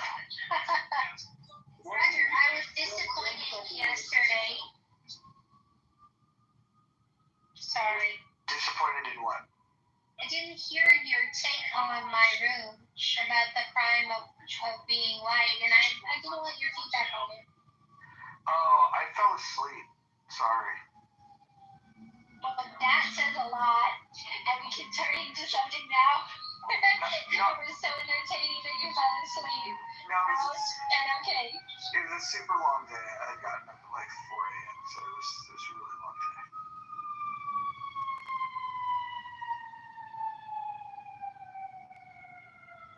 Akiba, have you seen Monica's photograph? The PTR? Yeah, isn't it hot, huh?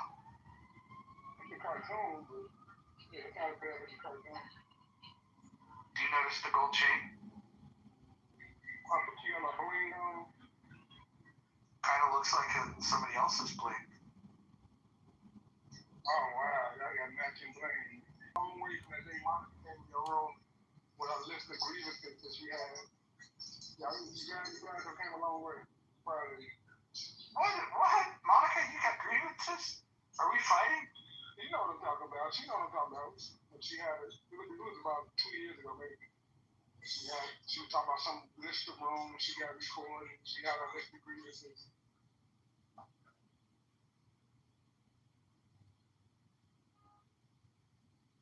Somebody, you didn't treat her right. Some have treat people stuff slighted and treated unfair and stuff. I forgot the context, but it was something. I'm very gentle with her.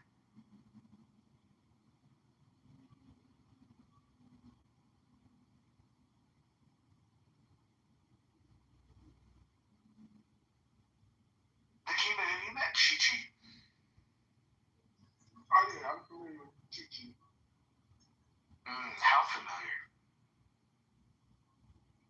About as much familiarity you get for a person I heard you speak about 3 different times, 3 different rooms. Your room particularly.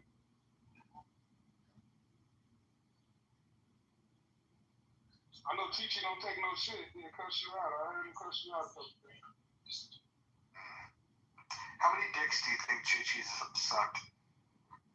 That's out of my realm of knowledge. I have no idea. If you had to guess, you know those things where like they got a big giant gumball machine, and if you could count how many gumballs are in it, you win a big prize. Like this is kind of the same kind of question. Like how many dicks do you think Chi-Chi's sucked?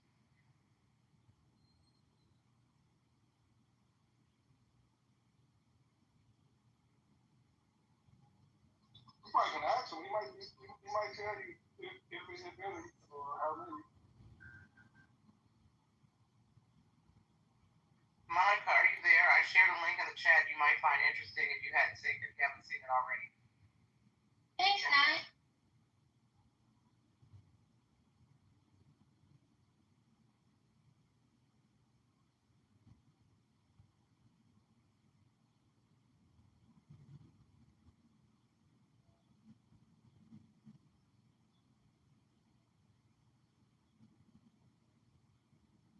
Have we gotten to the bottom of why Nathan changed his PTR?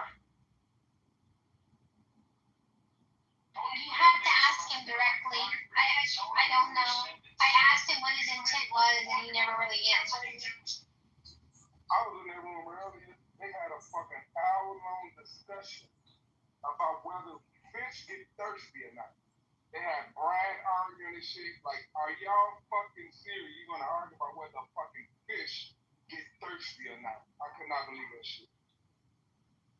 Wait, the fact that Brad was involved makes it even more funny. I hate that I missed it just to hear Brad say. And it was serious. Like it wasn't a laughing matter. It was chat GPT giving they scientific thoughts and this shit. I'm like, y'all cannot be that bored. Like what? I guess I was bored too. I sat there and listened to the bullshit, so I'm guilty. But what the fuck? Akima, are you aware that taxpayer dollars here in the U.S. went to a study that put fish on treadmills? I wonder what they got from that shit. They were trying to test the stress on them in certain situations. But yeah, we put fish on treadmills.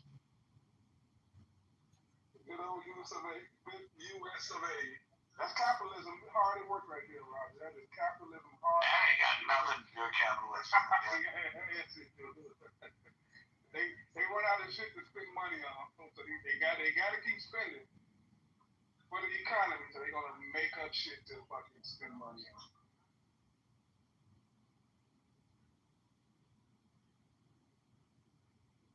I think the fucking taxpayers should pay me for the shit I do on this app, opening these rooms.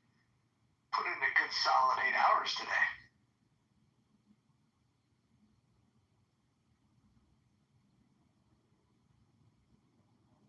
I wonder who paying you to be so Islamophobic? Right? That gotta be a check coming with that. You going way too high. What does Islamophobic mean to you?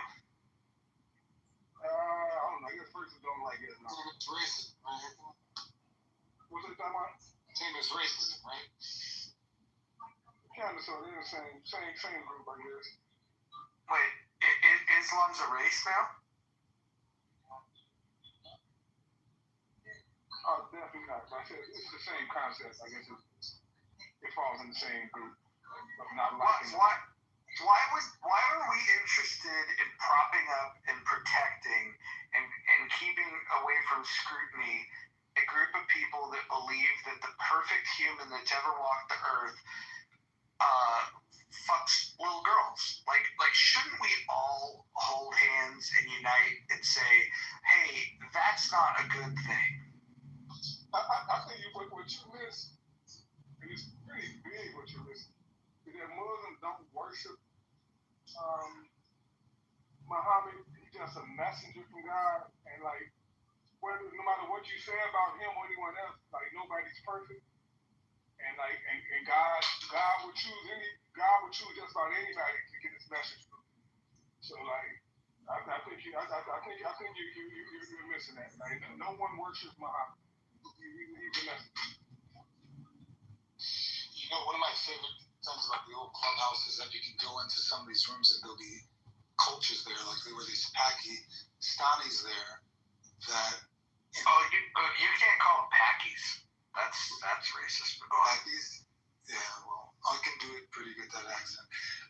They were having, they kind of cornered this young lady. She must have been no older than 22 or 23, and she was, she was talking about what you're talking about, like the scriptures, the vague scriptures, and there were men there that they seemed like between the ages of 25 and 55, and they were kind of honing her in on what she was avoiding. She was kind of squirming around, talking about this thing about men having sex with. I don't know nobody that looks like that who's ever trying to call me out my motherfucking name, bitch. I mean, fucked up. Wow, she woke up. And so and there's somebody that taped it. It was out of this world hilarious, but basically they were spending an hour getting her to nail her down, and she said, yes, it's in the Vedas, and I believe it's okay. Basically, she was saying it was okay, right? And they were, you get the fuck out of this room, you fucking bitch. They were calling every kind of name. It was so hilarious. Yeah. So some of these, it's interesting. Sometimes it could be a woman that supports these kind of things,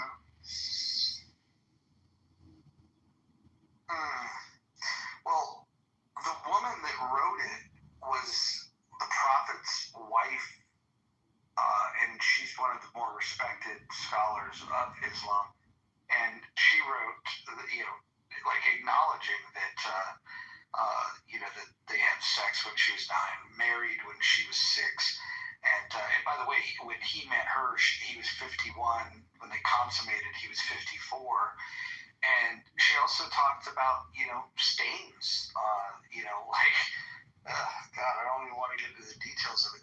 I just think that if a group formed today that said, hey, the greatest dude ever is this guy, and then you talk about all the things that he's about, if he was a pedophile, people would go, oh my God, you guys are propping up a pedophile. But because he was a pedophile, 1,400 years ago, like, that makes it okay. And not only does it make it okay then, they will say, even today in 2025, that she was old enough. That's what they were cornering this girl about. That's the exact conversation. And, yeah.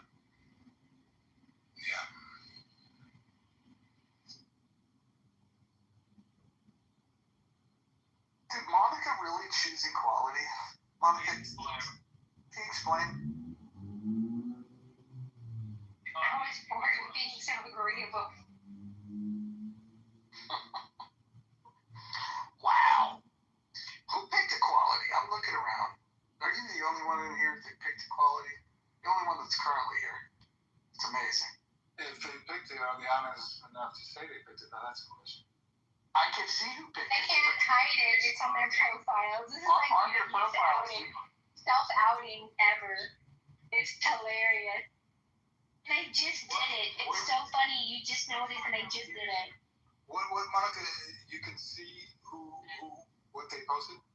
Yeah, you pick Liberty. The top left, you see the color purple? Yeah. Oh, That was an ironic. Yeah, and Kima picked Justice for blue, and Dolly picked Justice. Justice is not a bad one. I can make the argument for equality of opportunity, but not equality of outcome or equity. So women aren't equal to men?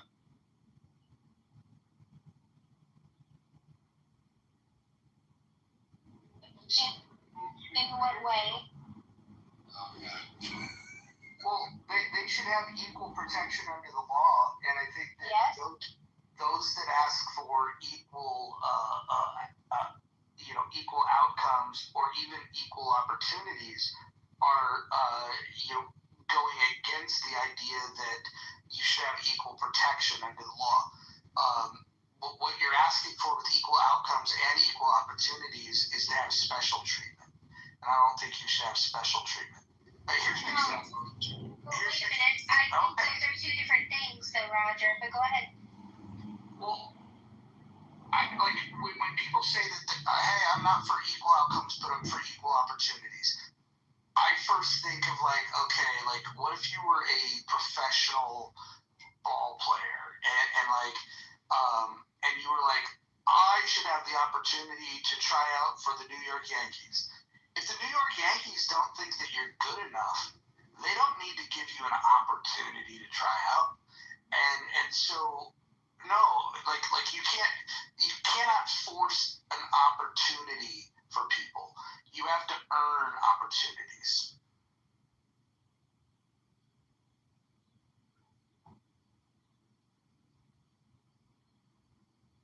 Roland Fryer said something in his interview with Barry Weiss at the University of, I think it was Arizona, it's not a very old interview, about a year old. And he said something that really struck me. He said the DEI had noble purposes. The desire to give opportunity to people who are truly disadvantaged is a good one. But they mismanaged it and bungled it.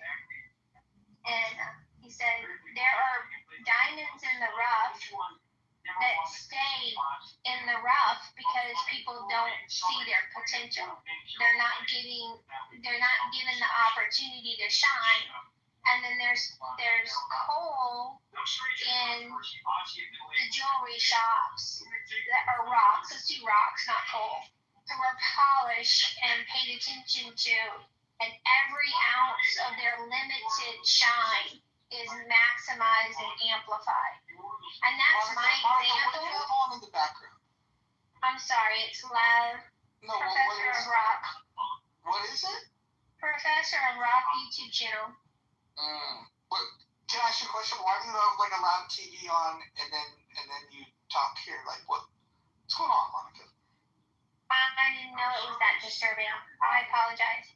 Well, look, I'm living through it. I'm just wondering if I could hear it that loud, that you must hear it even louder, and I'm just wondering how you get through the, can you hear me and the TV right now? Yes. Well, you can't. She can't hear you. You're better at multitasking. Yes, I can't hear him on the TV. You're better at multitasking than I am, Monica. Oh, Monica, you can hear the TV and listen in. I got you. Yeah, go to maybe.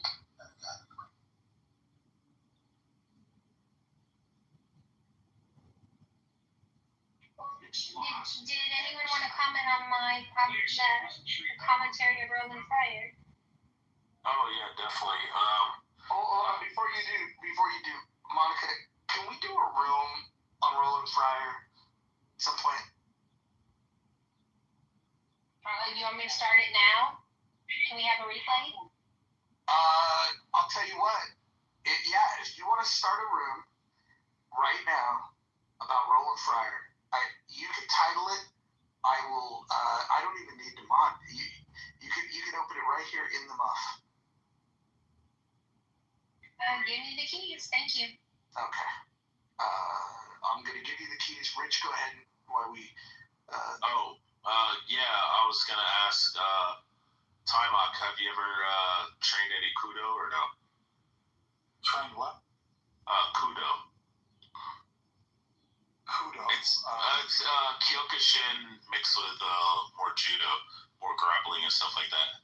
It's like Kyokushin. I trained at a time where you would, the more Kyokushin guys. So I trained with a few Kyokushin guys, and then separately I would train with some judo guys. Okay. Yeah, there's one called Kudo that it's like a amorphous Kyokushin, but adding more judo grappling. That's pretty good stuff. That's great. Monica, go ahead and open it, and then I will go ahead and funnel people over. The Roland Fryer stuff is important. Do you have a preference on the title? How far back do you want me to go? When he was cancel cultured from Harvard, or? Monica, show, go ahead and just open it up, and I'm there to just absorb your wisdom. Excellent. Thank you. Hey, who was Rolling Friday? What's going without me Googling? Yeah, who was Rolling Friday? Who's He was a Harvard professor.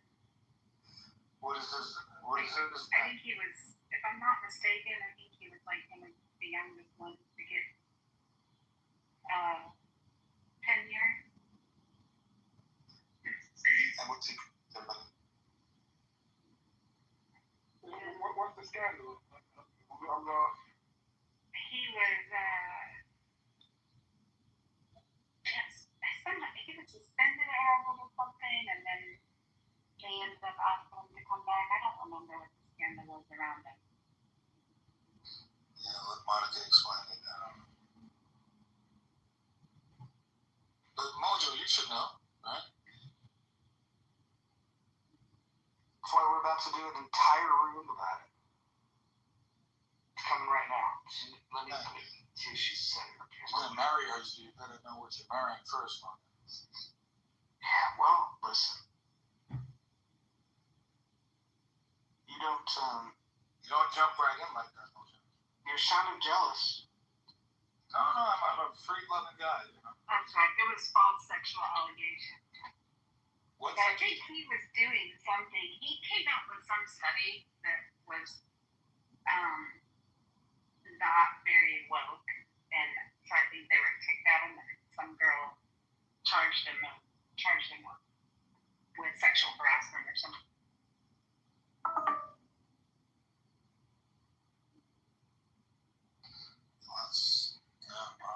It sounds like Trump and everything is more interesting. Trump Epstein, and the rest of the U.S. government, the UK government, Mossad, and CIA. That's more interesting than voting crime.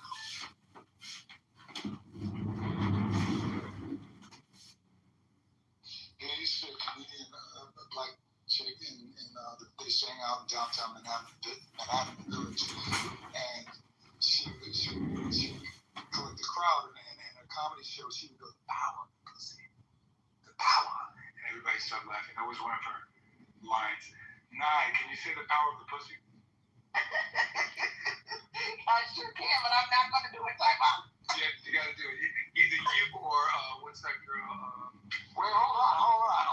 I got to close my ears. I can't be listening to this. How?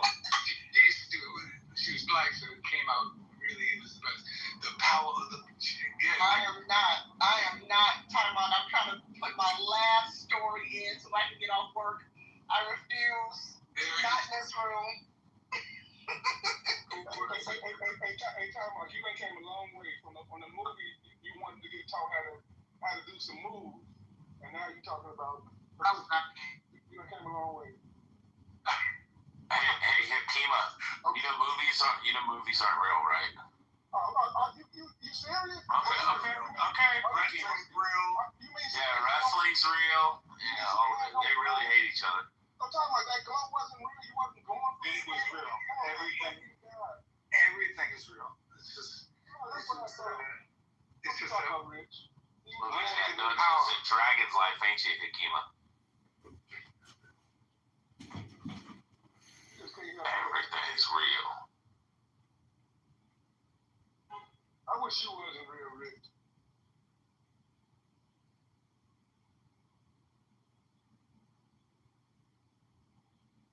Your mom should have swallowed you, Hakima. I think your mom did swallow you. That's why you came out like this. You went through the wrong end. You went through her vagina. You went through her fucking mouth. Hey, not everybody can be retarded like you, Hakima. The definition of it. Mecca is in Chicago.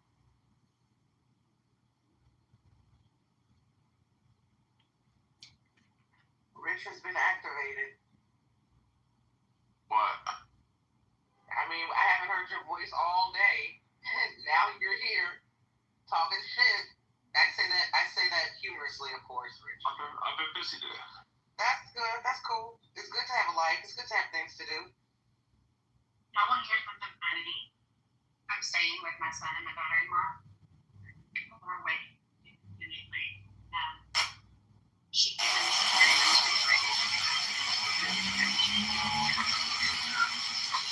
Your name is Crockett. Oh God, he was crashing out. Wasn't he? Hold on, everyone. The link to Monica, the room is up above, and I'm gonna count down backwards from 10, and I'm gonna end this room. So everyone click on that link so they can go over there. I'm just gonna start counting. Just click that link that's posted up top. 10, 9. Church. And what I'm doing right now is I'm talking about his work with education. And this is a Black economist. So he said what he did. And Serendipity, can I mod you so you could help me? Nye, would you like to mod this space too? And I think that would be enough for the mods. Like keep the mod panel to 4 and see how it goes. And that way you guys can bring people up while I set the stage for Roland Fryer. I'm so thrilled and honored that Roger's going to let me talk about Roland Fryer because he really is truly one of my favorite Americans currently living. And Thomas Sowell, and there's a handful of others, Victor Davis Hanson. But Roland Fryer started out with very limited resources. He was raised by his grandmother. And he actually is incredibly funny too and witty and arrogant, but arrogant with competency. So it's like he deserves to be a little cocky, right? Because if you're confident and you have the skills that equal your confidence, then it's not narcissism. It's just accurate. So Roland Fryer, I said earlier, won a prestigious award as a Black economist. He's done amazing research in education, and he said what we did with the kids is we bribed them. We paid them to make good grades. And people are like, oh, you can't do that. Well, we did, and it worked. And then we offered classes for their parents, after school classes, financial literacy classes, functional classes for their parents, and I don't know if he paid them too, but he might have. And the parents came, and they became invested in the kids' education even more than they might have already been. And it became a culture in school, and so even the schools with very limited resources, the kids did okay. And I just thought that was great. That is from a Barcelona lecture that he did, and that's one of. When he came out with his police study, I did research on him, and I found that education video, and I brought it to Clubhouse on a replay catches, and that's what I do. I'm looking for it really quickly to put it in the chat because it is old. It's 13 years old. He flew to Barcelona, and the title of this video is Roland Fryer, Racial Inequality in the 21st Century, the Declining Significance of Discrimination. And, yeah. So let me pause while I fetch this link. Does anybody have any comments so far? You said this is old, Monica. What has he been doing lately? So in about, let's see, was it 2018, 2019? Around that time, could have been a couple years off, he did a police study, and he went around the country visiting different police precincts, and he studied the tendency for cops to use lethal force and excessive force among Americans. And his premise was that there was racial discrimination in the use of lethal force for Black Americans in our country.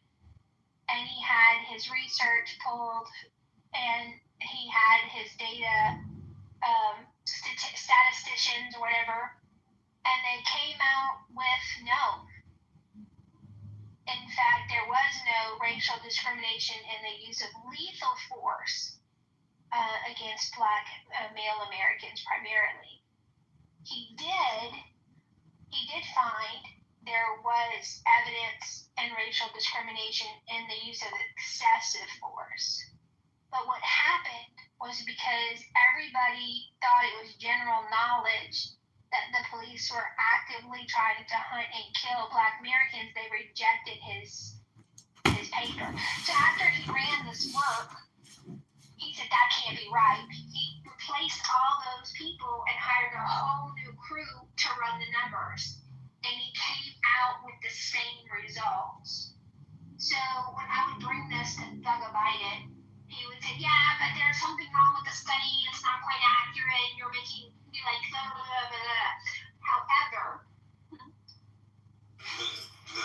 the platform, but and that's what I mean. That's why I did the room, because I was in Jen's room. Jen had her own.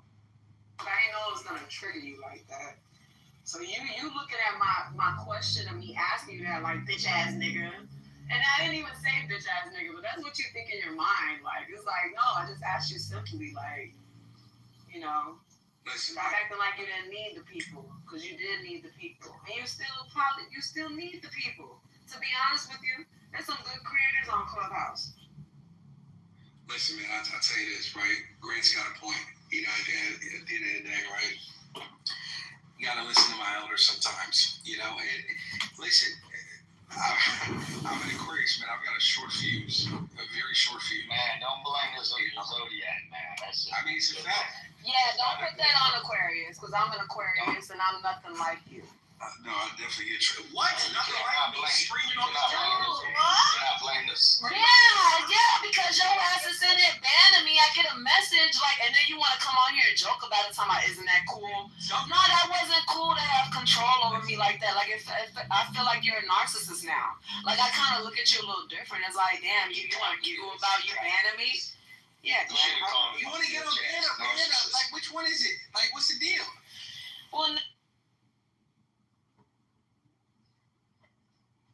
you're gonna fuck around and ban me again. That's what you're gonna do. Now, if I got banned already, and I haven't even started a life on that app, I could just imagine what happens in the future, you know? He bans me every month. I'm banned almost every month, but I keep coming back. Get your crazy ass to the goo, man. Get the fuck out. Get your mind crazy, dude. I'm crazy. Definitely get banned. And I want to say this though, so don't act like you didn't get your crowd from starting COVID runs. When I first seen you coming on the app, because I was on this app before you were pushing the vaccine. And I always wanted to ask you this question. Did you get the vaccine? Nelson, did you and Johnny get the vaccine? Because when I first seen you on this app. We got it together, Jen. Right, Grant. Jen, they had a little boy party and we got that vaccine. Okay. Left shoulder, right shoulder. Listen, I definitely got 2 shots because I had a kid in 2020. Absolute sellout sack of shit. You got 2 shots. But guess what? But what was I pushing, Marty? What was I pushing? What was I pushing? Keep it real.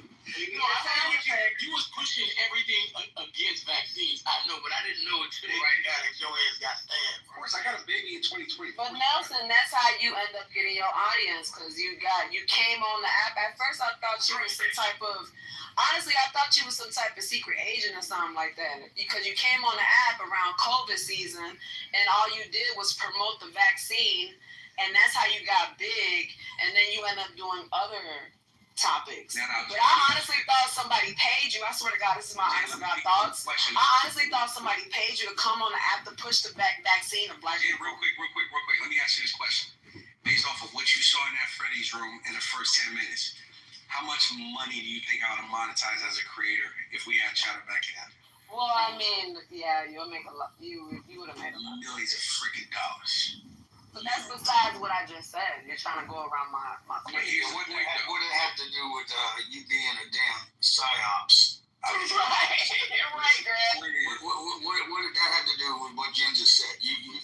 Just a minute, you and Copeland and Jonathan being all psyops, connected with the federal government, trying to vaccinate everybody. Go join Dr. Ho, goddammit. Listen. You can't sit me down, son. Listen. The most important thing is this: at the end of the day, Jen, I probably owe you an apology. I probably should have handled it. Yes, you do. Yeah, you don't probably owe one. Just apologize. That's not kind of an apology. I probably owe you an apology. You think I owe her an apology, Ma? Listen, at this point, if somebody was offended, right? Just let's put our business cap on, and she's offended. That's her truth, right? Yeah. I wasn't in the room, so I have no idea. But if we can just put this to bed, and everybody says I love you and I'm sorry. Everybody's good. Go on with your weekend. Enjoy it. But it really is the weekend, though. Lionel Richie's not dead, so if you're seeing that on your Instagram, it's fake news. Hey, now, Jen is the coolest. Let me give it to her. Yeah, go ahead, because she didn't do. I'm sorry. Okay, I love you. I've unbanned you. Nigerian ass apology. No, fuck you, bro. Nelson, if I'm not mistaken, I think Jen spent a lot of time with you in Million Marathon. Yes. And Cindy, let me tell you, I was sitting in the goo. Honestly, I was sitting in the goo. I didn't really care because I didn't like to talk too much because I'm kind of shy when it comes to certain topics. I kind of want to be more of a. Yeah, I used to be in his rooms all the time. I know all about Nelson. I was on the app before Nelson. I'm telling you, he came on the app. I really believe he was a federal agent trying to push the vaccine to black people. He is. I swear to God. I really felt, no, I'm not saying like that. I'm just being funny. But I really thought that somebody paid him to be here, Grant, to push the vaccine. I always thought that. Because that's all he was talking about. I was like 24 back then, man.